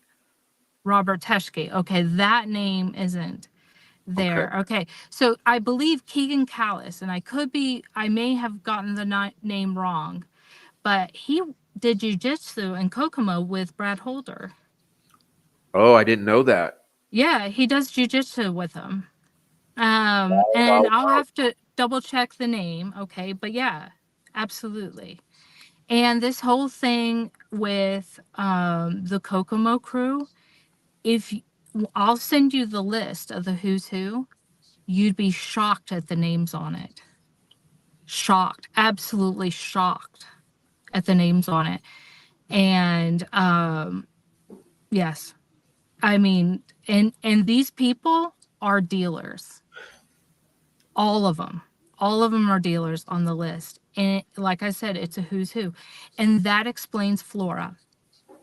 But again, if no one's paying attention to Delphi and they're not going to come to the real conclusion, then flora is just a waste of time. Do you know what I mean? Like, I am a strong advocate of Galen. And I mean, you guys, I won't say more than that, but I will say I am a strong advocate and I have done some things behind the scene that shows how much of an advocate I am. And all I can say is, well, if they're not going to admit the truth on Delphi, then they're not going to come up with the real answer to flora, because the same people that are involved in Delphi are involved in flora. I agree. I think they are absolutely connected. And the verifying mark on that is that the troll farm relentlessly will tell you they're not connected. So that's my indicator. Then it's verified. They must be connected because they only say the opposite of truth at all times. So You They're laundering. mentioned, Sorry. oh, you Go ahead. mentioned a troll farm, and I find that very interesting. Now, I don't know this deep lore on Delphi. I'm not new to it, but I don't have Facebook. I don't follow a lot of the things, and people get talked about, and I don't know who they are. If they haven't shown up in like the Frank's memorandum, I have no idea who you're talking about.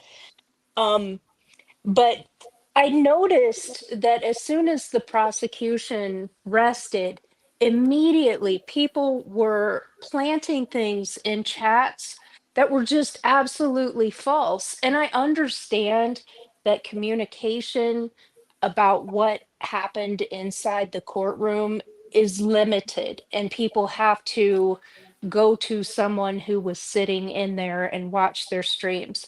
Yes, there's potential that someone has misheard something, misunderstood something, misinterpreted something, but people were being very loudly, absolutely incorrect about Well, so would much. you give a couple examples, and I could probably zero in on exactly who that was and what it was. Yeah, I was just seeing people saying, crazy things that just didn't happen. They were fabrications. Like if you go look at Channel 13 News, okay, like say they have a story about it. Yeah, last night someone said there wasn't a headphone plugged into it. The phone just got wet. Well, the expert yesterday said they had no knowledge. And I would think that if you were making a connection with some other device, like you have an auxiliary cord, you have a headphone, there's connectors there. That's going to register differently than, metal on metal is going to register differently than, hey, we got a water problem here. I mean, who hasn't got their iPhone in water? I know I have. And it just shuts down for a little bit and then it comes back on. But they're saying, oh, that's not what happened. They're just making this up. That's Troll It- Farm. So, yes, yeah, what's yes. And another and one? You got another they're one? absolutely false. I'll have to think. I Okay. mean, there's been so many examples, but they're going into chats, and I'll see Well, people say things that are just blatantly false. I know they're false, and I don't get well, it. I don't. Is the state paying people? I don't mean to cut you off, but the short version for me is that yes, that's a troll farm. That's why I always go on and on and on about it, because it's a very tight knit, specific group of individuals, the majority of which are locals tied to the drug game. Okay. Also, in direct communication with the Patties, with Becky specifically, they've gone on for years. Primarily, they run people off. Like their primary motivation over the years has been running people away. Running, if you speak out against the family or the law enforcement, they've dox, harass, threaten to kill, get you off of the case. I Since- remember Raptor Man. He's been around for probably 2 or 3 years that I have noticed making comments on local news channels. And I'm like, this guy is a total troll. And he's always there saying, he did it. He did it. He doesn't say anything of substance, just he did it. There's a you have bunch to. of them, and So they'll often, each of them will have, I'm assuming 10 or 20 accounts that they flip through all the different alt accounts to make it seem like it's more of them than they actually are. But I noticed with the case, since the case has been going, since Richard Allen's arrest, really, every time a damning point comes to the surface, what they do is they come up with a counterpoint for it. So I was mentioning earlier how the hair around Abby's finger is Kelsey's. So when I first saw that news break, I just knew immediately they're going to come out and they're going to say it was in the sweater. That's what they're going to do. And sure enough, within an hour, that was what they were running around saying. And like you're saying, with the water droplet in the jack that the FBI expert testified to.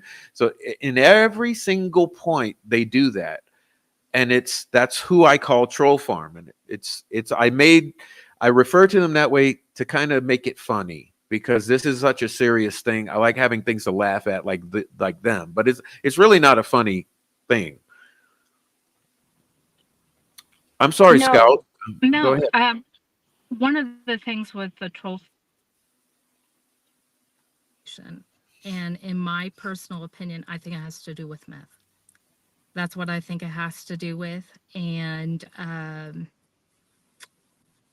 the Patty, in my personal opinion, I think the problem is Derek.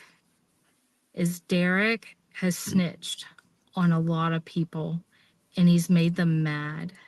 Gabe Alice was snitched on December 29th or 30th, right before New Year's in 2016.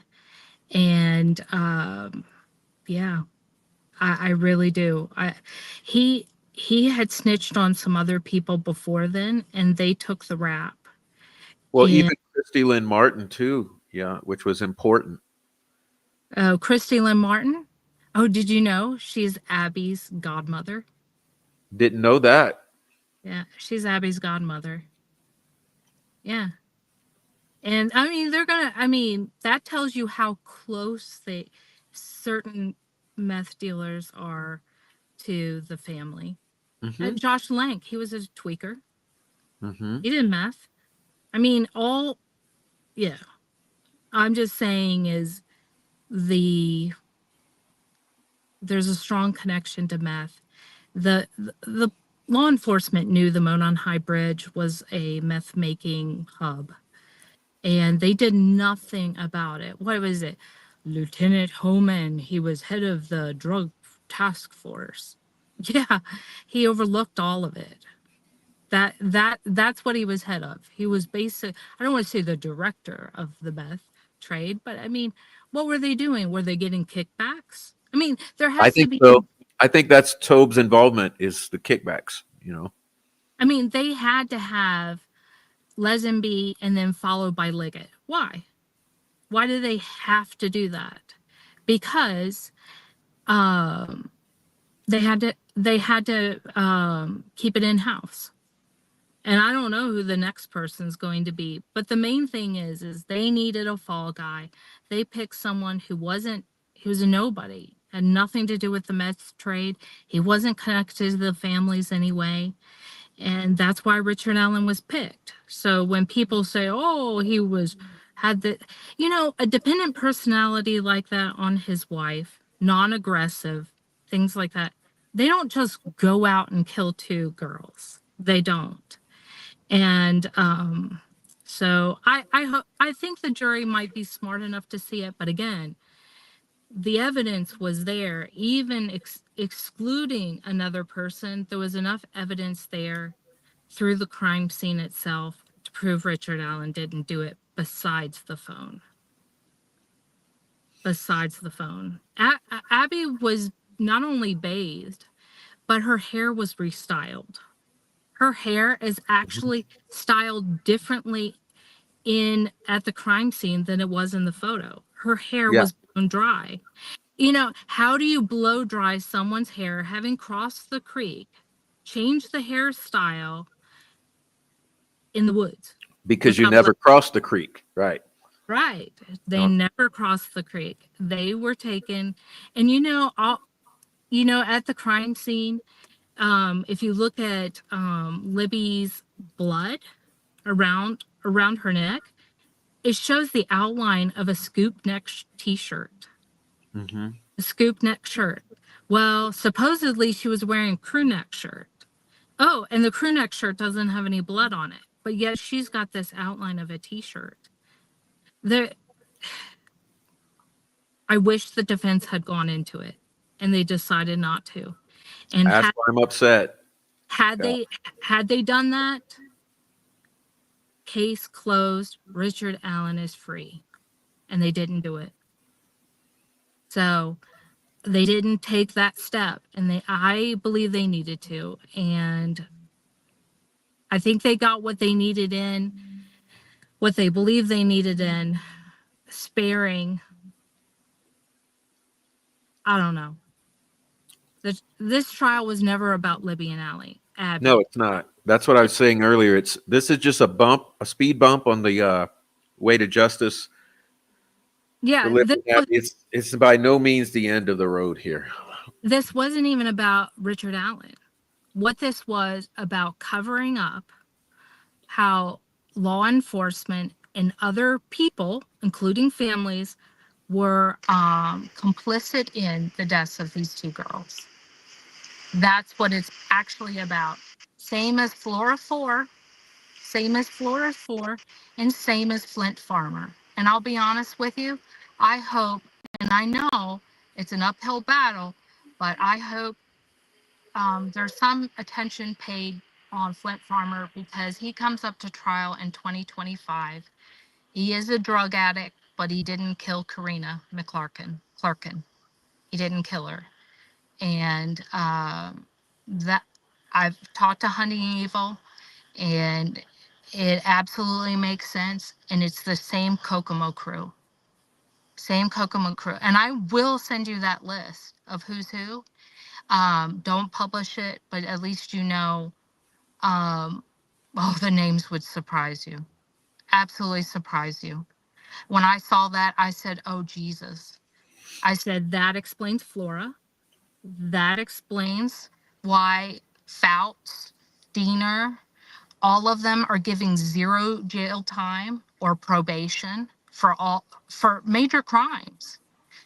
That's why all these people are getting off. I have heard Derek German was an informant for the DEA.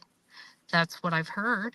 Well, if so, and if he keeps snitching, well, no wonder there's going to be some sort of consequences. And Gabe Ellis was one of those people. Um, and Christy Martin, she was one of those people. Mm-hmm. So yeah, it goes back to the Kokomo crew, just like you said. I support you 100% in your mission to get down to the bottom of this. Thank And you. I just appreciate all the hard work you've done. You were mentioned in Hennessy's filing of trying to help Baldwin and all this mess. And I believe that the people, like I said, in the troll farm, I think there is some correlation with meth. And I don't know, but Mark Robert Cohen seems to be pretty involved in this. Is he involved in this? Why? Yeah, why? Why would someone in Houston, Texas, somewhere around there, I'm not trying to dox, I think it's public information, whose dad was a federal judge, why would he decide to be, now I know people from around the world are interested in this case, but there seems to be another level with his involvement. Yes, And he was Lee Kerr. He was Babylonian Cowboy. Behind all the leaks and sabotaging the defense, someone explain it. they wanted the defense, and I'll be honest with you, my personal opinion is the family wanted the defense off the Of case course. Of course. because they were going to get to the bottom of it and investigate it. And they needed to protect certain individuals in the family. And they did. Because at the end of the day, Judge Gold ruled everything against the defense. And I believe she was assigned to the case, and she already had it in her mind. It didn't matter what the defense presented. There needed to be a certain outcome, and she was going to provide it. She's been it you know what it seems like to me? It's been a suicide mission for her. She doesn't care if she's thrown off the bench. She doesn't care if she's forced to retire, if she ruins her credibility. It almost seems like this is so important and so big that this is a suicide mission for her. And she's going to do whatever she has to do to railroad it. And even if it means she crashes right on down to the ground. Well, Lieutenant Ullman lies on the stand. Doug Carter knows this. He knows he's lying on the stand. He knows all of them have lied on the stand. You know what they got? Promotions. I really don't think Goal is going to, it's not a self-sacrifice. I think she's going to be promoted. I really do. That would be astonishing. Yeah, but here's the thing. She's protecting the key people that need to be protected. Yeah. And she's done that job. And That's what I said. She's like the last line of defense for them. Absolutely. Yeah. And that's why this can't go to an appeal. It can't go to an appeal because then the information, then they're going to take it a step further and then they're going to get the third party in. And they can't have the third party in because it exposes why the hair is on there. And I 100% agree with you. I 100% agree with you, Prof. The reason why the hair is there is something other than washing. That doesn't leave a hair wrapped around the finger. No, it doesn't do that. Maybe on the clothing, like the shirt she's wearing underneath, but not wrapped around. And plus, she was bathed. Well, and That I say shirt was many brand times, new. I said, you're a woman. How many times have you had a long hair in your fingers, caught in your fingers? It's annoying.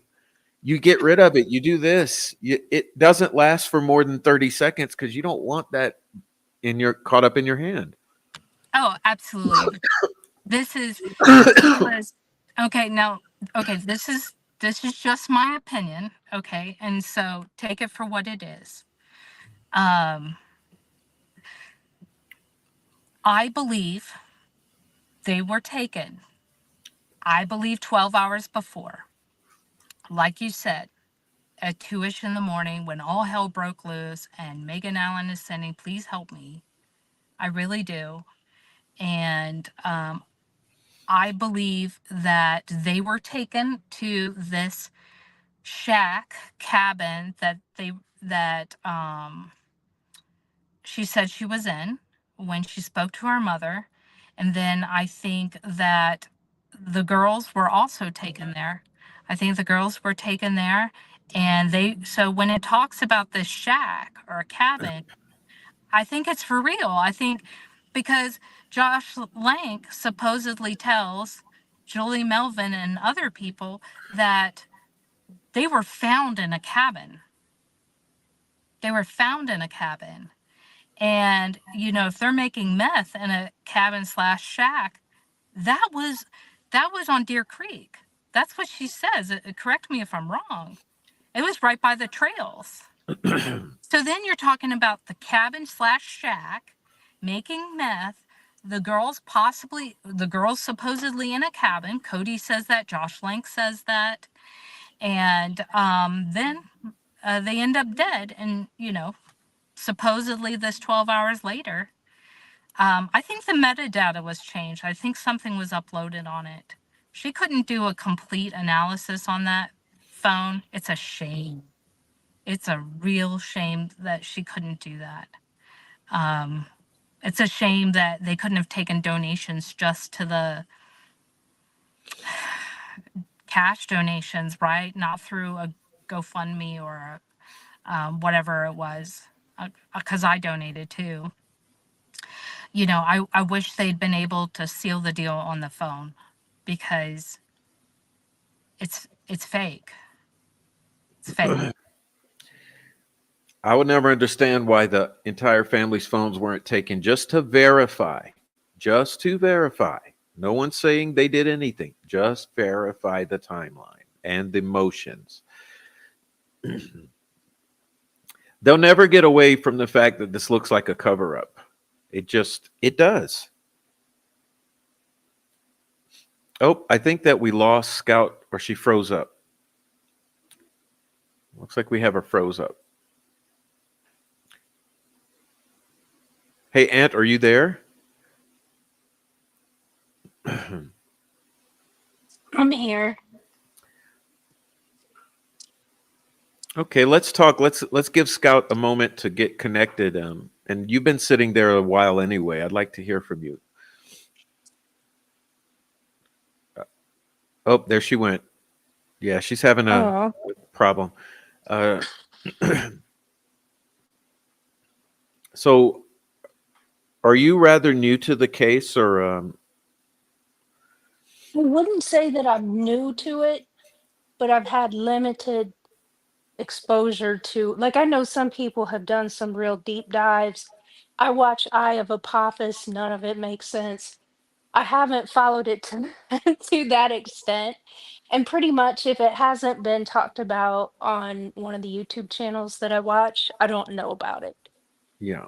Um, but I'm really struggling with how they said that the phone was somebody tried to access it and couldn't 1 minute after they were abducted, and nothing was talked about fingerprints on the phone, like just the most basic things like checking under the nails of the girls.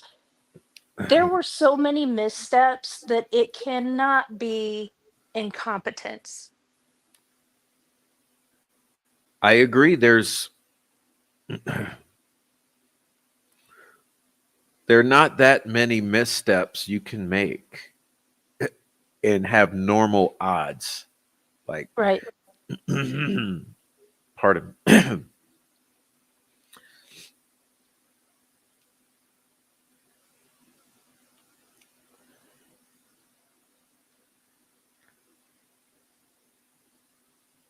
Oh, I see I there. Brother, I have tried to watch. I don't understand. It's difficult. I think you have to know so much about so many different characters. And like, I am not local to Delphi. I'm not that far away. I thought about driving over on Friday. I don't know if I will, though. I just kind of want to gauge what the temperature is outside that day. Like what is the vibe when the jury is deliberating?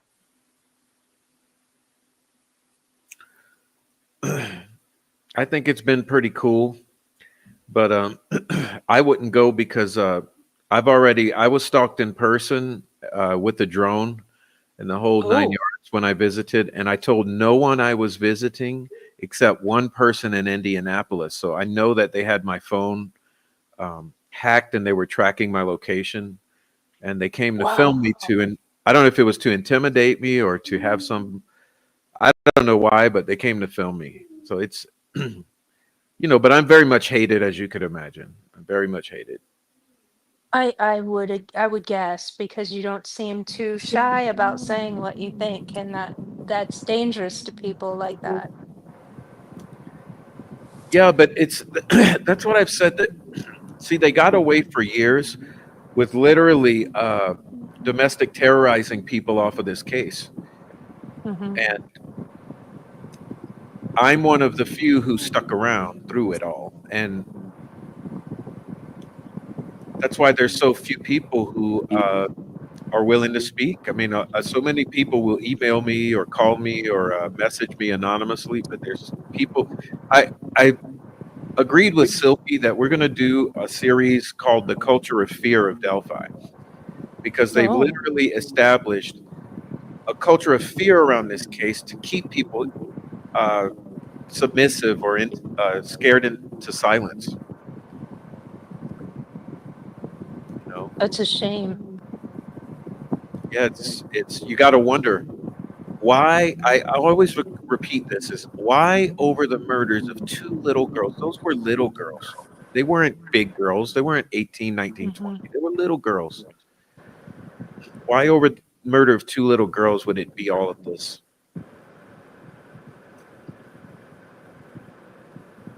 I think I'll be honest with you. I think Libby wanted to leave.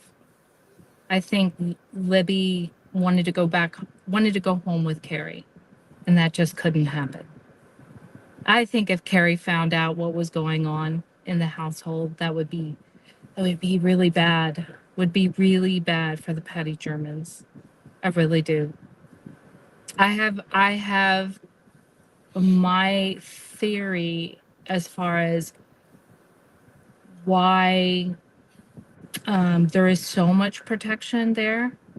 And I think it has to do with not only meth, but the stealing of anhydrous ammonia. And that's what I really think. Lots of farmers get it, but there's a chemical company, and if you look at what the people are charged with, believe it or not, anhydrous ammonia comes up quite a bit. So they're finding it. Law enforcement is finding it, and they're doing arrests, but they're not really stopping it. They're just, I don't know, band-aid patching it, so to speak. I'll, I think, I think the Kokomo crew, and I think that's an excellent name for it. But I think the Kokomo crew is specifically targeting the children of officials, getting them hooked on meth, and therefore the law enforcement can't touch them because it would expose them in such a small community.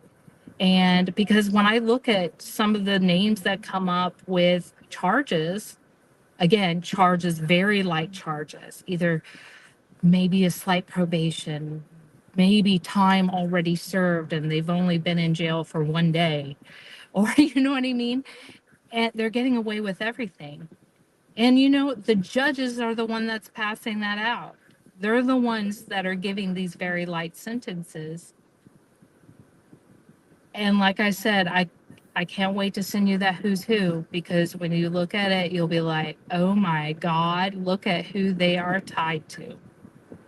And I hope you keep the list, because, you know, it explains why the prosecution is targeting Richard Allen. It explains why the floor four fire happened and why they will not do anything about it. It explains a lot of things. And the unfortunate thing is I 100% support the people who are trying to get justice in the floor four. But I know that if I were to mention one or two names, you know, that's it. Shut it down. You know, no, that's a conspiracy theory. I don't think so. So, but that whole floor four, did you know that Birch Tree, which has Josh Lank and Troy Helderman, do you realize how much money they made off of it through insurance? Off Do you of have the the Flora house? house. Yeah, I knew at one point, but I forget. It was over 100 grand. I know that. it was over 350 350. Yeah. Whew. on the That little house. house like that. Remember what Becky It was appraised that trash. house was something like $45,000 or something. But look at who's on the list. And then you say, oh, okay, you know. And then you say, well, I can see how this could happen Mm-hmm. and why it would be, and why no one would get arrested. And anyway, all I'm just saying is it's extensive, the amount of corruption, the amount of laundering of money, the amount of meth in the area, the amount of law enforcement in not just one town. It's not just Delphi. It's that whole entire area. That whole entire area. I agree that yes, exactly. And did you know about Travis Evans, Shane Evans' uncle? Yes. Okay. And did you hear about the judge on his case? What's the judge's name? I think it was Malmer. Yes. Okay. Did you hear what ended up happening to him? Dead. Yeah, he was crushed underneath his vehicle. Uh-huh. Crushed. And in Which the and, could be an accident, but what mm, are the odds with all these deaths around these people? 1 month before Travis's appeal, Yeah. when he said he'd get, well, if I remember correctly, and it might not have been him, that there was going to be payback. And, you know, he ends up dead right before the appeal. Interesting. Very interesting. And that's his uncle, Shane Evans' uncle. So you start to say, well, you know, people were talking about, and I thought it was pretty rich when law enforcement says, yeah, if you've seen anybody with a different behavior or they changed their looks or whatever, and they're looking at, you know, Richard Allen and maybe he gained 5 pounds or 10 pounds in a year or lost it. But that's really suspicious when Shane Evans is the one who shaves off all his facial hair right before the press conference. That's pretty rich. And he looked like he was literally having a child, you know. I mean, Yes, he did. Oh my God, he was sweating you bullets. cannot deny that. Oh no, no, That it's is on. body language. It's a real thing. Yeah, he looked like he was going to pass out. He really did. I mean, he was white as a ghost. And while, you know, the FBI is talking, I think Doug Carter, Liggett, I mean, I could be wrong about all that, but yeah, he did not look well. And so you start to think to yourself, well, why would you do that? Why would you, as mayor, shave off all your facial hair? Now, I'm not saying he's bridge guy. I'm not at all. But I'm just saying is it felt like he knew something and therefore, you know, wanted to distance himself as much as possible. Yeah, I definitely agree with that. So I think the corruption runs so deep in those towns that I don't want to say half the people wouldn't be in jail, but a lot of people would be in jail. The Well, I FBI, think that's why the sorry, cover up. I think that's why the yeah, cover up, because the cover up is to keep a whole bunch of people out of prison. yes, Yeah. yeah, Not just one. and yeah, I hope that, and you will do what you need to do as far as like your channel and review and things like that. But I hope since we have so much knowledge on the people like the Kokomo crew, I hope we can do further investigations into it because maybe it will attract more attention by the FBI. I think this is a RICO case. Far and wide. I think this is a RICO case. But unfortunately, with a RICO case, it it takes so long for something to happen. It could take decades. And the innocent people of that area, so many people are dying because Lots of of it. victims. Yeah.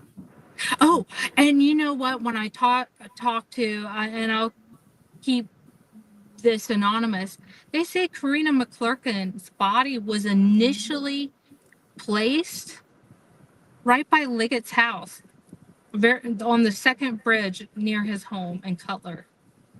Before she was found by a trailer park, and Flint Farmer was arrested, I don't know, 5 years after that. Yeah, because he was arrested, I think, in 2016, if I remember correctly, somewhere around June or something like that. And then they found the body, and people were like, "Oh, well, Flint Farmer confessed." To my knowledge, if he confessed, it would have been like Richard Allen, under duress, coercion, because he didn't do it. And he says he didn't do it before he actually got arrested. And it might have even been a video you put up, Prof, about Farmer. It may or may not have been you, but No. that's okay. It's out there where he says he didn't do this crime. And he did see Karina that day, but he saw her because he was getting drugs because he was an addict. But that's not the last person she saw that day. And what's interesting, someone who is very reliable, whom I spoke to, they had looked at the defense witness list of the 120 people, and they actually had Paige Turley on the list by the prosecution, and I believe as a rebuttal. Guess who was driving Karina around that day? Paige Turley, in the Karina McClurkin's case. And you have to say to yourself, why was and Paige Turley, I believe, was one of the people driving Gabe Ellis around when he was arrested with all that stuff in his trunk. I believe she was one of them that was arrested. And who did he have in his back seat? Karina's cousin, Sierra Daly. So this all goes in a big circle, right? All of this all comes back to the same people, and it all comes back to the corruption in law enforcement and the fire department, unfortunately. In, Yes. I believe, all the cases, I believe Flora, I believe Delphi, I believe, Karina's case. So that would be Kokomo. I believe all this is tied into the exact same people. Me All of too. it. It's who I call the cartel. Like the way I call it is the cartel, because Kokomo Crew is a small group in my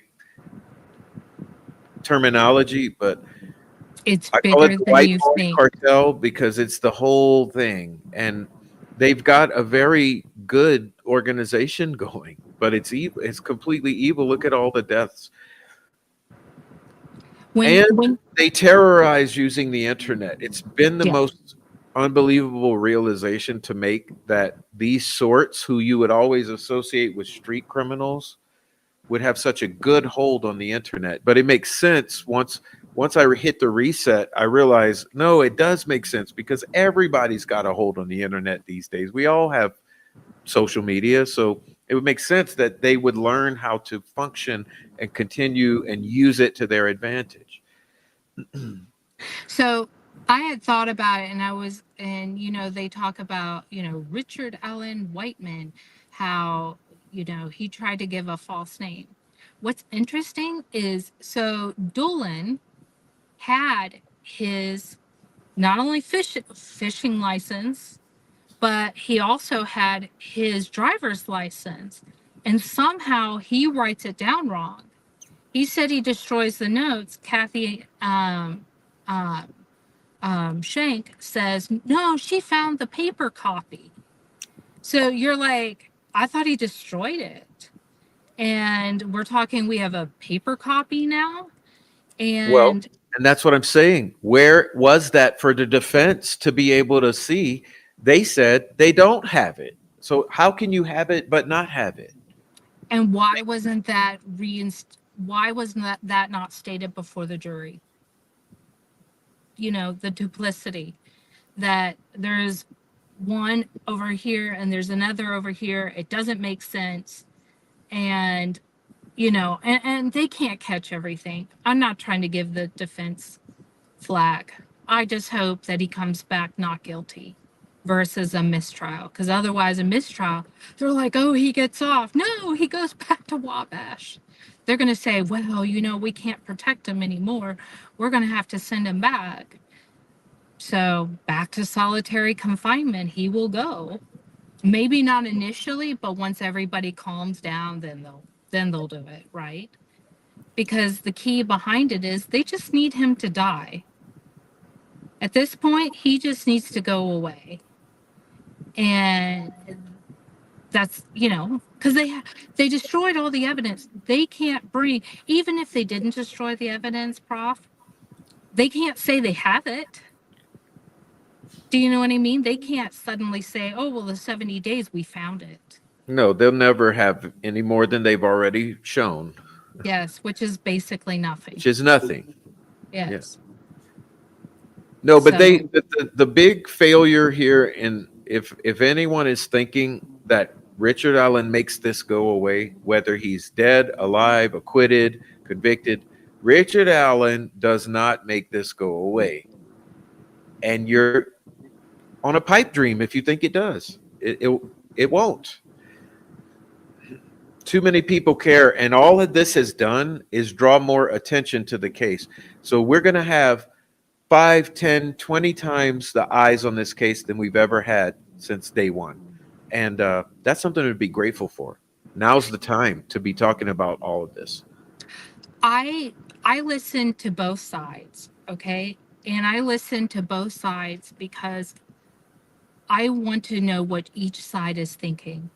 I 100%, 1000% believe that Richard Allen is innocent.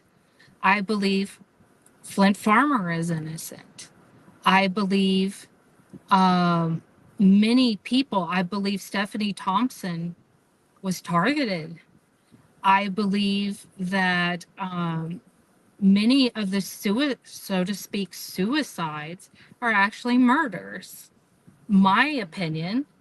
Why? Because the coroner doesn't do any autopsy. The guy was shot. It doesn't matter if it came from him or not. He was shot. And with law enforcement, I don't trust that when they go into someone's house and they confiscate guns, that they don't, you know what? They just didn't find that one. But they have it, right? They have it, and they can just use it in another crime. Right? And they can say, that's since his it's over, gun. I'll say what my theory was. I didn't want to say this until defense presented it, but defense has not presented it. So for what I think happened, with the bullet is this. They said that they could only match the unspent round to a fired round. That's bullshit. Okay, it's bullshit, but this is what could have happened. They could have found out where which shooting range Richard Allen used. And I know which range, and I know which law enforcement officers also used that range. They could have been following Richard Allen. They could have gotten a couple of the spent cartridges from his firing session that would have had those marks. Then they go to a reloading station. They reload those casings till they get a perfect looking one. They have a reloaded round, which is a spent cartridge. That's why it has the fired shots. Yes, came directly from his gun. Then they go stage it at the scene. Now the ballistics examiner, she's telling the truth. Yes, I can only match this to fired cartridges. Why? Because that cartridge was fired and reloaded. That's what I think happened. I think the defense knows that and was going to present it, but for some reason has decided. So that would say, who the hell followed Richard Allen around and went get one of those spent cartridges or casings? There's pictures online of Richard Allen where they were a private investigator, where they do these camera pictures, leaving CVS and things like that. And some of them are doctored photos. You can tell that. But yeah, they were following him. So I wouldn't, it's very possible. But I don't know if you remember this. When they did, when they went through his house, right? And they were looking at things, and there was this memory box. And they said, well, there was a cartridge in it, right? Or no, a bullet, right? I forget the correct term. But they said there was a bullet in there. And she goes, how did they get this bullet? And he said, I don't know. I didn't have a bullet in there. He says that to her, and it's in the videos of the interrogation, because she comes in, because of course they want to bring her in because she's gonna elicit some response from him that they can say, oh, now he's guilty, right? And they tell him about the bullet. Oh yeah, of course, let's bring Kathy in, while they're watching him and recording him, right? And she asks him about the bullet, and he's like, there was no bullet there. I don't know how they got this bullet. He didn't have a bullet in there. Maybe that was one. I would be curious if that bullet also had markings that matched, because maybe they had two reloads that they accomplished. They went plant one in the box and plant one at the scene to say, look, in case they had to reach that far. I don't know. It's all a lie. I just know if anyone trusts this law enforcement, you need help. Well, they go to church. They go to church. They'll have speeches at church. Why? I've seen them on YouTube. And I'm not saying all of them, one in particular. And you just sit there and say to yourself, yeah. And the church hasn't caught on fire. I don't advocate that, okay? I'm just saying I believe they're that corrupt that, but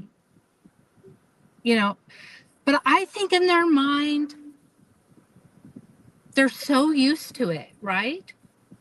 That they've justified it. And it's twisted. It's very twisted. And people look past it. This whole thing of, the jury respects the judge and etc. And people do. They respect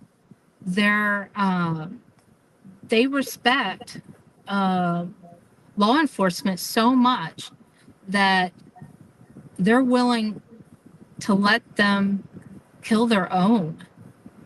Because if you look past if you don't stop the meth, okay, everybody knew there was meth being made at the Monon High Bridge. Obviously, Richard Allen didn't. Why? Because he said he was there. Oh my God.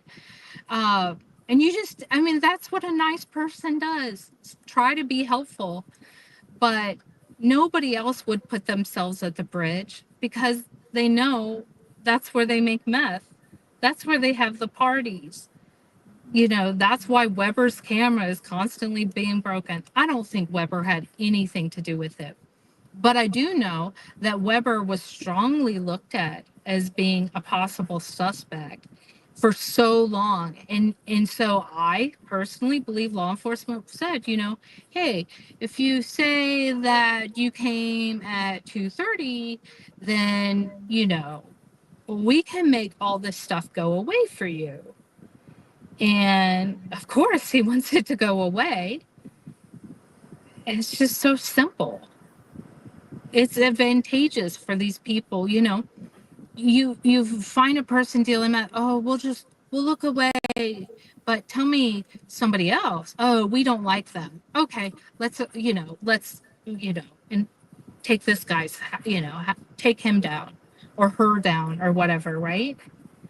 I was told Christy Martin took the fall so that Gabe Ellis would be protected, but Gabe Ellis was arrested right after the murders. I believe they thought it was him, and that's why they arrested him on the 15th. I believe they thought it was him. 17th, I believe. 17th. Okay, I think so. Might be that's wrong. fine. That's okay. The point is, it was a day to 4 days later. Right after. Right after. I think they saw that, and they went through his phone. They couldn't find any video of the girls on there or any pictures. And then I think they said, well, it's actually advantageous if we just say he dealt meth, because the penalty is up to 30 years, I think, because he'd been arrested so many times. And so I could be wrong. Maybe it's up to 15. The point is that they'd be for a very long time. But I think they also need Gabe Ellis. They need him to continue the meth. And I bet you, if you look inside the prison where Gabe Ellis is, I bet you still calling shots. I wouldn't be surprised. I mean, Ferenczi was killed by a corrections officer. Wasn't Fortson, wasn't he a corrections officer at the base? Maybe I'm wrong about that. I don't think so, but Okay. it's a whole other bag with Fortson too. I mean, that's a whole can of worms. The thing is that people are saying Rico in the chat. That's the thing. That's the thing. That's what I think. And look at, okay, I do want to talk about Rico just quickly, because look at the P. Diddy, okay? Look back to Tupac's death. How many years ago was that? How many? Oh, God, 90s. Okay. How long did it take from that hit, which it's known that P. Diddy put that hit out? How many years later till they finally come down on him? So almost 30 years. How many victims? Yeah. So what are we going to have to experience here with Delphi? I don't know. Or I think not just Delphi, Indiana. Hundreds. Well, in that area, my personal opinion is hundreds of people dying because of that. Hundreds. It's been too much already. Too many. And they're too small. It's too small of it's too small of an area. So do you mind if I touch real quick on the fires? Just in general, because Stephanie Thompson, Floor 4, you name it, all the fires there. So if you call in so there's a fire, right? They do an autopsy and they come up with a report. Can that be disclosed to the public? No, it's not like the Sunshine Law in Florida. That will not be disclosed. Why? I'll tell you why. Because what they call in is the Homeland Security Fire Marshal for the state of Indiana. Okay? They call them in, and once they call them in, that's it. Everything is sealed. So you won't get any report on Stephanie Thompson. You won't get any report on the Floor 4. You won't get any report anywhere. So I asked there's a coroners association that monitors and oversees coroners, right? So I called them up, personally called them up, And I said to them, you know, what if someone dies of a gunshot inside their home and then the house is set on fire? How do you report their cause of death? Do you think they report it as fire, death of fire, or of gunshot? What is your thought, Prof? Sorry to put you on the I spot. don't know. It should be gunshot if that's the murder, but Nope, fire. They will always report it as fire. The only way we find out it's a gunshot before the fire is if the family releases that information. It will never be sent to media ever. you see, and you got to wonder, they won't even let us have the 911 calls from Flora at the expense of 60 grand. Why? What is there on a 911 call that you would feel it's so essential to suppress for the next 50 years? I don't know. It's just that Indiana is just a cover up. It's all a cover up. Smells like it. Yeah.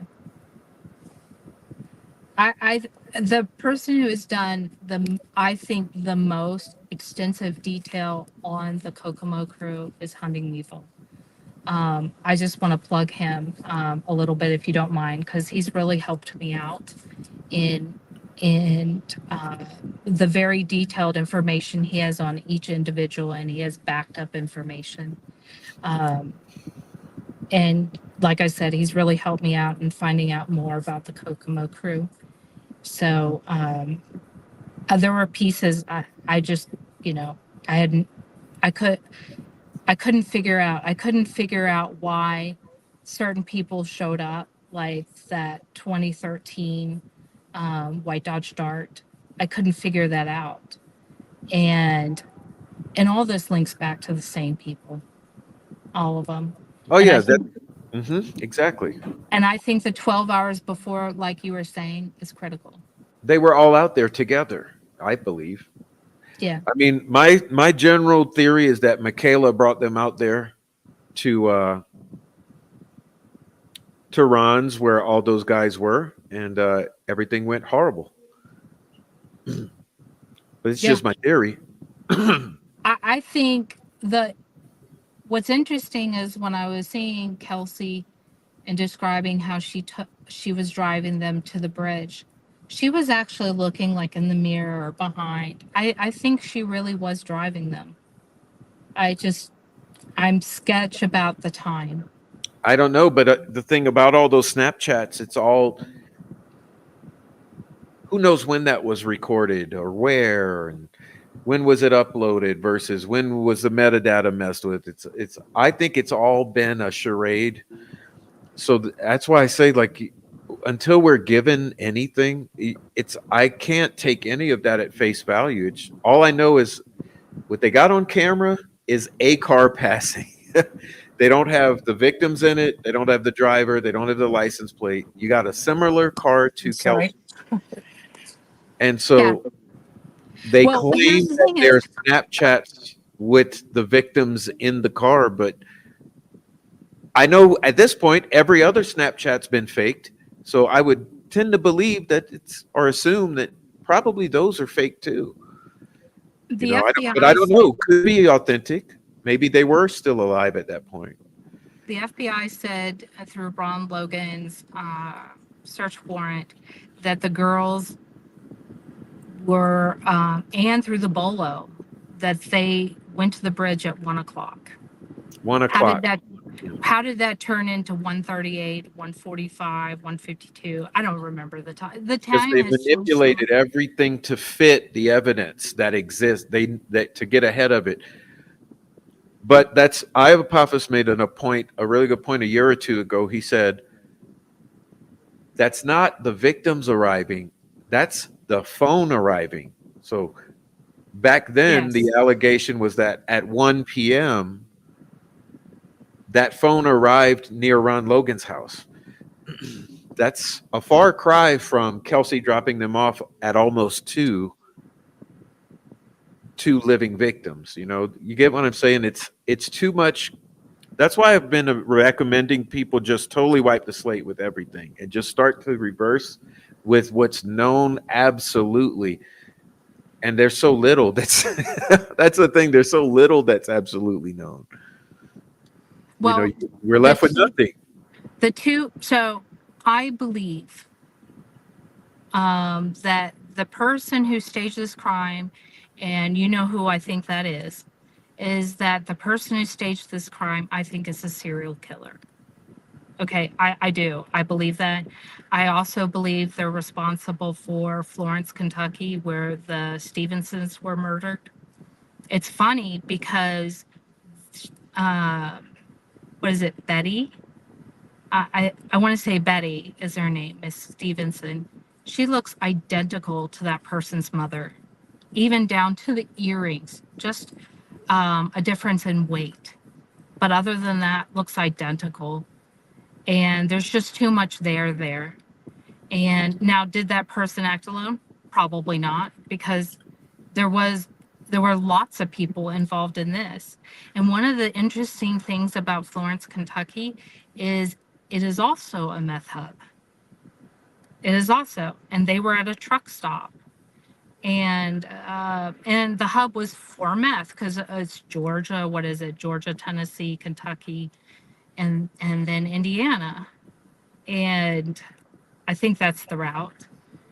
Who lives in Georgia? Same person that same person that I think is a serial killer. And you know, that picture was going around, and I know you saw it, and I call it the woman in the purple dress with that huge tree limb or tree on her. That is the exact same rune that was on Libby. Exact same. I'll have to go look at that. That's Before I okay. agree with you, I gotta see it. Let's see. No, that's I okay. can take it. It's now, there were many runes on Libby, many, but one of them, the big one, is the exact same, in the exact same position, and that's also the exact same one of them, because one is in reverse. Okay, one is in reverse and one is the same. And I don't know if you, and I remember if I turned it upside down, it was actually the mirror image of that rune. But again, it's the exact same rune that was put in the forest over a piece of white cloth that to me kind of symbolizes white skin. Just my opinion. And for people who don't realize this, there were over 20 rune pictures, and you can. And what's sad is when I was going through it, there was a certain point where I said, "Oh, I know what he's looking at. Oh God, that's sad. That's horrible." You want to not know those kinds of things when you're looking at it. But I believe he manipulated people into getting what he wants. When it came to the Huddleston fire, he posted a video called, the artist is Cam, and it's called Burning House. And this was a few days after the Huddleston fire. And Huddleston was his ex-brother-in-law. And the song is about a relationship between a man and woman, how it goes up in flames. What was going on at the time? A separation. So I really do believe that Huddleston fire, it's just interesting. Could that person also be involved? Maybe, maybe not.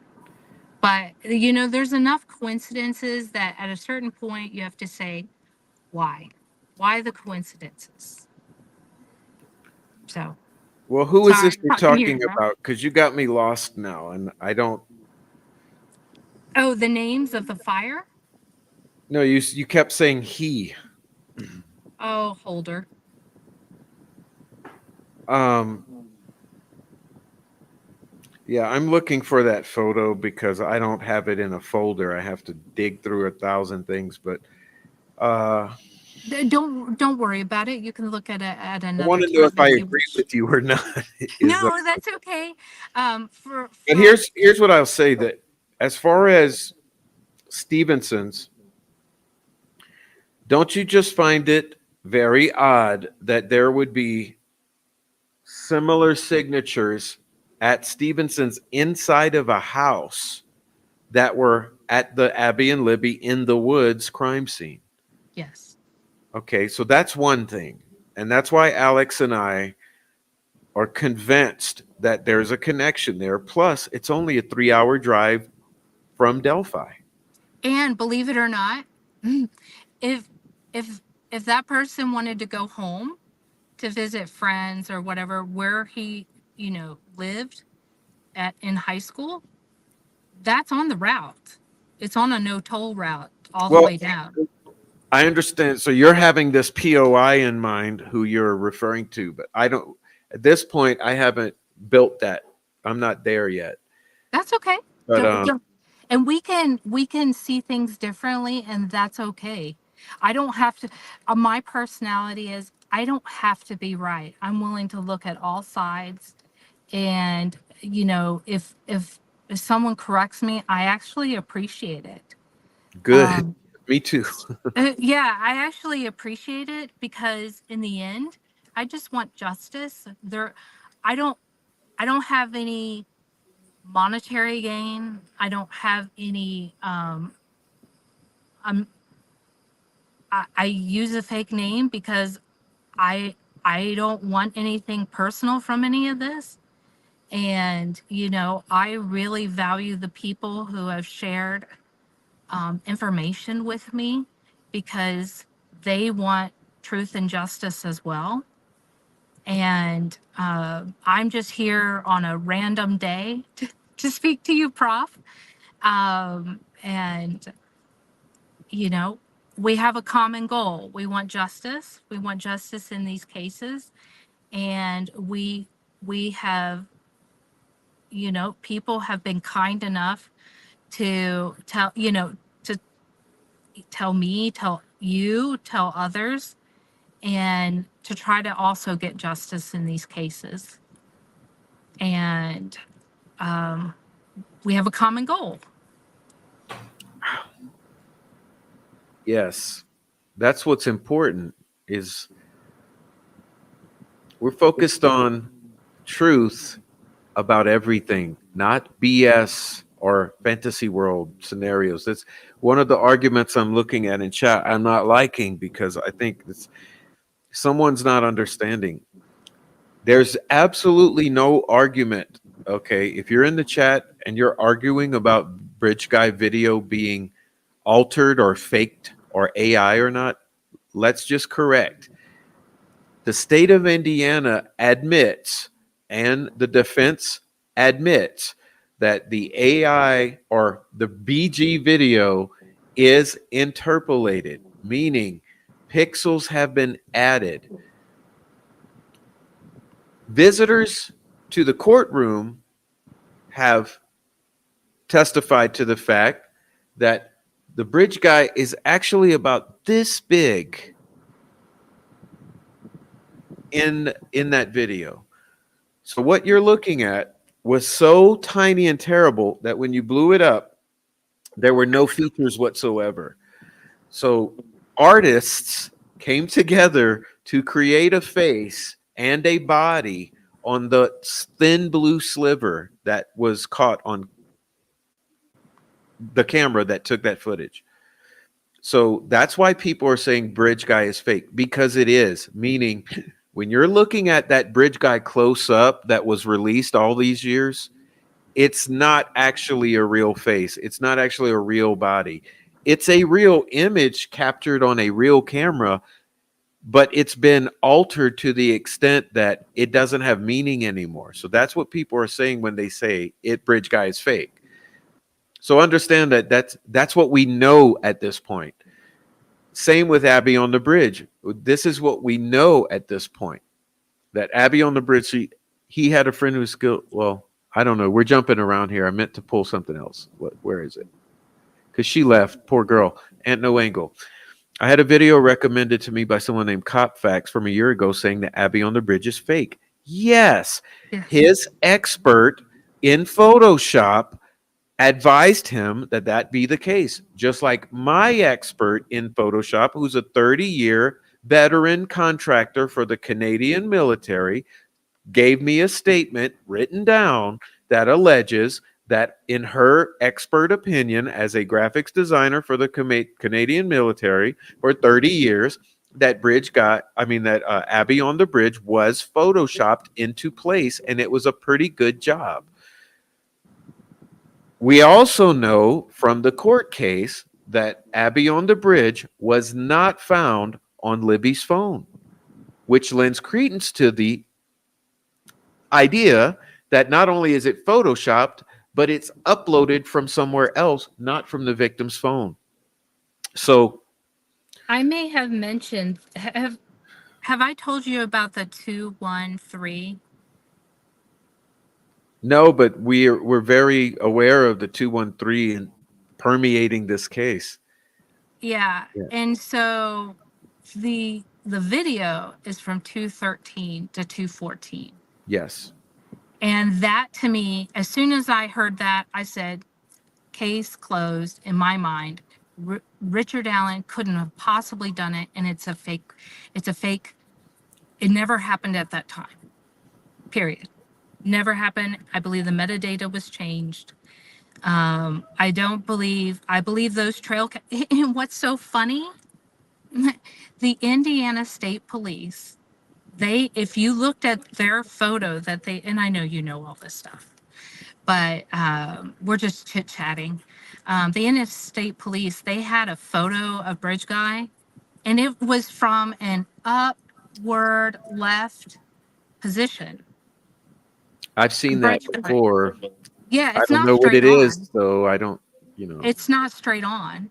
maybe it's a secondary sketch or something. I don't know what it is. No, it's a photo. It's a photo.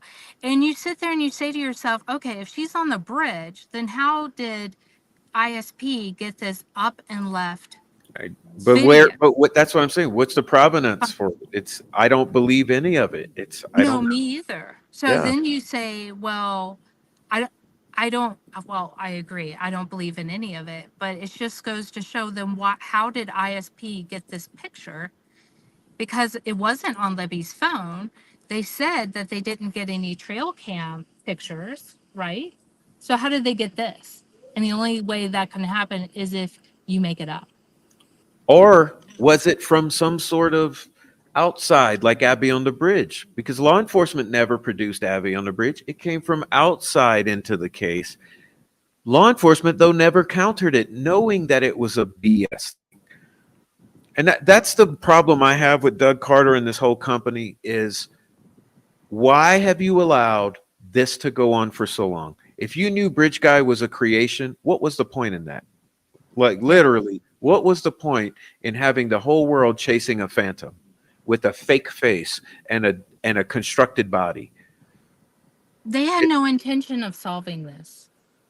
There was this case from the minute go. As soon as they destroyed they needed to destroy it.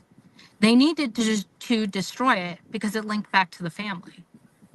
And everybody says, don't bash the family. I'm not bashing the family. I am just simply stating that the background of certain members of the family put Libby and Abby at risk. In harm's way. Yes. Yes, because That's they what I talked believe. about what is this victim's risk profile, like someone has a low risk, and if you do like prostitution is a very high risk.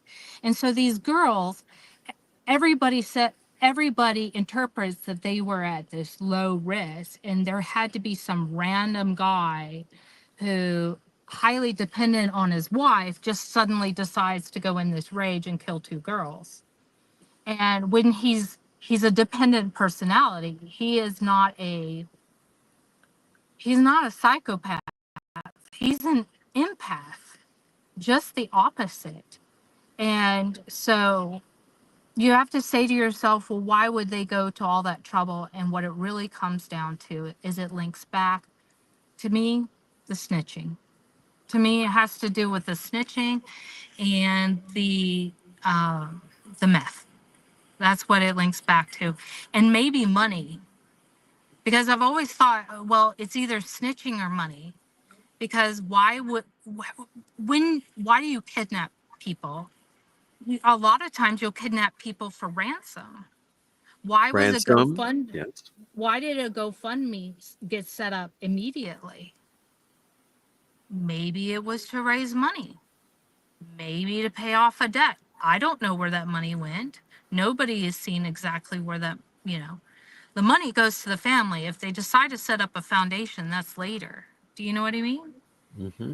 So could it have been to pay something off? Certainly could have. I mean, I really, I mean, the he is a very well-paid engineer at Caterpillar. There is no reason why they would need a GoFundMe. Zero. They can afford a funeral. So then you say to yourself, well, if these people are definitely upper middle class and they have all these properties and things like that, right? Now, granted, that isn't necessarily liquid cash, but they can definitely afford a funeral of $10,000. Then why do they need this money? And I'm not sure why they would need this money. I would also like to know how the picture got onto Libby's phone of the funeral. How did that get on Libby's phone? Well, someone synced up to it. That's how. It's iCloud. Yeah. Yeah. Well, if it's on iCloud, then like you said, is they can erase and they can place Which, information.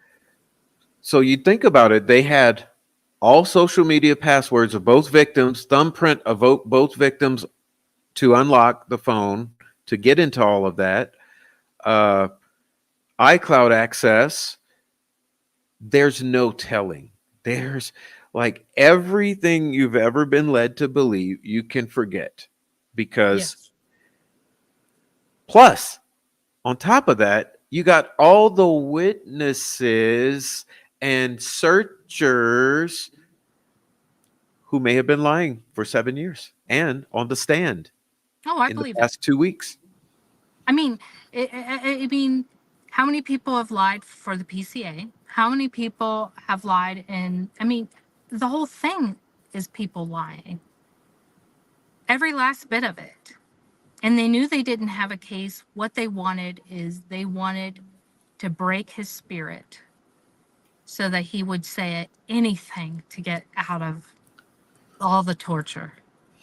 He would do anything. There was a certain point where I think he said, I physically don't think I'm going to make it. I think I'm going crazy. And people were like, oh, well, he was confessing. Well, I mean, everybody knew about the white van. Actually, I didn't, but that's just because I haven't been following it a long time. Did Walla know about it? Most likely she did. Uh, you know, could she have been planting things in his head? Yeah. Could the guards have? Yes. Do they photocopy all their paperwork before they give it to him? Yes. Did he get his paperwork in a timely fashion? No. So could they have planted the seed in his mind? Yeah. Could they have been drugging him? Yeah. With like pharmaceutical or street drugs. He didn't have any blood test. He wanted a blood test. They didn't give it to him. Why? Probably because they don't really want to know what is in his blood. And the Haldol, someone made a comment to me. They said, "Oh, the Haldol, if someone's faking it, of course you give Haldol. If they're faking it, you do not give Haldol. You change behavior." You change behavior, you work with them, you help them through mental games, but you don't drug them. Oh, well, he was out of control. You know, in certain situations, yes, you would do that, but you don't put them on a regimen. It's just for that time period. Somebody who's banging his head into a wall till it's black and blue, that's not a faker. You feel the pain, you know you're committing pain. You don't keep going at it, you stop. Who knows if that was somebody else? Who knows if that was him in a psychosis? But I can guarantee you this, that is not a faker. And you don't give a faker Haldol. So the fact that they gave him Haldol means they knew he wasn't faking it. They knew he was in psychosis. Yeah, you got to choose. Either you're committing medical malpractice by forcibly injecting Haldol into a faking unsick man, or you're admitting he's not faking. Which is it, Monica Walla? Yeah, True crime fangirl who's having people a talk party about on sorry, but she's having a party on social media around the Delphi murders at the same time that she's forcibly injecting Haldol on top of Prozac in a man that she's claiming is faking and talking about the case with. Repeat that for me again, because I can't read. I don't have my glasses on. Oh, I didn't read it. I was just going off on my own Okay. rant on Oh Monica yeah, no, Walla. I absolutely agree. And you know what I think? There has been so much ex parte, leakage to the prosecution. I really honestly believe he had those notes from Walla. Oh, from a long time ago. And who knows if someone whispered in the ear, you know what, if he were guilty of this, you know, this might, you might, be the shit, like you could become really popular really fast. And because she hasn't been fired, she still works for the same company. She's just in a different place. And as far as, I mean, I know she didn't violate HIPAA, right? She didn't, because it's an exception to the rule. So think about it this way. How do you get private information to try to convince somebody that they committed a crime? Well, she's immune to it. She's immune from that. She doesn't lose her license for doing that. It's not a HIPAA violation. You can't sue. So there were no consequences for her. And this whole thing about she's not working at Wabash, who's to say she's not working at Westfield next year? It's she's lucky. They found a loophole. And for some reason, everything that happens, and this is what I find very compelling, is that there's all these loopholes legally. Westerman, he's a loophole. Walla. Oh, notice the timing. Notice the timing of how they dropped all charges against Westerman in the middle of the trial. Why do you think that was? Why? Because Westerman got pardoned because he did a great job, mission accomplished, did what he was asked to do, went in there, sabotaged the defense. His pat on the back is, we're dropping all your charges, bud, during trial when no one's looking. And so then you say, well, if they dropped all charges while no one's looking, then who's high up that's calling those shots? Just like in Judge Gold, who's high up that's calling those shots? And that person's important. Powerful people. Yes. Probably members of the club. And that's probably who we're fighting. I've called the Attorney General. Oh, by the way, Attorney General is would defend Gold till his dying day to make sure that nothing, and not to mention she has qualified immunity. There are no consequences for Gold in all this mess. Well, that's where I'm going to differ with you, with Walla and Gola. All of these assholes, just because there haven't been consequences don't mean there won't be, I think. Because crimes have been committed, and the world is watching. I hope so. I hope so. And I'll be honest with you, I've never really been concerned about prison reform, but this stuff is terrible. The security guards, they can say he's faking it, but a real psychiatrist who's on the stand, who knows medicine, who's Harvard graduate, and who knows all this stuff, right? He can't say he was in psychosis. The guards are the one. And in meantime, he's watching the videos. He's seeing exactly what the guards are seeing, but yet he can't comment on that. Such a double standard. I'm really glad Andrea woke up to things, and she gets a lot of respect in my mind because she was willing to call out the bullshit instead of saying, let's be fair and even to everybody. None of Well, this process is fair. only because it was so obvious. That's how blatantly obvious it is that she couldn't deny it. But I think it's an indicator of how bad this is. I mean, that's the thing, Scout. Are we over here just like whining about irrelevant shit like the trolls would have you believe? No, this is so egregious that you can't help but be incensed by it and speak out about it. It's egregious. I mean, except for the troll farm placeholders, to make sure that nobody who would tell the real story had a seat in court. I hope Andrea and Lee and Mata is obviously going to make it in. I hope they made it in, because I don't know anybody who has made it in the courtroom that is actually, well, I guess Lana has made it in sometime. But I don't know anybody who's reporting the truth. I really don't. And, people online have said they are there to take up seats so the defense, like people like Andrea, who have law degrees, right, can't get in. And I find that very disgusting.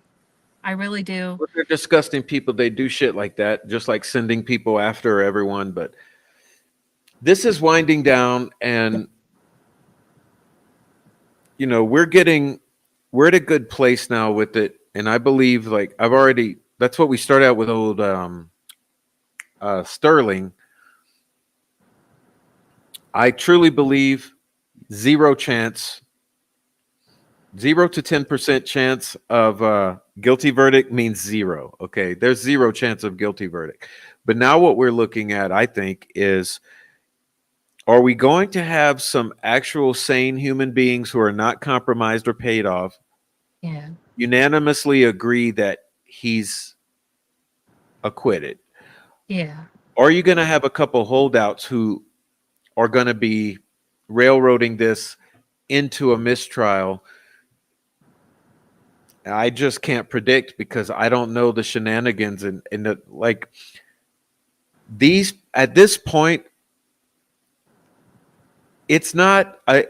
It's my opinion. It's not beyond them to bribe 1 or 2 of the jurors. But not only is it not be beyond them, it's very likely that these people would at least bribe 1 of the jurors to ensure that he does not walk. So absolutely. I don't know what to predict, but they've proven every step of the way they're absolute scumbags. They're trying to file a case on someone who they have 0 evidence for. And so, like I said, I'm not here to blame the family. I'm here to ask questions to family, but I am here blaming the state. I call this Abby Libby v. State, because I mean it. That state seems to be operating in opposition to justice for Abby and Libby, and that's infuriating. That is absolute criminal. Liggett did that to win an election. That's why he did it. And because they needed to keep the corruption in-house. And the only problem was, as soon as you do that, I mean, because I'll be honest with you, money was being raked in left and right. Left and right. I mean, what is it, a $500,000 baseball field? And hey, that's great. I'm glad they got, a beautiful baseball field. I really am. It's a community place. It's called the Libby and Abbey Memorial. However, I really question,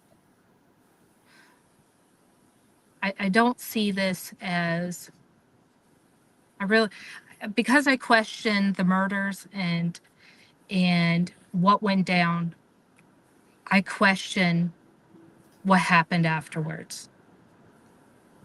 So anyway, I appreciate you, Prof, for letting me chat with you a little bit. And I'm going to let you get back to your show and not, so I don't, I've taken up a lot of your time. I appreciate it. And if I have said something incorrect, please correct it on on a future video or something like that. Oh Because yeah, I want to look at that photo again, but thank you so much for coming. This is our open lines, and we have so few takers, but so many viewers and so many chatters. I just wish so many people would come up and share their thoughts, because that's why we're here. So thank you, Scout. Thank you. I appreciate your time. Thank you. Okay, bye-bye. Bye. Guys, it's Scout. Please give her a round of applause and thank you in the chat. I mean, I encourage all of you, step up. Step up. Make a noise about it.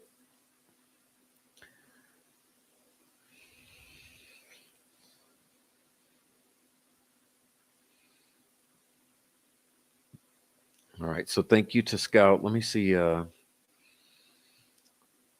Where have I left off here? Okay.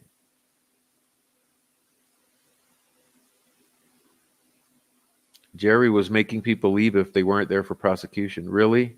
You got to validate that. You got to back that up. You can't just say that. Okay, we don't like Jerry either, but we got to say correct things here. So if that's true, back it up. Otherwise, I'm going to say it didn't happen.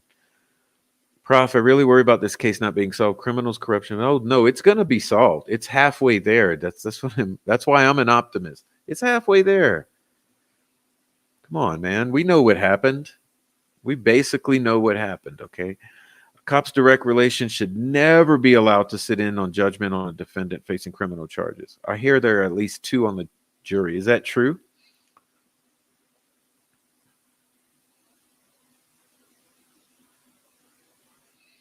I've asked about the hotel, and Ellie allowed to talk to people smoking at the hotel. Yeah.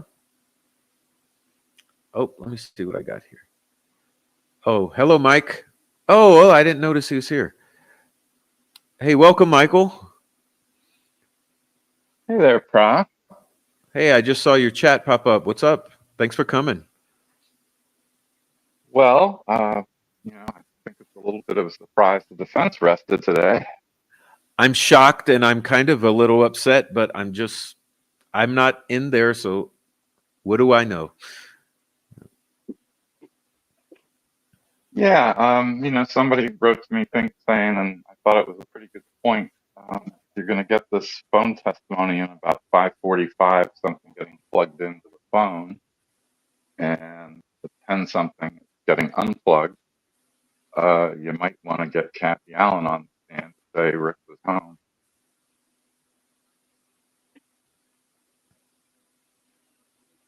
Hey, is everyone having trouble hearing Michael? I'm not muted. Oh, Can no, you hear me you or just not? I can hear you glitched fine. in and out. You glitched in and out, but maybe you're back. Okay, what I was saying was that one thing somebody raised, which I thought was a pretty interesting point, was that if they're going to have somebody plugging in the phone, plugging something into the phone at 5:45 and unplugging it at 10 something, you might want Kathy Allen on the stand to say Rick was home. Exactly. Exactly. Was Rick home? Because if the state's saying he's out of there by 4, how do you explain that? I mean, No, the whole thing makes no sense, and I don't know the woman you had on previously. I heard a little of what she had to say, but I think everybody agrees this is all about meth. I agree. I agree. I mean, I And believe it's about meth, but I believe there could have been some social media aspect to it, but it's a meth centered case here. Where do we make a noise? I just, I think the defense's case, makes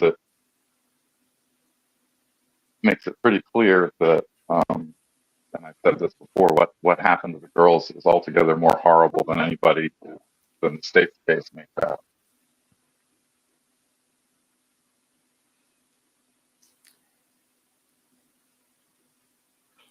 Can you hear me or not? Yeah, I agree. It's still glitchy. It's glitchy. It's weird. It's glitchy. Oh, Um, I'm sorry. I mean, I'm hearing you just, and so I don't know what it is. Let me try this. Okay. No, I was saying that I think what happened to the girls is entirely more horrible than anything state's case makes out. oh yes, yes. Well, that's you know what I think, Michael. The jurors did get to see crime scene photos, and a lot of them, and maybe that will be the convincing aspect to them of what you're saying. That you look at that and then try to imagine the state's theory of the case. They don't line up, in my opinion. No, not at all. And it's it's hard to figure out. I mean, people are saying, Rick Allen's a scapegoat. I don't. It's a really interesting question how they picked on him.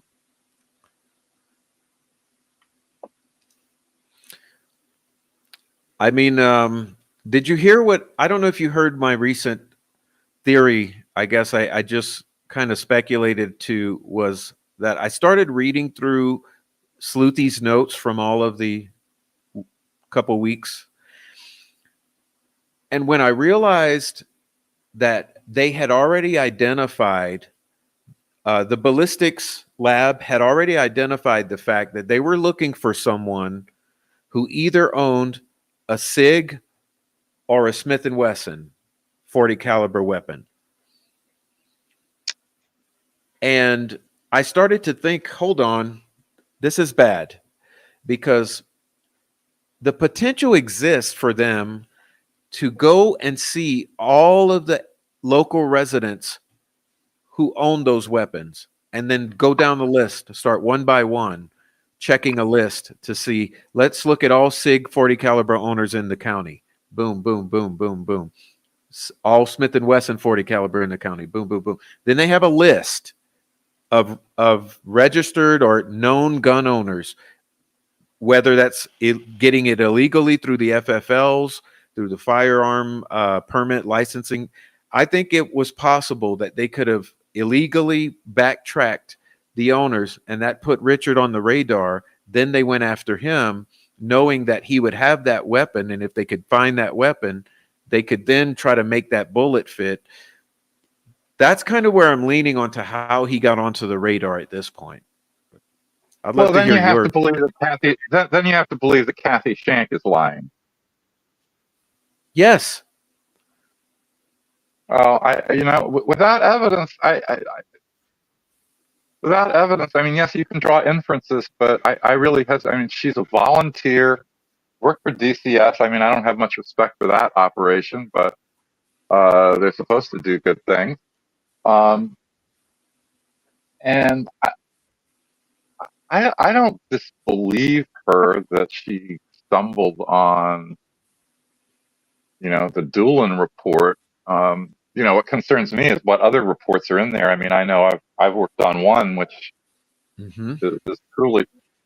I put it up on Twitter. It's truly chilling, and the witness involved. I mean, and it's something that could be investigated. It's not a he said she said thing, right? Mm-hmm. And this witness said that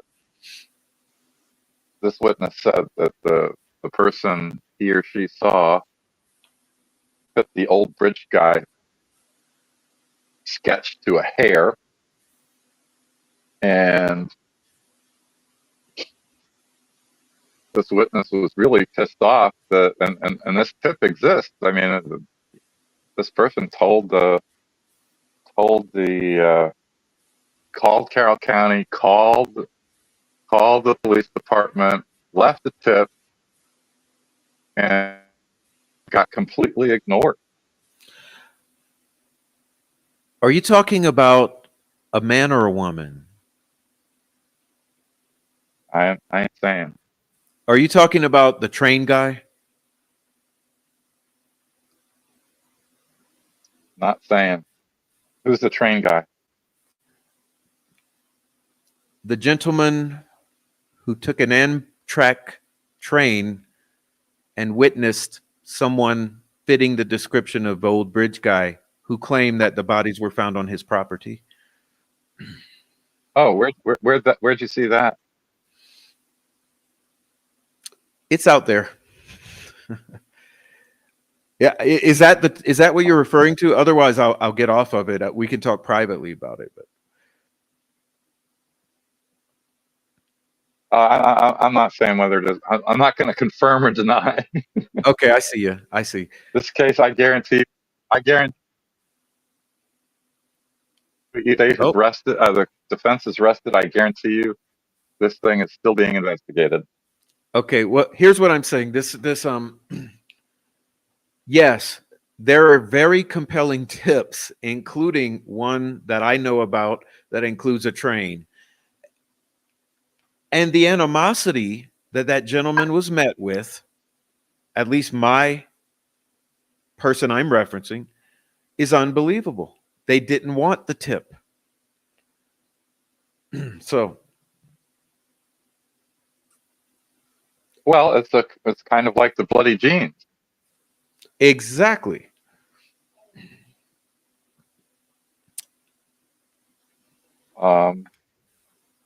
Whoever's they are and whatever blood's on them. It's like, and I sure hope somebody's done the DNA testing on those genes.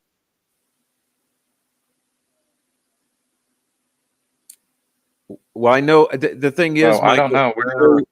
The public has done all it can do to usher this into law enforcement hands, like and it's being met with apathy, turning an eye, sometimes combative. So yes, I get what you're saying here. Is we're dealing with the appearance of people who are reluctant to investigate a case that they should have been investigating for 7 years.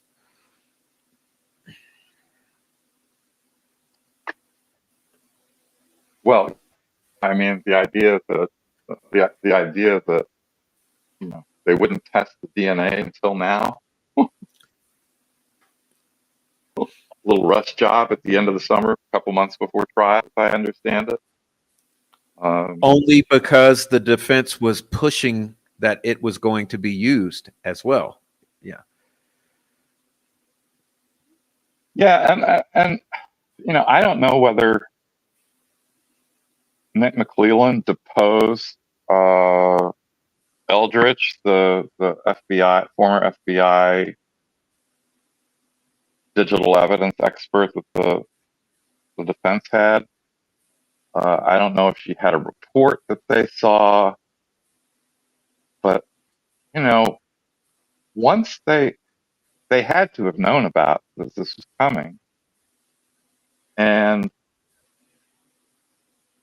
don't you get in touch with the defense and say, hold on a second. That's incredibly interesting. You know, we delay this trial just a little bit to do a little more investigation ourselves. Or even pitch the case against Rick altogether. I mean, that's very hard to do because they've got so much money and so much time, and they've been so rabid about it. It would be, but it would be actually the right thing to do.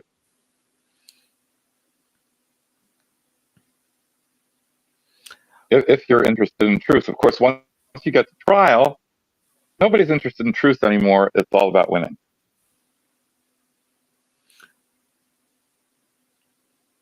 Well, got you. So I want to ask you, I'm glad you're here because maybe you'd be a good person to ask this question.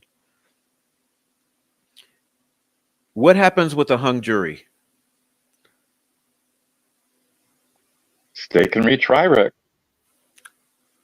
Okay, As long as result in a mistrial, as long as the state does not provoke a mistrial by some misstep, there is, it's legal language. I hate it. As long as there's a manifest necessity to retry somebody, they can retry him. You know, well, there was the Flowers case down in this. Yeah, go ahead. I guess where I was going with that is what happens to him in the interim. You know, You stay in the Cass County jail, I guess. And what's the statute of limitations for them to begin a new trial, or how does that work? You know, I don't know how the speedy trial rules. So you got 70 days if you ask for a speedy trial. The state's got to bring you to trial in 70 days. I imagine I'm not a speedy trial expert. It's usually a losing claim, although, and I just haven't had any cases where I've had to go into it deeply. But there's criminal rule 4, and if you ask for a speedy trial and you're held beyond that, well, no, you know, a trial beyond that's barred unless there are continuances for more or less good cause. The defense asks for continuances. There is a provision in criminal rule 4 that if your trial's held out there more than a year, then they can still try you, but you have to be released on your own cognizance, I believe. I don't know how that works with the mistrial. I mean, I think they got the trial given. I don't know where the time is on the 1 year at the moment, given the continuances. The continuance to the fall here was, I think, attributed to the defense, although it shouldn't have been. So they're probably within the 1 year. I haven't counted up the days, so I just don't know. My guess is the retrial would come pretty quickly, within a couple of, beginning of the year. Well, you've got experience in this sort of arena, so let me ask you this one. Given the obvious, glaringly blatant lack of substantial evidence against Richard Allen, I mean, what essentially amounts to at the farmost reach is some speculative, I don't know, ballistic, I don't know, shady, shoddy ballistic claims that are easily combated with the defense experts. How likely do you think they would be to even attempt something like that, knowing that it's looked really bad right at this point? And I mean, I was wondering, I want to interrupt you something. Dark Arts by Adrian has this thing up there. There was nothing important about that tip. There was nothing important about which tip. Could you clarify that? Is that the Kathy Shank? I believe she's,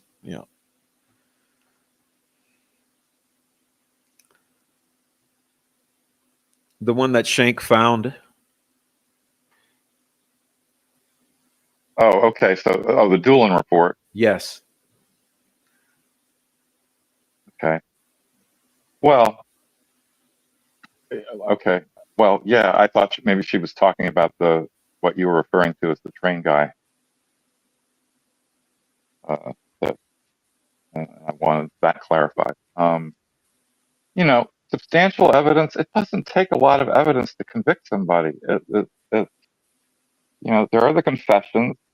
Look, if the jury believes the confessions, if the jury believes Oberg, if the jury thinks that Rick Allen is bridge guy on the video, it's a 3 or 4-legged case, and Richard Allen, at least according to Doolin, puts himself out there at the relevant time. If the jury believes all of that,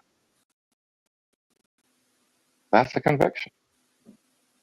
I mean, there's not so little evidence that any judge probably, on their own, after a guilty verdict, would overturn it. I'm not talking about on appeal. I'm talking about the trial judge. And of course, Gull wouldn't, but that's not my point. My point is that the state has enough evidence if a jury believes it. Well, The jury's free, yeah. the jury is free to disbelieve Eldritch. The jury's free to disbelieve all the evidence about psychosis and the prison conditions. I mean, it can just disbelieve every word of it. Yeah, I don't know. I'm thinking, what's the likelihood though? Because the defense has presented very awesome rebuttal, I believe. Especially, you know what I was really compelled by the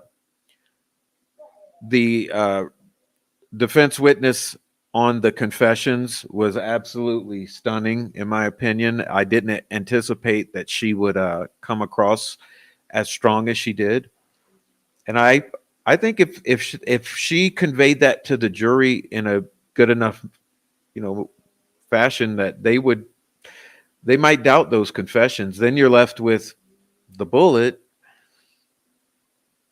And what I've been saying, and look, I'm not I'm not on the jury. I haven't been talking to the jury. I don't know what they're going to do, but I've been saying that my best bet is a mistrial, because I think that as compelling as the defense's case may be, confessions are.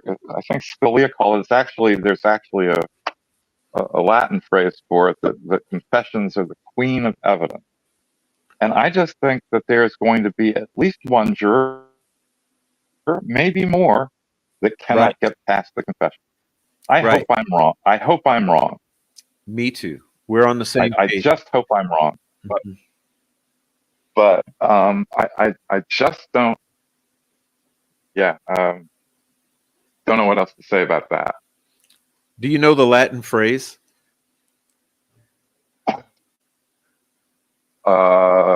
Yeah. It's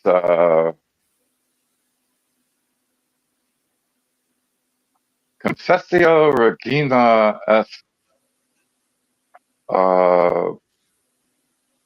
probationem. Didn't mean to put you on the spot, but that's beautiful. I love the Latin. I love it.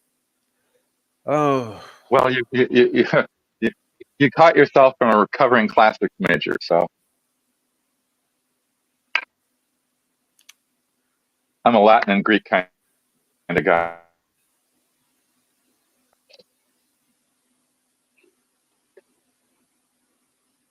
yeah. I'm just trying to look through the chat here. I'm actually surprised though, Michael. I'm sort of taken aback by the defense resting, but I understand. I do understand they have a strategy and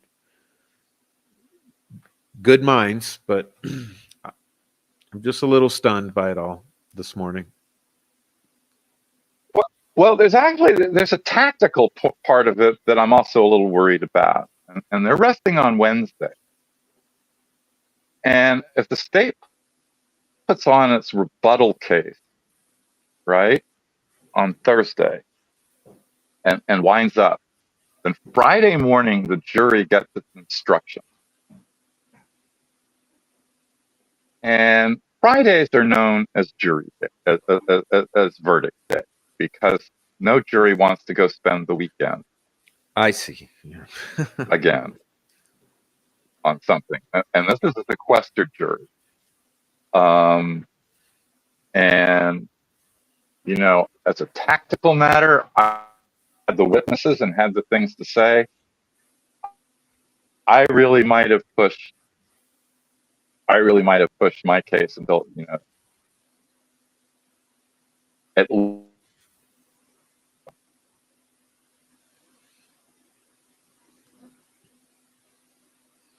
Oh, I believe you're cutting out but no, again. it's remarkable if juries are out and they're arguing about something. Okay, I said it's remarkable how often juries, you know, they've been fighting over something for a day or two, and come Friday, all of a sudden, there's a verdict. They just want to get out of there. Yeah. Well, here's another question. I'm glad Get it you're here. over. Would you think in this case it'd be a quick verdict? Would lean more towards not guilty, or would it be more quickly to say mistrial or undecided? No, mistrial won't be quick because they're going to be arguing for a while, and they'll come back and say we're hung, and Gull will say go back and talk about it some more. Just keep putting through the ringer, trying to force it. Yeah, I think a quick verdict's not guilty. I think a longer thing is a mistrial, and I think a guilty is a long thing too, because it's going to take. I think on the other side, I think there are going to be some jurors who understand the evidence and are going to be hard to convince to vote guilty. Well, I'm absolutely certain of that. I am convinced of that. Well, but I'm just going to the time thing, and that is so that will take time. So if it's going to be quick, it's going to be not guilty. Otherwise, it's going to be time consuming. Yeah, that's what I think. You know, between my lips and God's ear.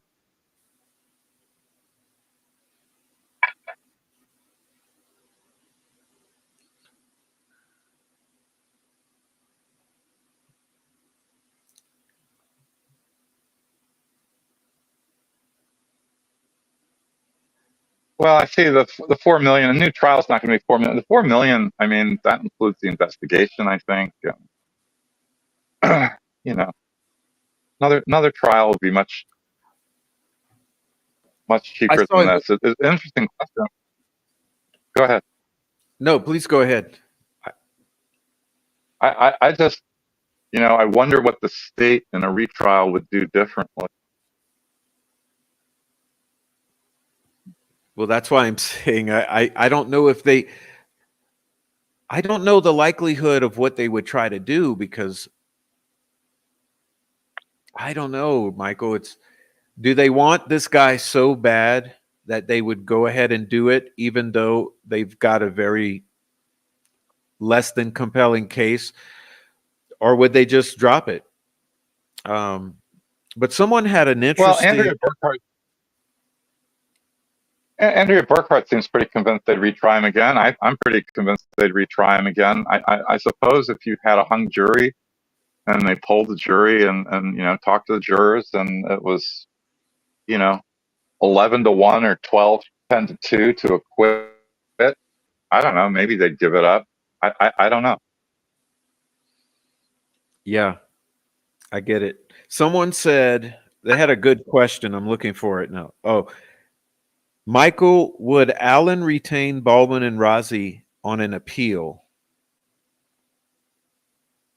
Probably not. He'd probably get appointed appellate counsel. I mean, I think appellate counsel would have to work very closely with Brad and Andy, because Brad and Andy were there and can point out what they think are the errors. Some of them are a lot of them are pretty obvious, but I also don't know, having not been in the courtroom, I don't know what errors were properly preserved for appeal. Don't know. What about on a retrial? If there's a mistrial, would he retain Bowen and Rozzi? Oh yeah, for sure. Okay. For What's up, sure. Bill? Okay. You're not gonna. Yeah, I mean, there's no way. There's no. I mean, a retrial. I mean, just think about the logistics of it. I mean, how long would it take for new lawyers to get up on all the stuff that Brad and Andy have done? And Jennifer, I don't want to leave Jennifer Auger out of this. Everybody keeps talking about Brad and Andy, and I'm guilty of it too. But I mean, these people are incredible lawyers. I'm not saying they've done everything perfectly by any means, but trial work is so hard. Nobody does trials perfectly. I think Ali Mata's been saying, on a cross, you always walk away with, damn, there's that question I didn't ask. And I am in awe of great trial lawyers. What they do is so hard.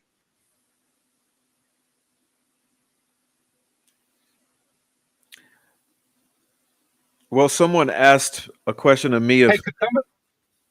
Go ahead. Yeah. No, I was just wondering if somebody could clarify for me. I must have missed it in one of the lives last night. But I listened to Andrea's pretty fast. Who was the juror screaming at and why?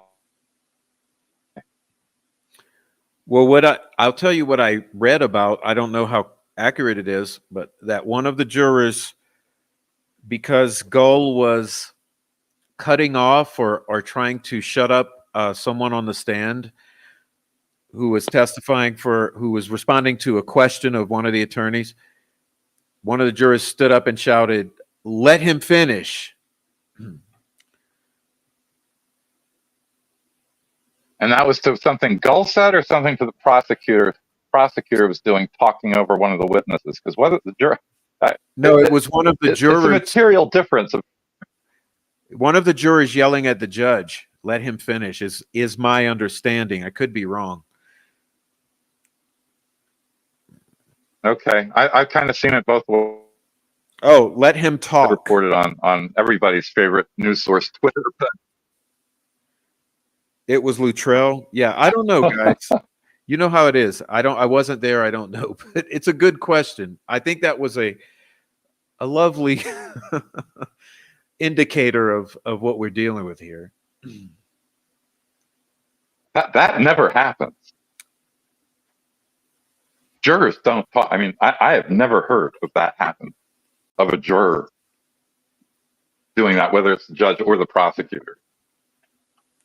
Sounds pretty passionate. Like there's some passion in there. Yeah. But which means probably either way that person's going. I feel the same with the way that Nicholas McClellan constantly objects just willy-nilly, and Gull constantly just sustains it. It's gotten me uptight, and I'm not even sitting in the courtroom, So, well, the problem is Gull, not McClellan, because if Gull is going to grant these ridiculous objections, he's going to make them. I mean, she incentivizes it. mm-hmm. And simple as that. Really on Gull, it's not McClellan. I mean, again, if you're in trial, your job is to win, and if your silly objections are getting overruled, you don't want to look like an idiot in front of the jury, so you stop making them. But if they're being sustained, you look like the legal monster in front of the jury. He told the judge, "Let him answer," and then someone says he was angry not with Gull so much as McClellan.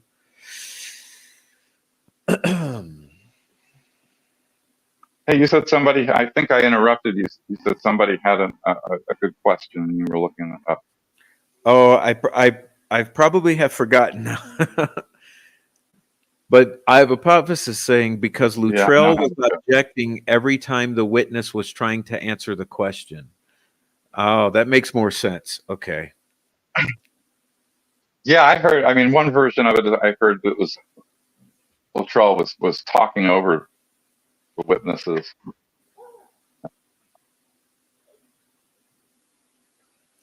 So anyway, I kind of got to go. It's been fun visiting with you, and I guess we'll see. Thanks for See jumping what's in. next. Yeah, I look forward to the next several days for sure.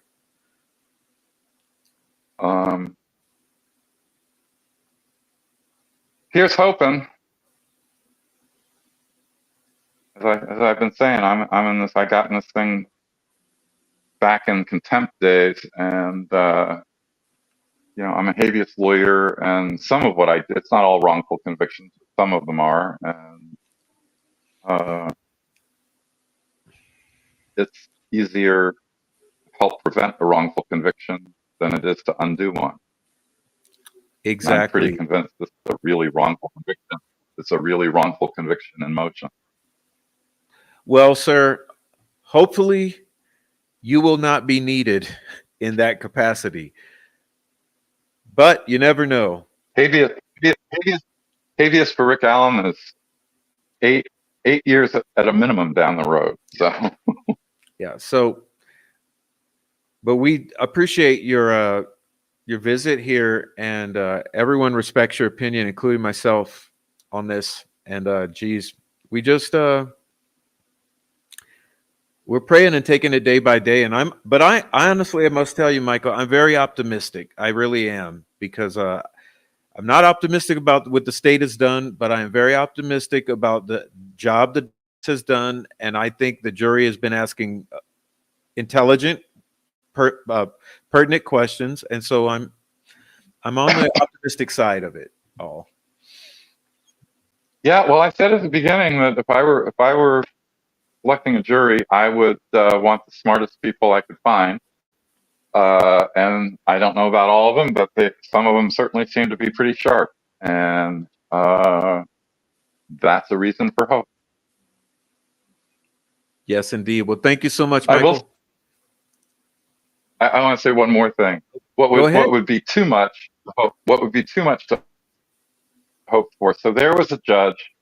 You might remember him, Alcee Hastings. He was a federal judge, and he was accused of bribery and tried. He was in Miami, or near Miami, and he was acquitted. And after the jury came back with the not guilty verdict, they gave him a standing ovation. And boy, would that be nice to happen in this case. I mean, that would be like a Hollywood ending. Yeah. But Michael, I think that this is, I really do think they've really erred in bringing this all the way to trial, because the attention that this has garnered, and the focus onto this case, I think it's going to come back to shoot him in the foot, or whatever the term is, you know. Well, the other thing it's done, you know, I think everybody's interested in justice in this case. I won't say justice for Abby and Libby, because, as I've said elsewhere, I don't believe in justice for Abby and Libby. It is in fact not about them. And you know, maybe I'm a monster for thinking that way. But it's going to make it really hard, absent, I mean, really conclusive evidence, to convict anybody else. Wow, that's a good. Oh man, that's a bittersweet point, to quote Mike Patty. Bittersweet. But we won't stop. Okay. I know you won't stop, because you're passionate about this case now. So, well, thanks for the opportunity. well, thanks for coming. Thanks for being here. Love you. Okay. Talk to you. Bye. All right, everybody. Please thank Michael for dropping in. What can we do? What can we do but just focus, communicate, share our thoughts and feelings. But thanks a lot to Michael for dropping in.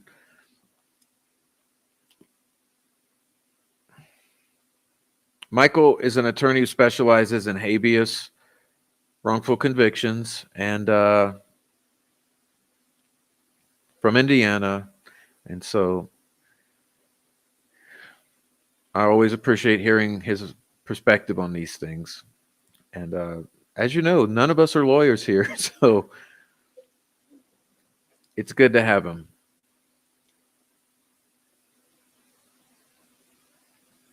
All right, you guys. Carroll County is so crooked. It's looking like it. What's up? It's a God thing.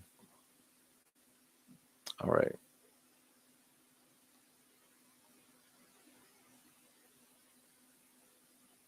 Well, guys, I have one more thing for you before we adjourn here. Let's see. I'd like to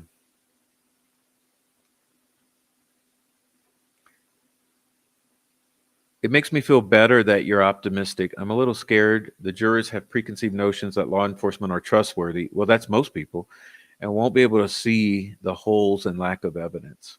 I think they will, because there's been a lot of things that I feel have been made obvious.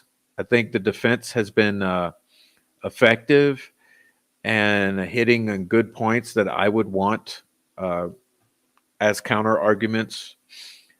And as I mentioned, I was very impressed with the mental health expert that was called. I think it's going to put into perspective, and in combination with the videos of Richard in his cell and around the facility, I think that the combination of that video footage with the expert testimony about his psychosis or mental illness is going to help the jury to understand that those confessions should not be given much weight. Then they'll be left with the other flimsy evidence of the timeline and the and the ballistic evidence, which is also had a good defense expert. So I think a good defense has been put up here. Michael earned my respect when he wouldn't tolerate the nonsense logic people wanted to argue with him about when he was on panel. He would be done. Yeah, I noticed that about Michael. He won't go into distractions.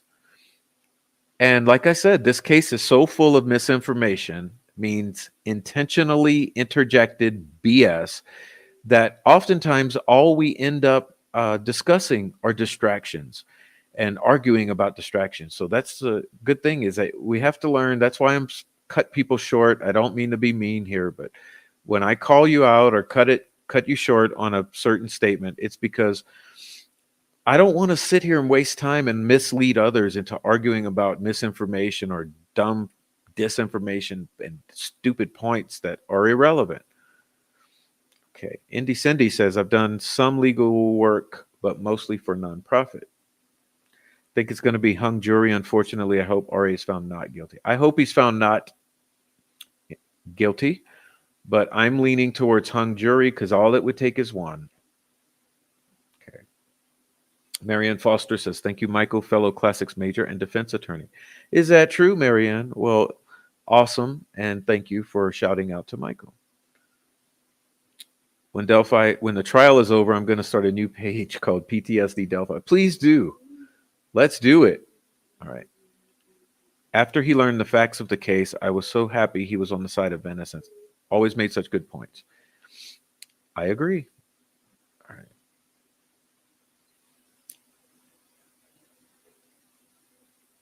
right. What is this?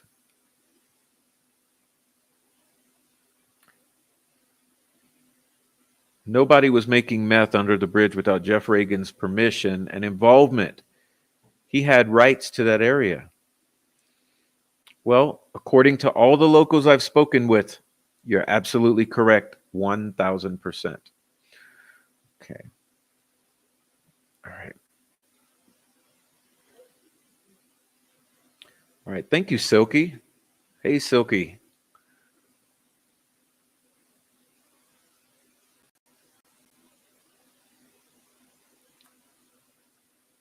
All right, guys, let me see. I want to do this reading for you.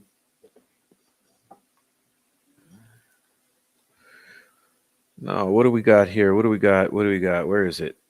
So many screenshots, so little time.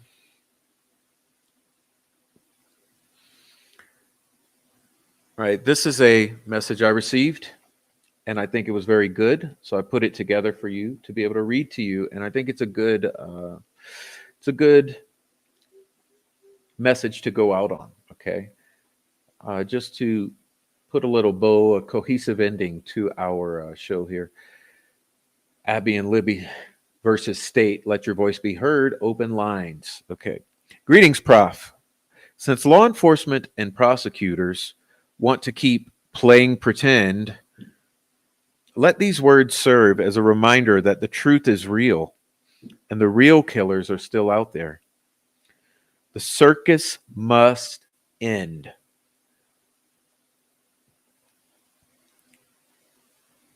Release the innocent man, properly investigate the case, follow up on the Odin report, and arrest the true perpetrators. Continuing this facade is a waste of everyone's time and a stain on justice. It's alarming that one man's constitutional rights have been blatantly violated, yet no one in authority has intervened. Bad judges are rare, but Judge Gull's decisions take the cake. Her rulings have gone beyond questionable, bordering on bizarre. Consider this. During trial, a juror asked a question to someone on the stand, and after they answered, the prosecutor objected, which Judge Gull then sustained, leaving the jury without an answer. This undermines the very essence of a fair trial.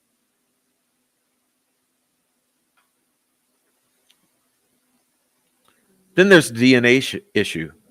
According to law enforcement, a foreign male DNA profile was collected at the crime scene, specifically used to compare with DNA swabs in this case. However, we've been told the DNA doesn't match Richard Allen or the victims. Now at trial, DNA has mysteriously disappeared as a factor, with the state claiming it no longer has the DNA once used in comparison.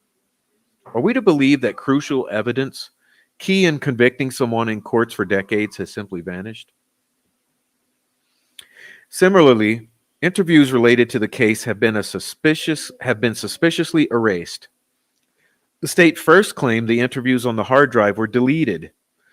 Then they said they were recorded over, and then later blamed a DVR malfunction in February, May, and June of 2017. Which is it? It can't be all three. How many coincidences need to pile up before everyone acknowledges the gross mishandling of this case? Meanwhile, the treatment of Richard Allen in custody has been inhumane and publicly humiliating. Forced to endure severe mental distress, he experienced a psychotic episode during which he ate his own feces.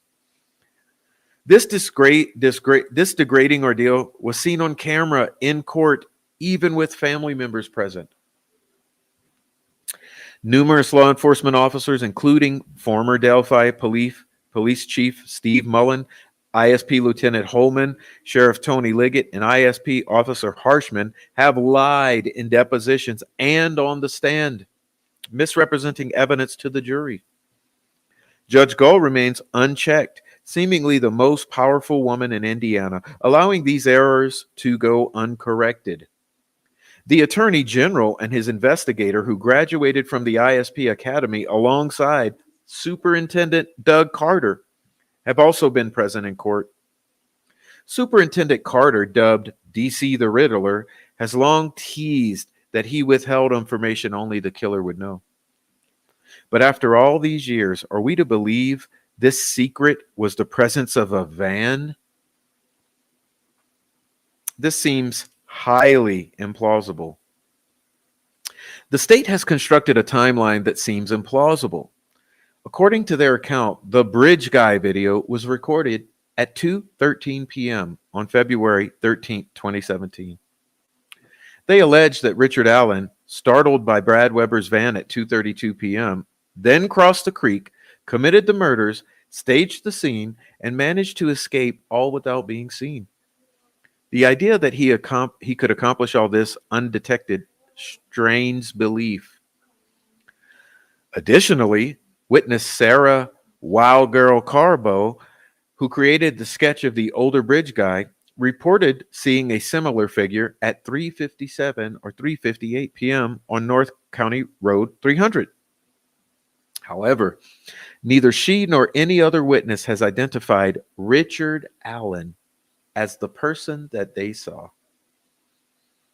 The timeline doesn't align with this account, especially given that the state now appears to be relying on Weber's van as the main evidence against Allen.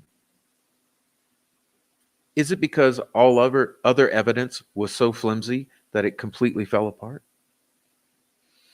Taken together, these inconsistencies in timing and witness statements cast serious doubt on the state's narrative. The unfolding of this case is beyond a travesty. It's a series of injustices that continue to this day. Richard Allen deserves better. It's maddening and heartbreaking that the very people sworn to serve and protect would compromise their duty for job security, a rampant issue across Carroll County and Indiana. It's said that every ISP Academy graduate hears ISP Superintendent Doug Carter whisper, "Never do anything to discredit this organization." Yet, we're seeing the opposite, with the thin blue line prevailing over honesty and accountability. Crossing that line or speaking out can cost an officer their job, or even worse, sometimes your life. Judge Francis Gull originally appointed Baldwin and Rozzi as Allen's public defenders, only later to remove them, an unconstitutional act that the Indiana Supreme Court reversed, reinstating Baldwin and Rozzi. Judge Gull's erratic and dubious decisions signal something deeply wrong, undermining the integrity of this case and the judiciary as a whole. We need an end to this case. We need an end to this circus. During his time at Westville Prison, Richard Allen suffered from severe drug-induced psychotic episodes. The antipsychotic drugs he was forced to take only intensified his condition. Fortunately, he is no longer in that state of mind, at least for now. This troubling period of his life is now coming to light, and it's important that the public understands what he endured. For anyone suggesting he's faking it or questioning his mental state at the time, please note that Richard Allen is not pleading insanity on this case. Whether you believe he was crazy then or not is irrelevant. This argument simply does not apply here. So I ask you, ladies and gentlemen, are you willing to accept that those in positions of authority over you are criminals by nature and liable to perform crimes in an organized manner against you with no consequence?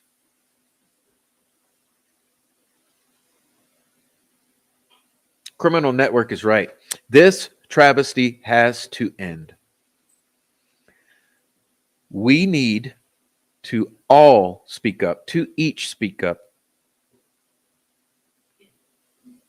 to demand accountability from those who would claim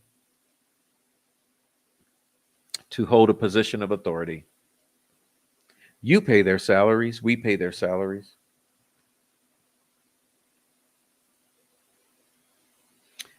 No one is immune to the eyes of the Lord.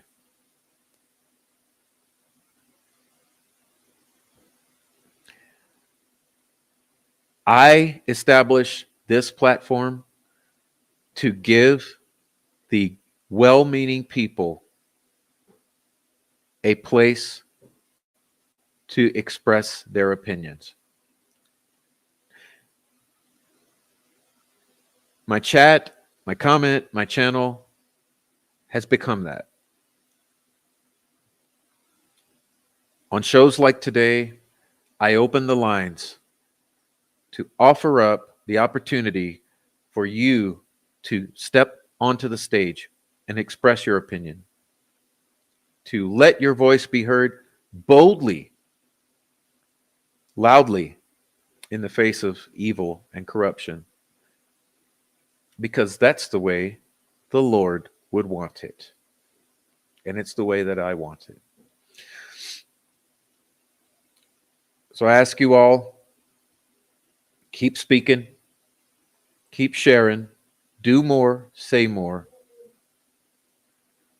This case is not going away. It's not.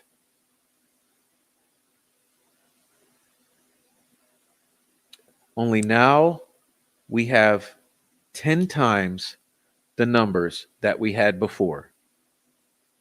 And that's something to be grateful for.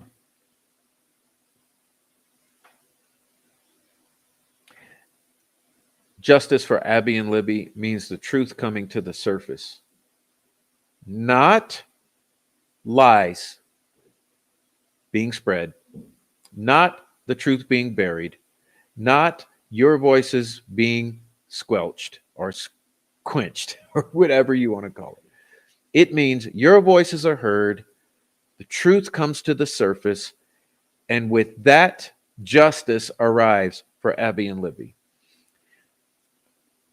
I should never have had to title this show Abby Libby versus the state. Because in an ideal world, the state would be one and the same in representing justice for Abby and Libby. But I think the consensus is at this point in time that that is not the case. And that's a tragedy.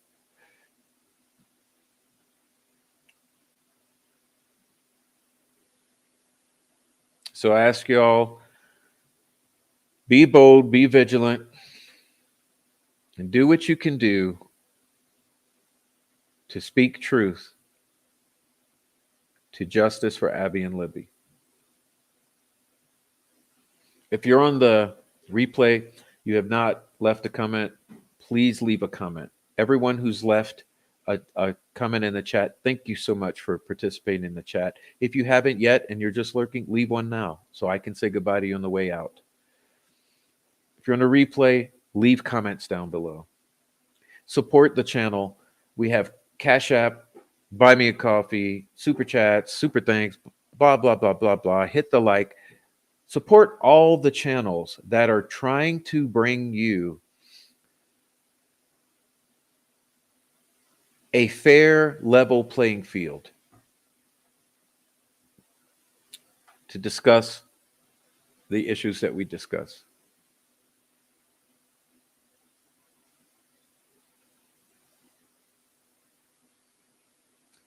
We don't know every point on which we're right, every point on which we're wrong, but we're not here to gaslight. We're not here to obscure the truth. We don't want to cover anything up, okay? We want the truth and transparency, the facts. That is it. Why are people upset?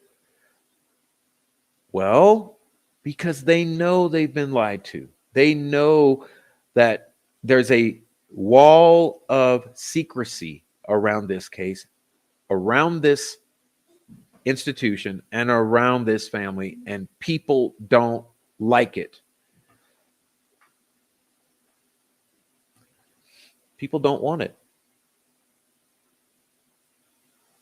This judge has done everything in her power to maintain that wall of secrecy. So has law enforcement.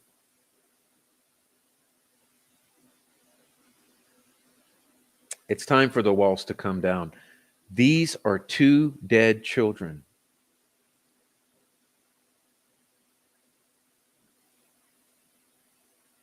There's no reason to ever hide what happened to them. Honor them. Anyway, God bless you all. thank you so much for being here. It was an extremely long show. I didn't anticipate on going this long, but I'm so glad that we had some amazing guests. So glad that we had an amazing chat. And it's been a stellar day because we learn now that the defense has rested their case. So now it's in God's hands. Okay? So God bless you all in the chat. Teresa, Yaya, Shibby, Marianne Foster, Lisa, Criminal Network, Say What, Tom, Christine, Ninja, Rebecca Ann, Heather Marie, Jake Brooks, True Crime Junkie, Roger C., Indy Cindy, Michelle Oakes, Buddy Rich, Four Pits, Connie, Sandy D, Auto Doctor, Say What, Big JD, Heavy Metal Rehab, Pink Quartz 1111, Maria, all right, Vladimir, Linda, Lookin Miller, Fair Maiden Wins, Trisha,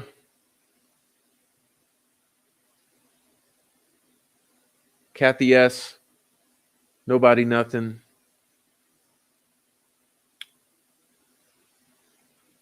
Lazika, and everyone who was here way super earlier. Old Mort, Tracy Fleetwood, the entire crew that was here super early in the show. It's a New Day, Ashes to Ashes, Shelly Klein, Valencia's mom, Shimmer Wren. Thank you. Everyone who supported the channel, everyone who's sent me emails, words of encouragement, support financially, and well wishes for my family. Thank you all so much. We love you. God bless Libby and Abby. God bless all of you. Hey, love your kids, love your wife, hug your kids, hug your wife. If you're in Delphi, hide your kids, hide your wife. All right. So we'll check you out later. God bless.